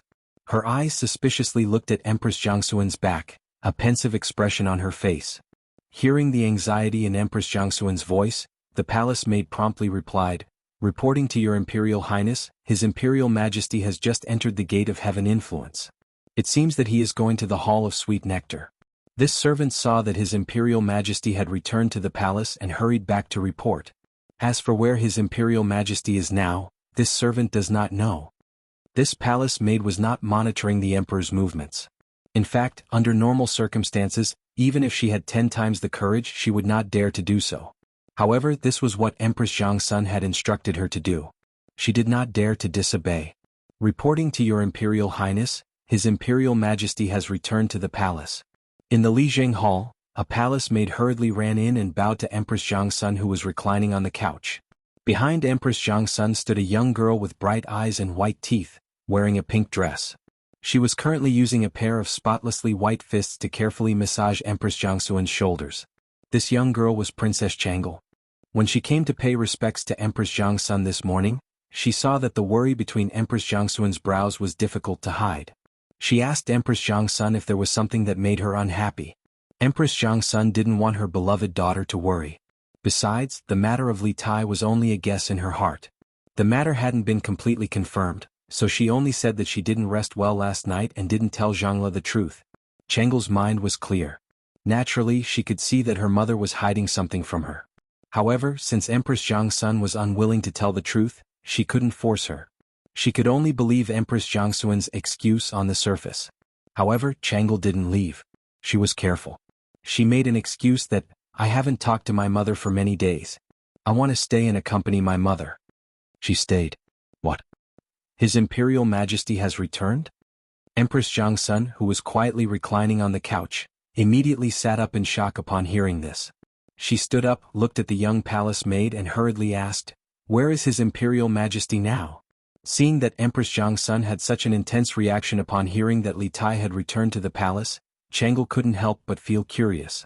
Her eyes suspiciously looked at Empress Zhangsun's back, a pensive expression on her face. Hearing the anxiety in Empress Zhangsun's voice, the young palace maid hurriedly replied, "Reporting to Your Imperial Highness, His Imperial Majesty has just entered the Gate of Heaven Influence. It seems that he is going to the Hall of Sweet Nectar." This servant saw His Imperial Majesty return to the palace and hurried back to report. As for where His Imperial Majesty is now, This servant doesn't know. Chapter 2084. In the Nijing Hall, Chang'e originally wanted to stay and listen to what had happened to make Empress Zhangsun so anxious.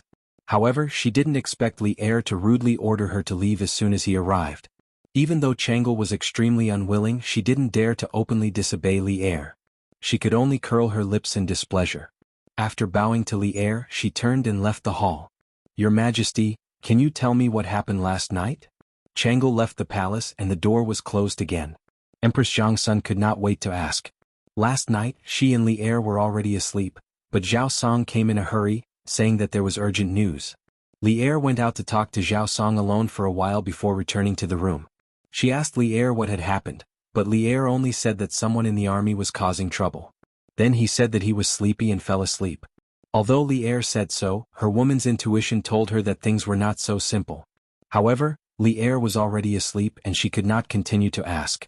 She could only wait until this morning. In the morning, when she asked again, Li Er told her that he would give her an answer after the morning court. She sat quietly in the Li Zheng palace, waiting for Li Er's answer. Who knew that Li Er would sneak out of the palace after the morning court? Faced with Li Er's shameless behavior, Empress Zhangsun was both angry and worried. The more Li Er avoided her, the more it meant that what had happened last night was too important. Moreover, it was very likely that it was news about her son, Li Tai. That was why Li Er was unwilling to tell her. Your Highness, you. At this moment, Zhao Song's voice came from outside the palace. After Chang'e left the palace, she did not go far immediately. Instead, she squatted outside the door and secretly eavesdropped. In the Nijing Hall, Chang'e originally wanted to stay and listen to what had happened to make Empress Zhangsun so anxious. However, she didn't expect Li Er to rudely order her to leave as soon as he arrived. Even though Chang'e was extremely unwilling, she didn't dare to openly disobey Li Er. She could only curl her lips in displeasure. After bowing to Li Er, she turned and left the hall. Your Majesty, can you tell me what happened last night? Empress Zhangsun asked impatiently as soon as Chang'e left the hall and the door was closed. Last night, she and Li Er had already fallen asleep, but Zhao Song had rushed over, saying that he had urgent news. Li Er had gone out to speak to Zhao Song alone for a while before returning to the room. She had asked Li Er what had happened, but Li Er had only said that someone in the army was causing trouble. Then he had given the excuse of being tired and fell asleep. Although Li Er said so, her woman's intuition told her that things were definitely not that simple. However, Li Er had already fallen asleep, so she could not continue to ask. She could only wait until this morning with a nervous heart. When she asked again in the morning, Li Er told her that he would definitely give her an answer after the morning court. She sat quietly in Li Zheng Palace, waiting for Li Er's reply. But who would have thought that after the morning court session, Li would directly slip out of the palace? In the face of Li Er's shameless behavior, Empress Zhangsun was both angry and worried. The more Li Er avoided her, the more it meant that what had happened last night was too important.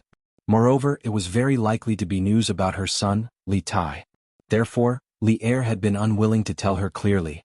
Your Highness, if you do this. At this moment, Zhao Song's voice came from outside the palace. After Chang'e had left the palace, she did not immediately go far. Instead, she squatted outside the door and secretly eavesdropped. Chapter 2085. Your Highness, you can't enter. His Highness the Crown Prince is handling official business. Outside the main hall of the Eastern Palace, Chang'e walked briskly into the main hall. The eunuch at the door hurriedly stepped forward to stop her with a troubled expression. I want to see Brother Crown Prince. Get out of the way. Chang'e was still fuming after being chased away by Li Er from the Regent Hall. How could she tolerate someone stopping her from coming to the Eastern Palace to see Li Qingqian? She immediately rebuked the eunuch. Although she was angry, Chang'e still restrained herself and didn't say anything too extreme.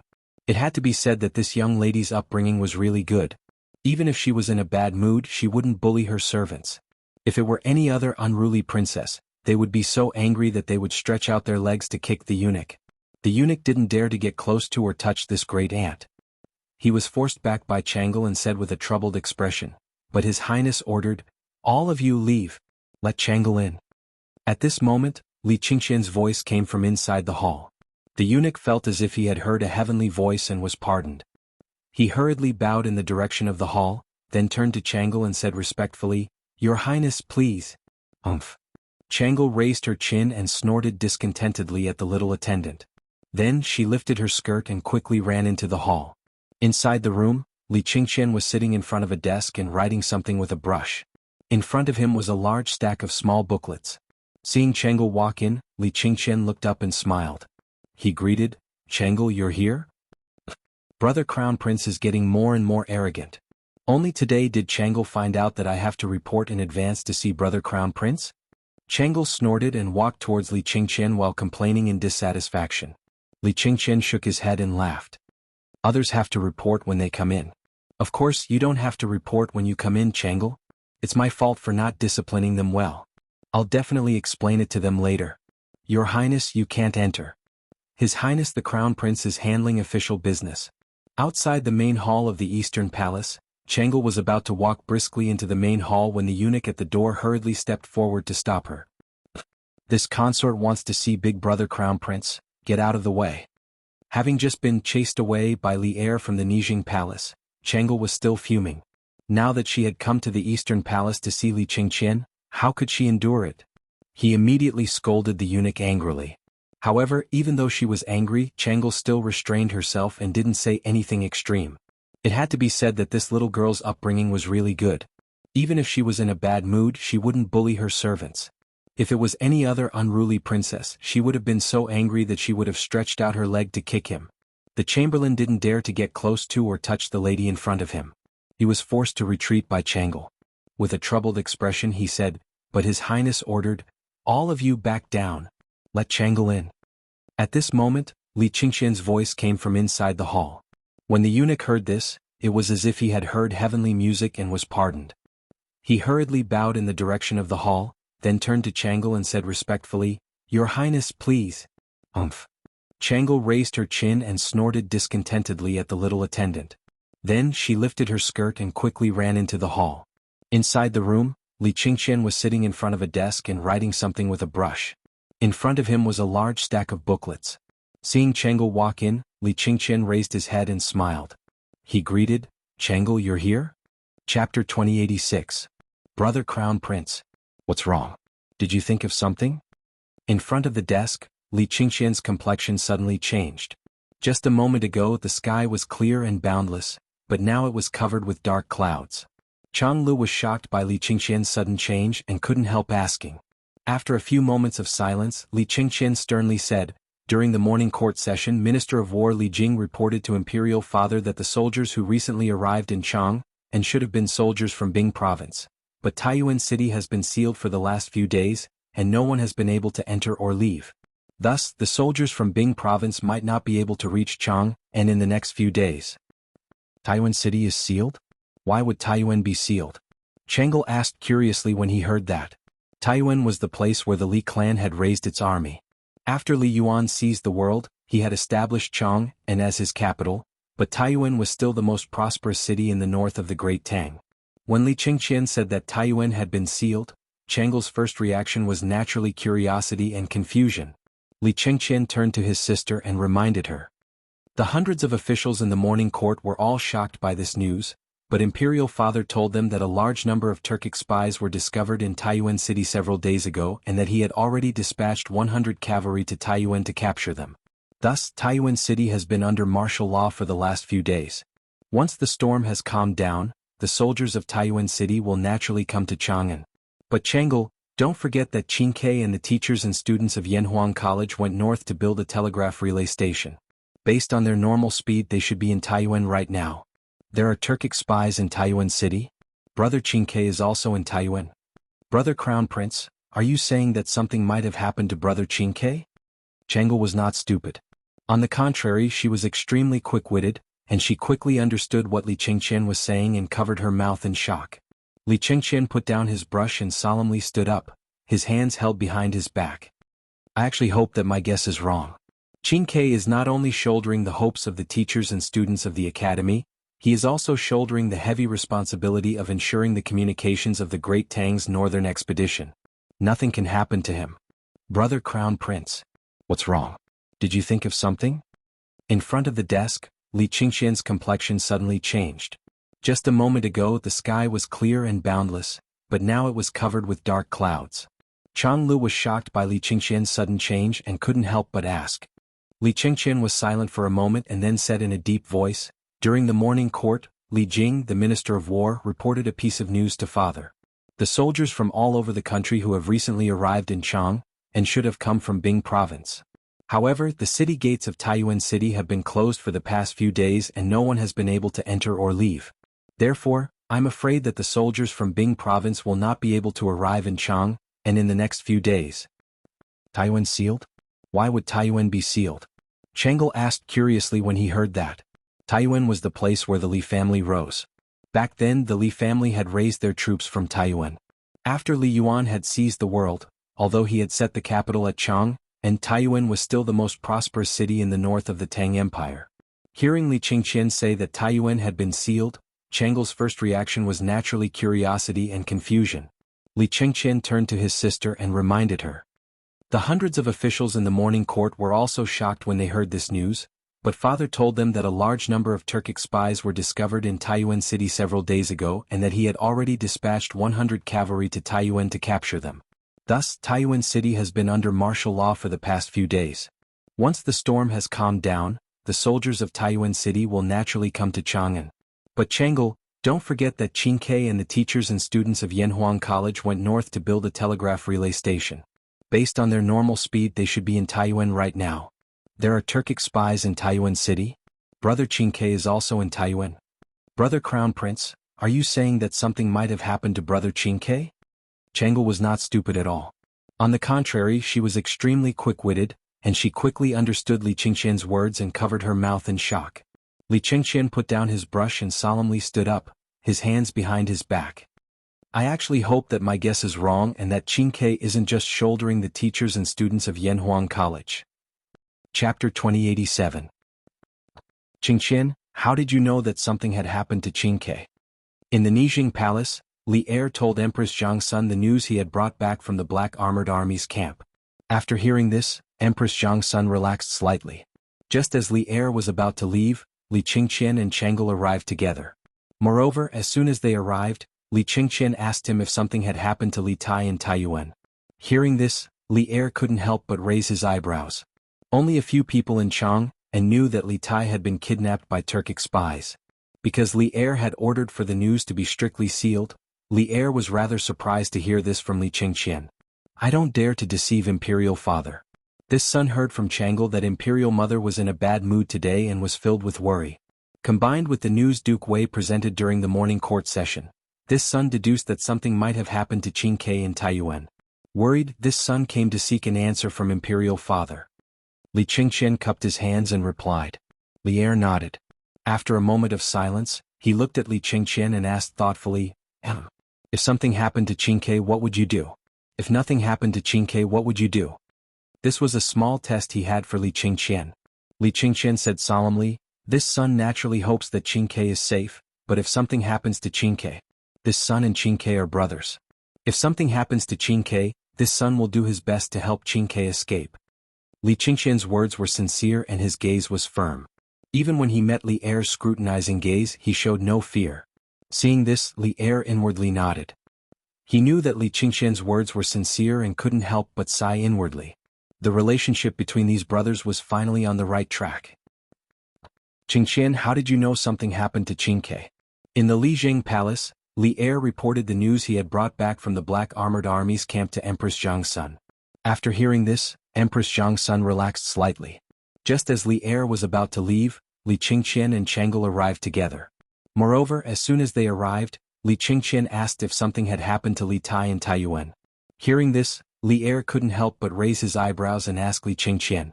Only a few people in Chang, and knew that Li Tai had been kidnapped by Turkic spies. Because Li Er had ordered the news to be strictly sealed, Li Er was rather surprised to hear these words from Li Qingqian. I dare not lie to you, father. I heard from Chang'e that mother was in a bad mood today and was full of worries.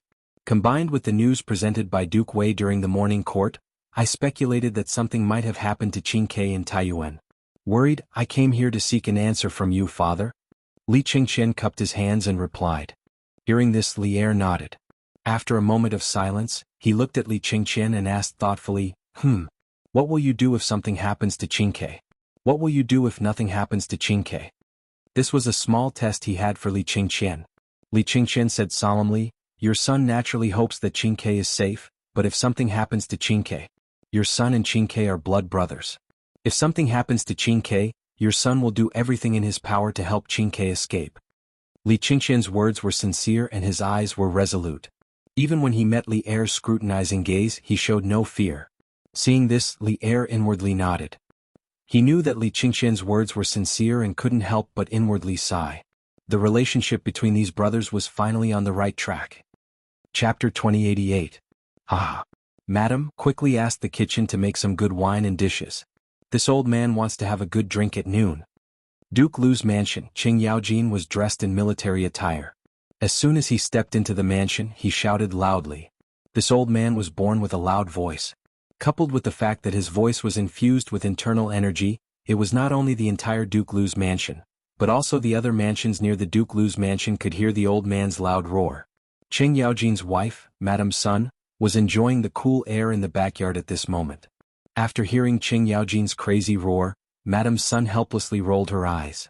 Then she stood up with an angry face and walked towards the front yard. She cursed bitterly, old thing, what are you doing in the middle of the day? Let the neighbors see the Qing family's joke again. After a while, Madame Sun came to the front hall with an ashen face. Qing Yaojin had already taken off his helmet and armor with the help of the servants.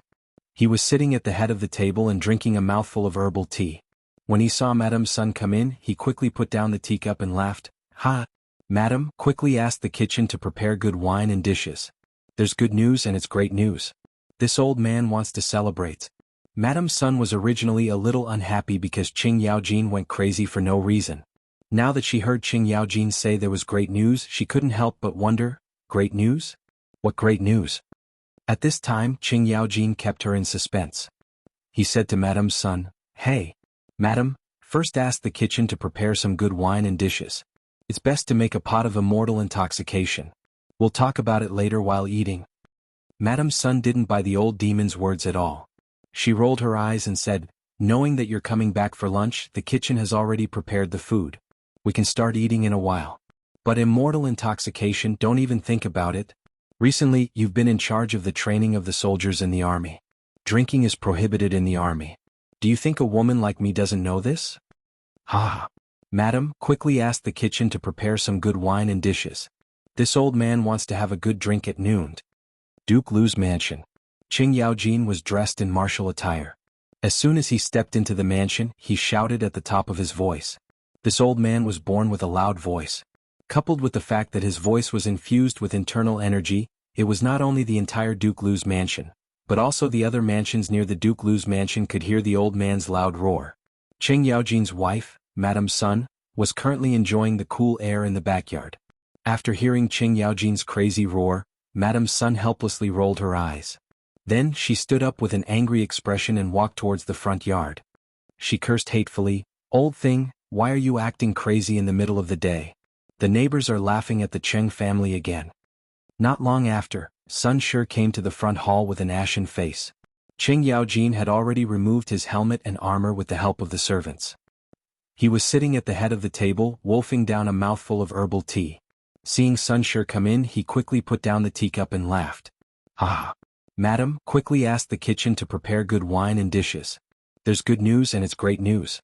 This old man wants to celebrate. Madame Sun was originally unhappy because Qing Yaojin went crazy for no reason.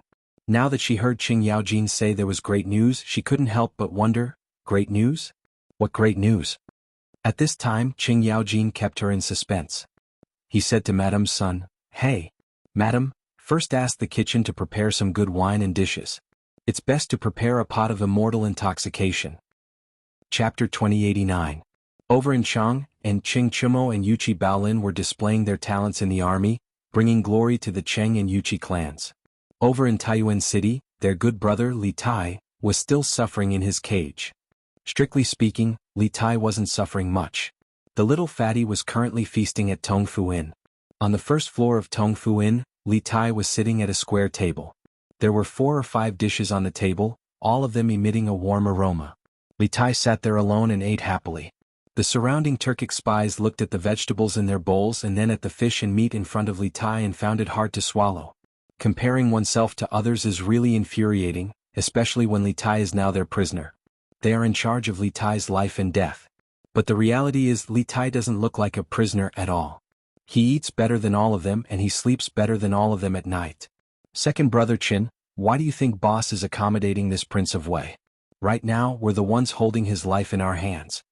Two Turkic spies squatted by the staircase, eating the food in their bowls while staring at the fish and meat on Li Tai's table. At this moment, one of the Turkic spies couldn't help but speak with dissatisfaction. The other one frowned and said, "What do you know? This person in front of us is a lord. Although we've captured him, we still have to serve him carefully. Didn't you hear that when our men attacked the inn last night, this Prince of Wei put a knife to his own neck in order to save his companions? This is a lord who isn't afraid of death. If he's unhappy and commits suicide, won't the soldiers around the inn swarm in and tear us apart? There's such a thing? But isn't this Prince of Wei someone who's been living in the palace for a long time? Why isn't he afraid of death? You're asking me, but who should I ask? But what happened last night is definitely true. That's why boss told us to serve this lord with care. All of our lives, including Lord Wei's, are tied to him." I understand. Over in Chang, and Qing Chumo and Yuchi Baolin were showing off their talents in the army, bringing glory to the Cheng and Yuchi clans. Over in Taiyuan City, their good brother Li Tai was still suffering in his cage. Strictly speaking, Li Tai wasn't suffering. The little fatty was eating at Tongfu Inn. On the first floor of Tongfu Inn, Li Tai was seated at a square table. There were 4 or 5 dishes on the table, all of them emitting a warm aroma. There was fish and meat and Li Tai was happily eating alone. The Turkic spies looked at the vegetables in their bowls and then at the fish and meat in front of Li Tai, finding it hard to swallow. Comparing oneself to others was truly infuriating, especially when Li Tai was their prisoner and they were in charge of his life and death. But in reality, Li Tai didn't seem like a prisoner at all. He ate better than any of them and slept better than any of them.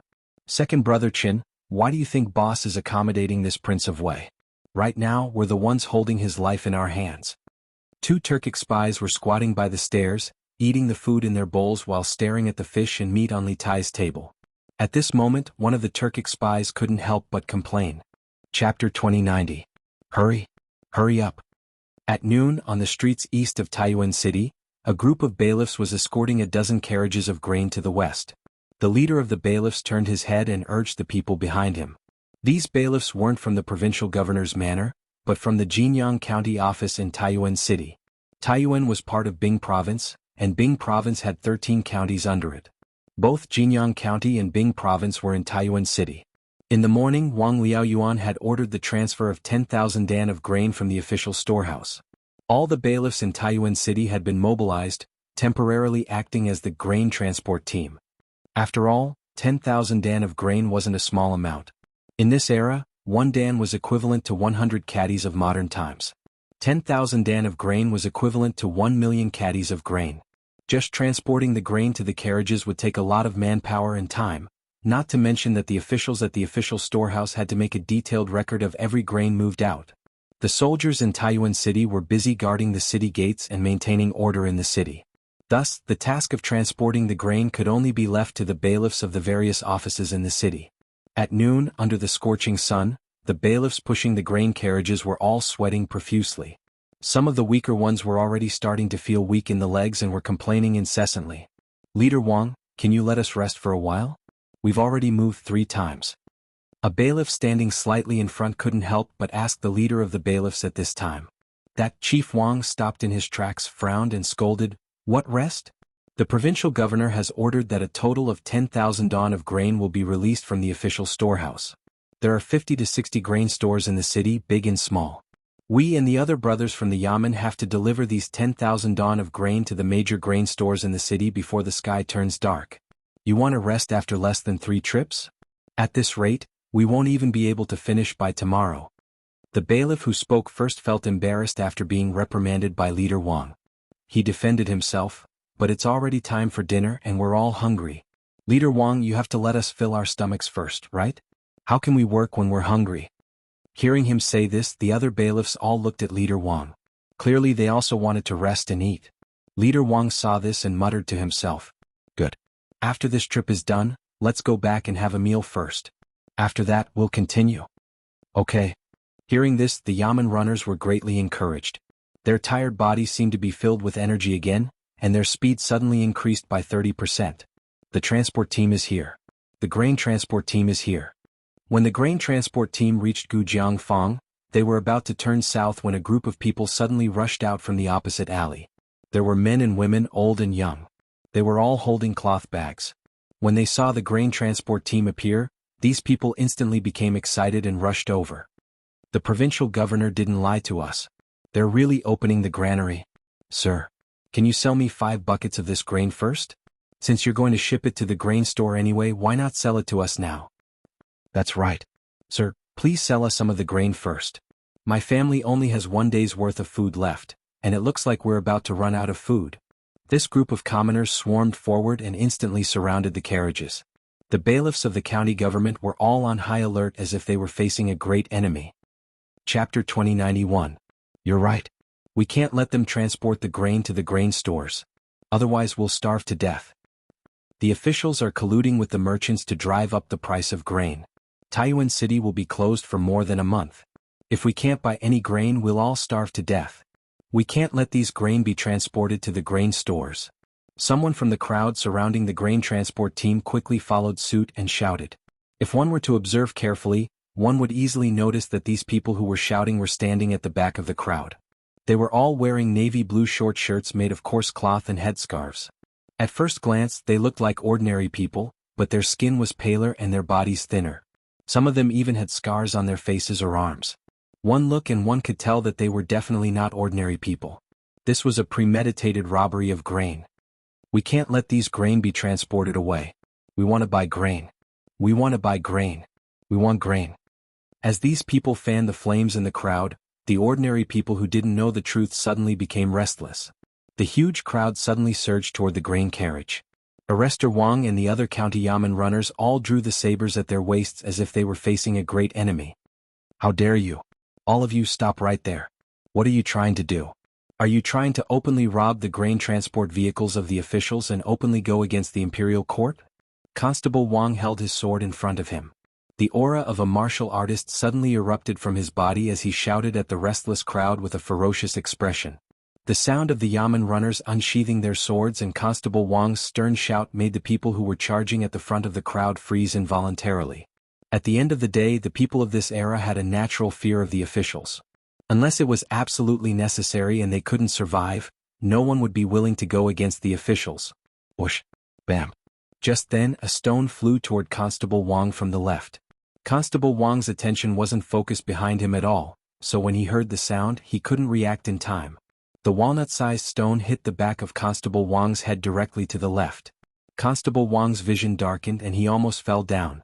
In pain, he subconsciously covered the back of his head with his hand. However, he felt something wet and sticky. When he removed his hand was actually covered in blood. Who is it? Who the hell is throwing stones? Constable Wang was instantly enraged. He turned around and prepared to look for the murderer. A few yamen runners hurriedly protected Arrestor Wang to prevent him from getting hurt again. The surrounding commoners, especially those who were close by, were even more afraid when they saw that Constable Wang's head was bleeding from the impact. Everyone's hearts were shrouded with thoughts of retreating. But even if they wanted to retreat, there were people who didn't want them to. The county yamen runner is going to beat someone up. Collusion between officials and merchants. Collusion between officials and merchants. They don't want to give us a chance to live. Hurry up and take the food. My wife and child are still waiting for the rice to be cooked. Someone shouted from the back of the crowd. Not only were they shouting and jeering, they were also taking action. More than a dozen young men in navy blue shirts pushed the people in front of them to squeeze toward the cart. The temporary stalemate was broken in an instant. Some commoners who didn't know the truth in the crowd heard that the yamen runners were going to commit murder and collude with the grain merchants. They also started to jeer. The crowd surged and shouts rang out everywhere. As for the crowd standing in front, they saw the truth clearly. They knew that the yamen runners weren't beating anyone up, so they didn't want to snatch the food. However, their bodies were no longer under their control. Under the shoving of the people behind them, they were getting closer and closer to the grain cart step by step. Just like that, the people who didn't know the truth added fuel to the fire. As for those who knew the truth, they didn't have time to say anything. They could only allow themselves to be pushed toward the grain cart by the people behind them. More than a dozen grain carts were quickly engulfed and swallowed by this powerful flood of people. All of you stop. Are you trying to rebel? Constable Wang only had less than 30 Yamen runners with him, but there were hundreds and thousands of commoners around them. Although the Yamen runners had knives in their hands, how could they really brandish their butcher's knives at the defenseless commoners of Taiyuan City? After all, these Yamen runners were basically locals of Taiyuan City. There might even be relatives or neighbors among these commoners.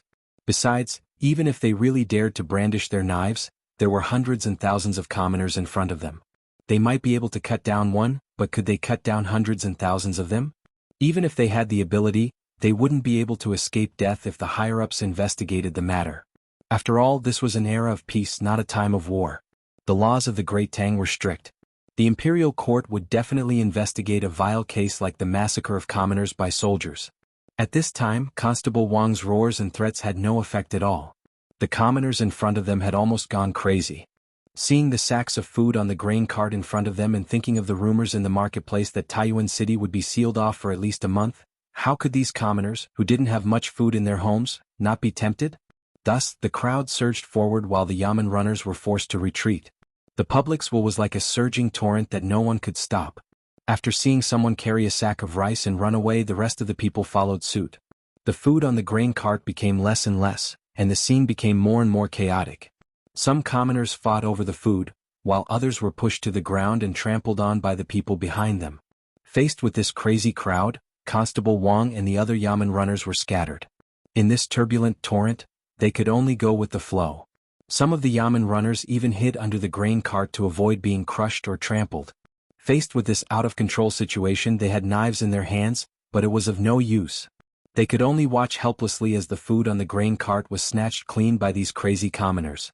As for the dozen or so youths who had kicked up a fuss at the back of the crowd, they took advantage of the chaos and quietly slipped away. Constable Wang found today's events very strange. In the past, when the commoners of Taiyuan City saw the Yamen runners, they were not as fearful as tigers, but they were always in awe of them. Today, however, this group of commoners actually dared to openly oppose the Yamen runners and even snatch the grain from the official storehouse. This was simply too abnormal. Furthermore, Arrestor Wang had a feeling that someone was secretly pushing these commoners to the point where they had come to snatch the grain. Especially when the bailiffs were in a stalemate with the commoners just now, there were always people behind the crowd who were inciting and spreading rumors. That was why the commoners were so angry. Tsingming Shihong. Don't worry about this for now. Go and catch those people for me. While the commoners were fighting over the grain, the dozen or so youths in navy blue shirts took the opportunity to turn and leave.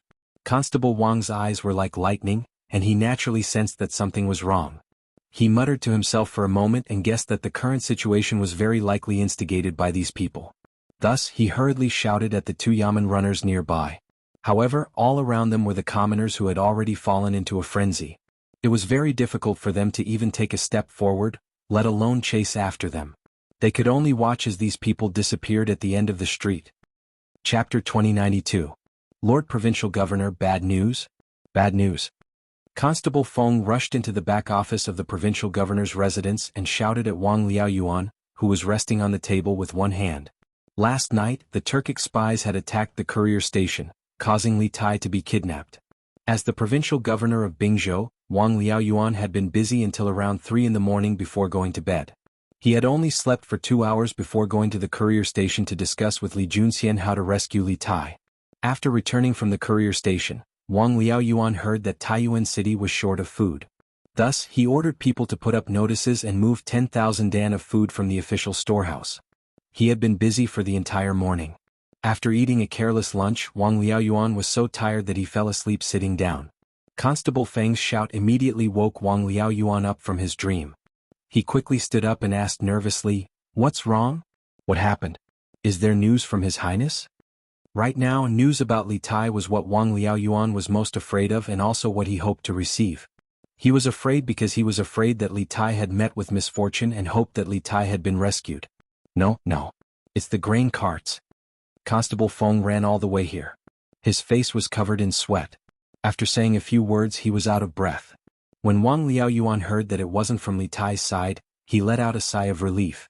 At the same time, he was also slightly disappointed. He looked at Constable Feng and frowned. What happened to the grain cart? Take a rest first and speak slowly. Constable Feng took 2 deep breaths before saying, "My lord, the bailiffs of the various government offices all went to the official storehouse to move grain according to my lord's orders. However, 3 groups of grain carts were surrounded by commoners near Rongfei Square, Sharon Square and Gujiang Square. Those commoners took advantage of the chaos and stole all the grain in the carts. There were around 500 dan in total." "Lord Provincial Governor, bad news?" "Bad news." Constable Feng hurriedly walked into the back office of the provincial governor's manor and shouted at Wang Liaoyuan, who was resting on the table with one hand. "Last night, the Turkic spies had attacked the courier station, resulting in the kidnapping of Li Tai. As the governor of Bingzhou, Wang Liaoyuan had been busy until around the 3-hour period before finally going to bed. After a little more than 2 hours of sleep, he had gone to the courier station to discuss with Li Junxian how to rescue Li Tai. After returning from the inn, Wang Liaoyuan heard that there was a shortage of food in Taiyuan City. Thus, he ordered people to put up notices and took out 10,000 dan of food from the official storehouse. He was busy for the whole morning. After a quick lunch, Wang Liaoyuan fell asleep while sitting down because he couldn't bear the sleepiness. Constable Feng's shout woke Wang Liaoyuan up from his dream. He quickly stood up and asked nervously, "What's wrong? What happened? Is there news from His Highness' side?" Right now, news about Li Tai was what Wang Liaoyuan was most afraid of and also what he hoped to receive.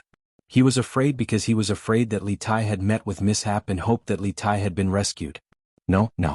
It's the food cart." Constable Feng ran all the way here. His face was covered in sweat. After saying a few words, he was out of breath. When Wang Liaoyuan heard that it wasn't from Li Tai's side, he let out a sigh of relief. At the same time, he was also slightly disappointed. He looked at Constable Feng and frowned. "What happened to the grain cart? Take a rest first and tell me slowly." Only then did he say, "Today the bailiffs of the various government offices went to the official storehouse to take out food according to your orders. However, just now Rongfei Fang and Sharon Fang." Chapter 2093. General Lin Jiang pays respect to Provincial Governor Wang. Lin Jiang walked into the back office of the provincial governor's residence and clasped his fist toward Wang Liaoyuan. "Rise." Wang Liaoyuan raised his right hand and waited for Lin Jiang to stand up straight before he hurriedly asked in a deep voice, "Did General Li send you here for any instructions?" Lin Jiang clasped his fist and replied, "I don't dare to give instructions. The general sent me here to inform Provincial Governor Wang of a piece of news." Although Li Junxian was nominally the highest officer of Taiyuan City, and everyone in the city from the provincial governor to the common people, had to listen to Li Junxian's orders, the rescue of Li Tai still required Governor Wang's cooperation. Thus, Lin Jiang did not dare to be careless. Not only did he maintain the basic etiquette, he even spoke with some courtesy. This was what Li Junxian had instructed him to do. Wang Liaoyuan perked up and hurriedly said, "Please speak." Lin Jiang didn't speak immediately. He glanced at Sir Wu and Constable Feng in the room. The two tactfully clasped their hands toward Wang Liaoyuan and said, "Provincial Governor, we'll take our leave first." Wang Liaoyuan nodded and the two turned to leave. They even closed the door for Wang Liaoyuan.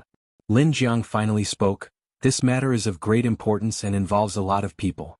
The general doesn't wish for the news to be leaked, so I hope Provincial Governor Wang can forgive me." Wang Liaoyuan nodded solemnly and replied, "I understand." Lin Jiang walked up to Wang Liaoyuan. As the provincial governor of a province, Wang Liaoyuan had seen a lot of things. Seeing Lin Jiang approach him, he didn't show any fear. It seemed like he wasn't worried that Lin Jiang would harm him at all.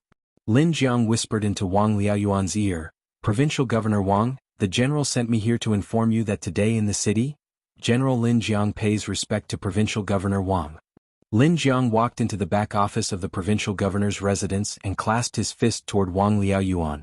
"Rise." Wang Liaoyuan raised his right hand and waited for Lin Jiang to straighten his back before asking impatiently, "Does General Li have any instructions for you to come here?" Lin Jiang cupped his fists and said, "I dare not instruct you. The general sent me here to inform Governor Wang of a piece of news." Although Li Junxian was nominally the highest officer of Taiyuan City and everyone in the city from the provincial governor to the common people, had to listen to his orders, the rescue of Li Tai still required Governor Wang's cooperation. Thus, Lin Jiang did not dare to be careless. Not only did he maintain the basic etiquette, he even spoke with some courtesy. This was what Li Junxian had told him. Wang Liaoyuan's spirit was shaken. He hurriedly said, "Please speak." Lin Jiang didn't speak immediately. He glanced at Mr. Wu and Constable Feng in the room. The two saw this and cupped their hands at Wang Liaoyuan. "Provincial governor, we'll take our leave first." Wang Liaoyuan nodded. The two of them turned around and left, closing the door for Wang Liaoyuan. In the room, Lin Jiang said, "This matter is of great importance and has many implications. The general doesn't wish for the news to be leaked in advance, so I hope Provincial Governor Wang can forgive me." Wang Liaoyuan nodded with a solemn expression. "I understand." Lin Jiang took 2 steps forward and stood in front of Wang Liaoyuan. As the provincial governor of a province, Wang Liaoyuan was someone who had seen many storms.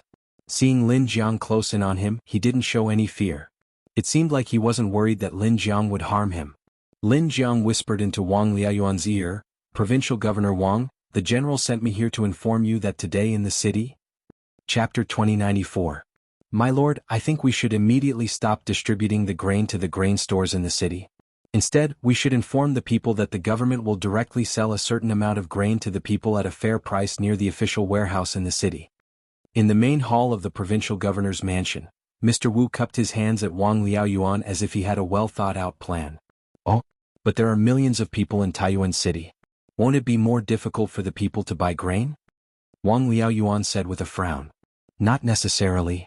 Mr. Wu shook his head and replied, "For the people, there may seem to be fewer places to sell grain in the city, but we can set up many queuing places near the official warehouse to sell grain to the people nearby. Moreover, the government will centralize the supply of grain this time. Naturally, the government can also send bailiffs to maintain order at the scene.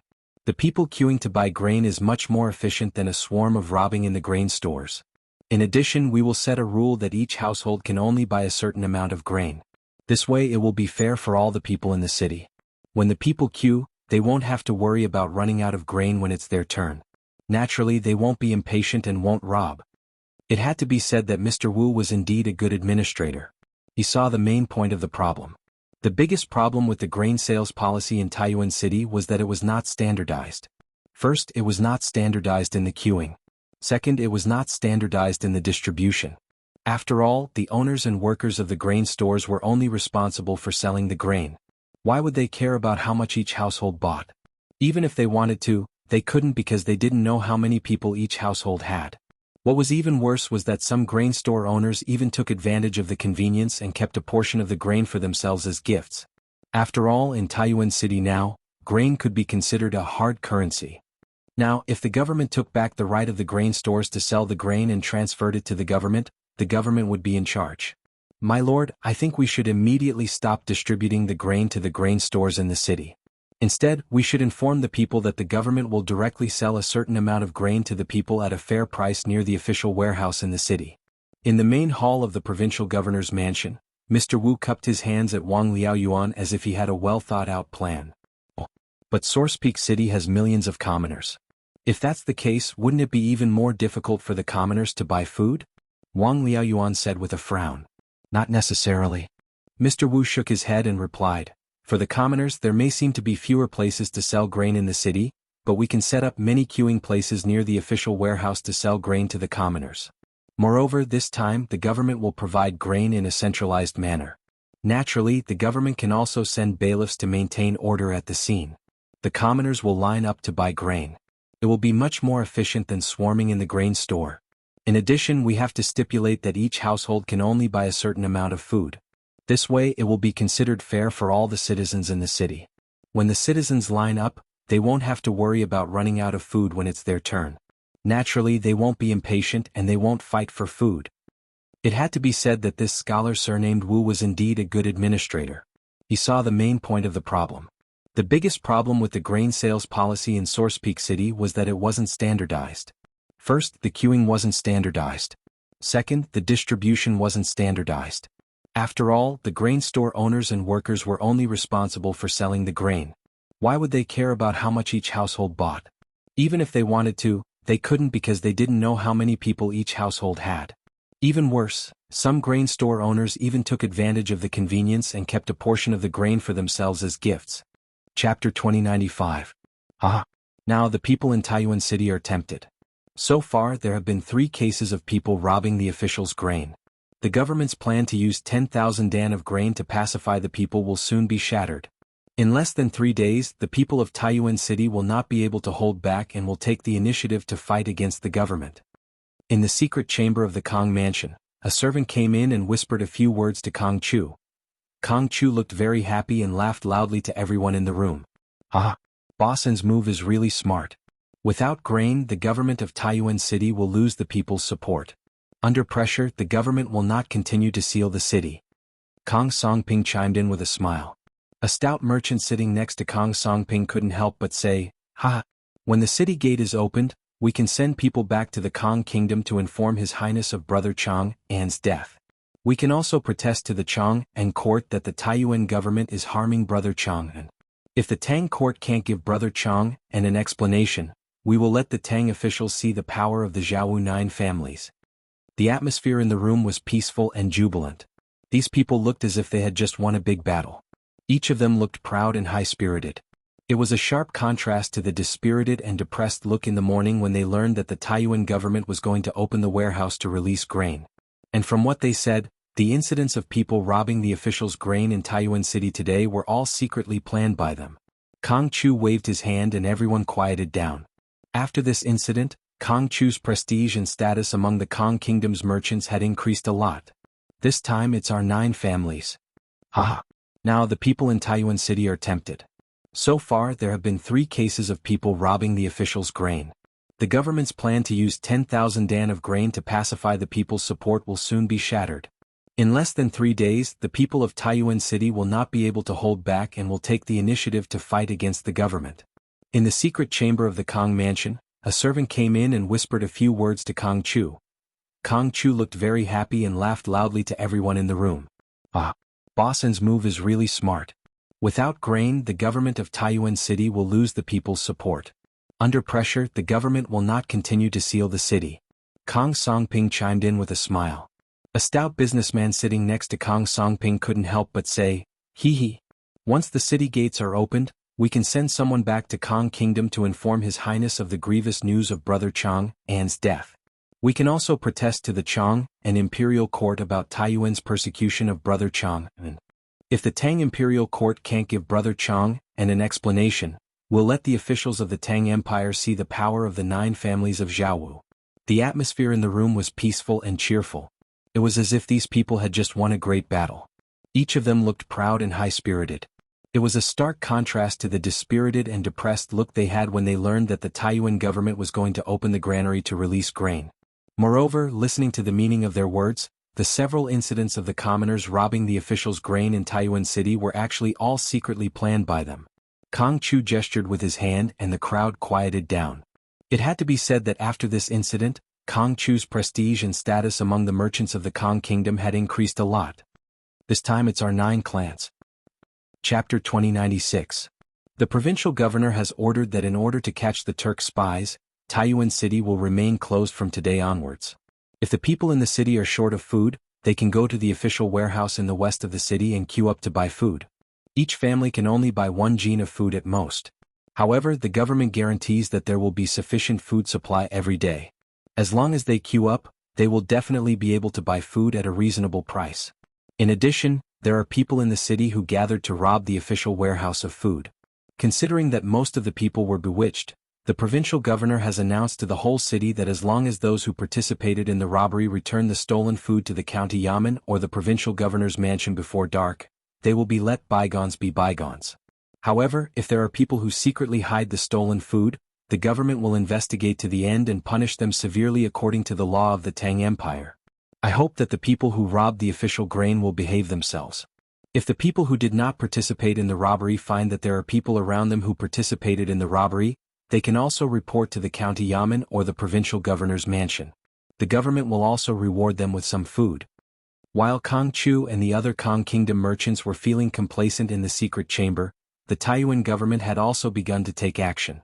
First, the yamen runners of the various yamen offices went to the various checkpoints in the city to post the fresh out of the oven notices and read the latest decision of the provincial governor's mansion to the people. When the people heard this, they were all delighted. This was because the government's guarantee that there will be sufficient food supply every day. As long as they queue up, they will definitely be able to buy food at a reasonable price, was undoubtedly a reassurance to the people who were confused and hesitant because of the closure of the city. In this era, the people's requirements for the quality of life were relatively low. As long as the government could guarantee that there was no shortage of food in the city, as long as they could eat rice every day without going hungry, most of the people could accept the temporary closure of the city. The provincial governor has ordered that in order to catch the Turk spies, Taiyuan City will remain closed from today onwards. If the people in the city are short of food, they can go to the official warehouse in the west of the city and queue up to buy food. Each family can only buy 1 jin of food at most. However, the government guarantees that there will be sufficient food supply every day. As long as they queue up, they will definitely be able to buy food at a reasonable price. In addition, there are people who gathered to rob the official warehouse of food today. Considering that most of the people were bewitched, the provincial governor has announced to the whole city that as long as those who participated in the robbery return the stolen food to the county yamen or the provincial governor's mansion before dark, they will be let bygones be bygones. However, the government will investigate to the end and punish them severely according to the law of the Tang Empire. I hope that the people who robbed the officials' food will behave themselves. If the people who did not participate in the robbery find that there are people around them who participated in the robbery, they can also report to the county yamen or the provincial governor's mansion. The government will also reward them with some food. While Kong Chu and the other Kong Kingdom merchants were feeling complacent in the secret chamber, the Taiyuan government had also begun to take action. First, the yamen runners of the various yamen offices went to the various checkpoints in the city to post the fresh out of the oven notices. They also announced the latest decision of the provincial governor's mansion to the people. When the people heard this, they were all delighted. This was because the government promised that there would be sufficient food supply every day. As long as they queued up, they would definitely be able to buy food at a reasonable price. This was undoubtedly a reassurance to the people who were confused and hesitant because of the closure of the city. In this era, the people's requirements for the quality of life were relatively low. As long as the government could guarantee that there was no shortage of food in the city, as long as they could eat rice every day without going hungry, most of the people could still accept the temporary closure of the city. Chapter 2097. Men. Arrest Huang Yong. Constable Feng ordered decisively when he saw that most of the soldiers behind Huang Yong were frightened. Yes, sir. The 4 or 5 yamen runners beside Constable Feng bowed and accepted the order, then walked towards Huang Yong aggressively. Clang. Huang Yong had been a prefectural soldier in Taiyuan for 6 to 7 years and only got the position of a granary 2 years ago. In Taiyuan he was used to riding roughshod over others. Constable Feng actually dared to order people to arrest him. He couldn't help but be furious. With a clang, he drew the saber at his waist and held it horizontally in front of him. Let's see who dares. This is my territory. Feng, if you want to behave atrociously here, you should know your place first. After that, he shouted to his left and right. This Feng faked the order of the provincial governor. Men, tie this Feng up for me. Yes, sir. The soldiers standing beside Huang Yong looked at each other. After a moment of hesitation, they bowed and accepted the order. Clang, clang, clang. The bailiffs on Constable Feng's side also drew their weapons. Both sides immediately drew their swords and fell into a state of confrontation. However, in comparison, the people on Constable Feng's side all had stern expressions, while the people behind Huang Yong were mostly hesitant. Clearly, most of the soldiers could still tell right from wrong. It was just that they didn't dare to openly resist because of Huang Yong's usual display of power. Huang Yong, oh Huang Yong. I didn't expect a mere granary to be so powerful. At that moment, a vigorous voice came from behind Constable Feng. The yamen runners automatically opened up a path. Constable Feng's face lit up when he heard the voice, but Huang Yong's expression changed when he heard the voice. The person who came was Wang Liaoyuan's top aide. Men. Arrest Huang Yong. Constable Feng ordered decisively when he saw that most of the soldiers behind Huang Yong were frightened. Yes, sir. The 4 or 5 yamen runners beside Constable Feng bowed and accepted the order, then walked towards Huang Yong aggressively. Clang. Huang Yong had been a prefectural soldier in Taiyuan for 6 to 7 years. He had only been promoted to the position of a granary 2 years ago.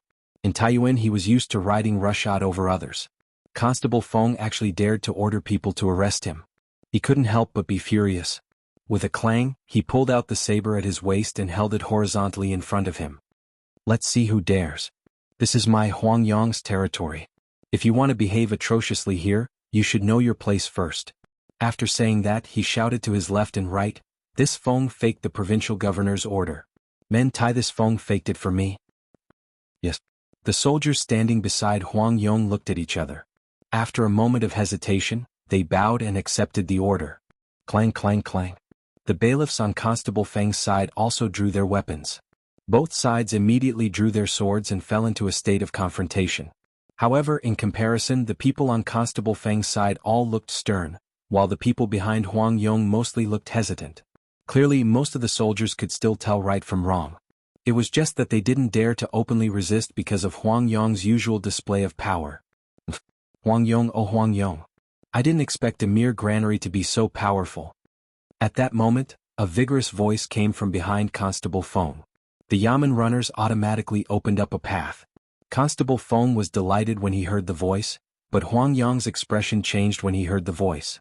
The person who came was Wang Liaoyuan's top aide.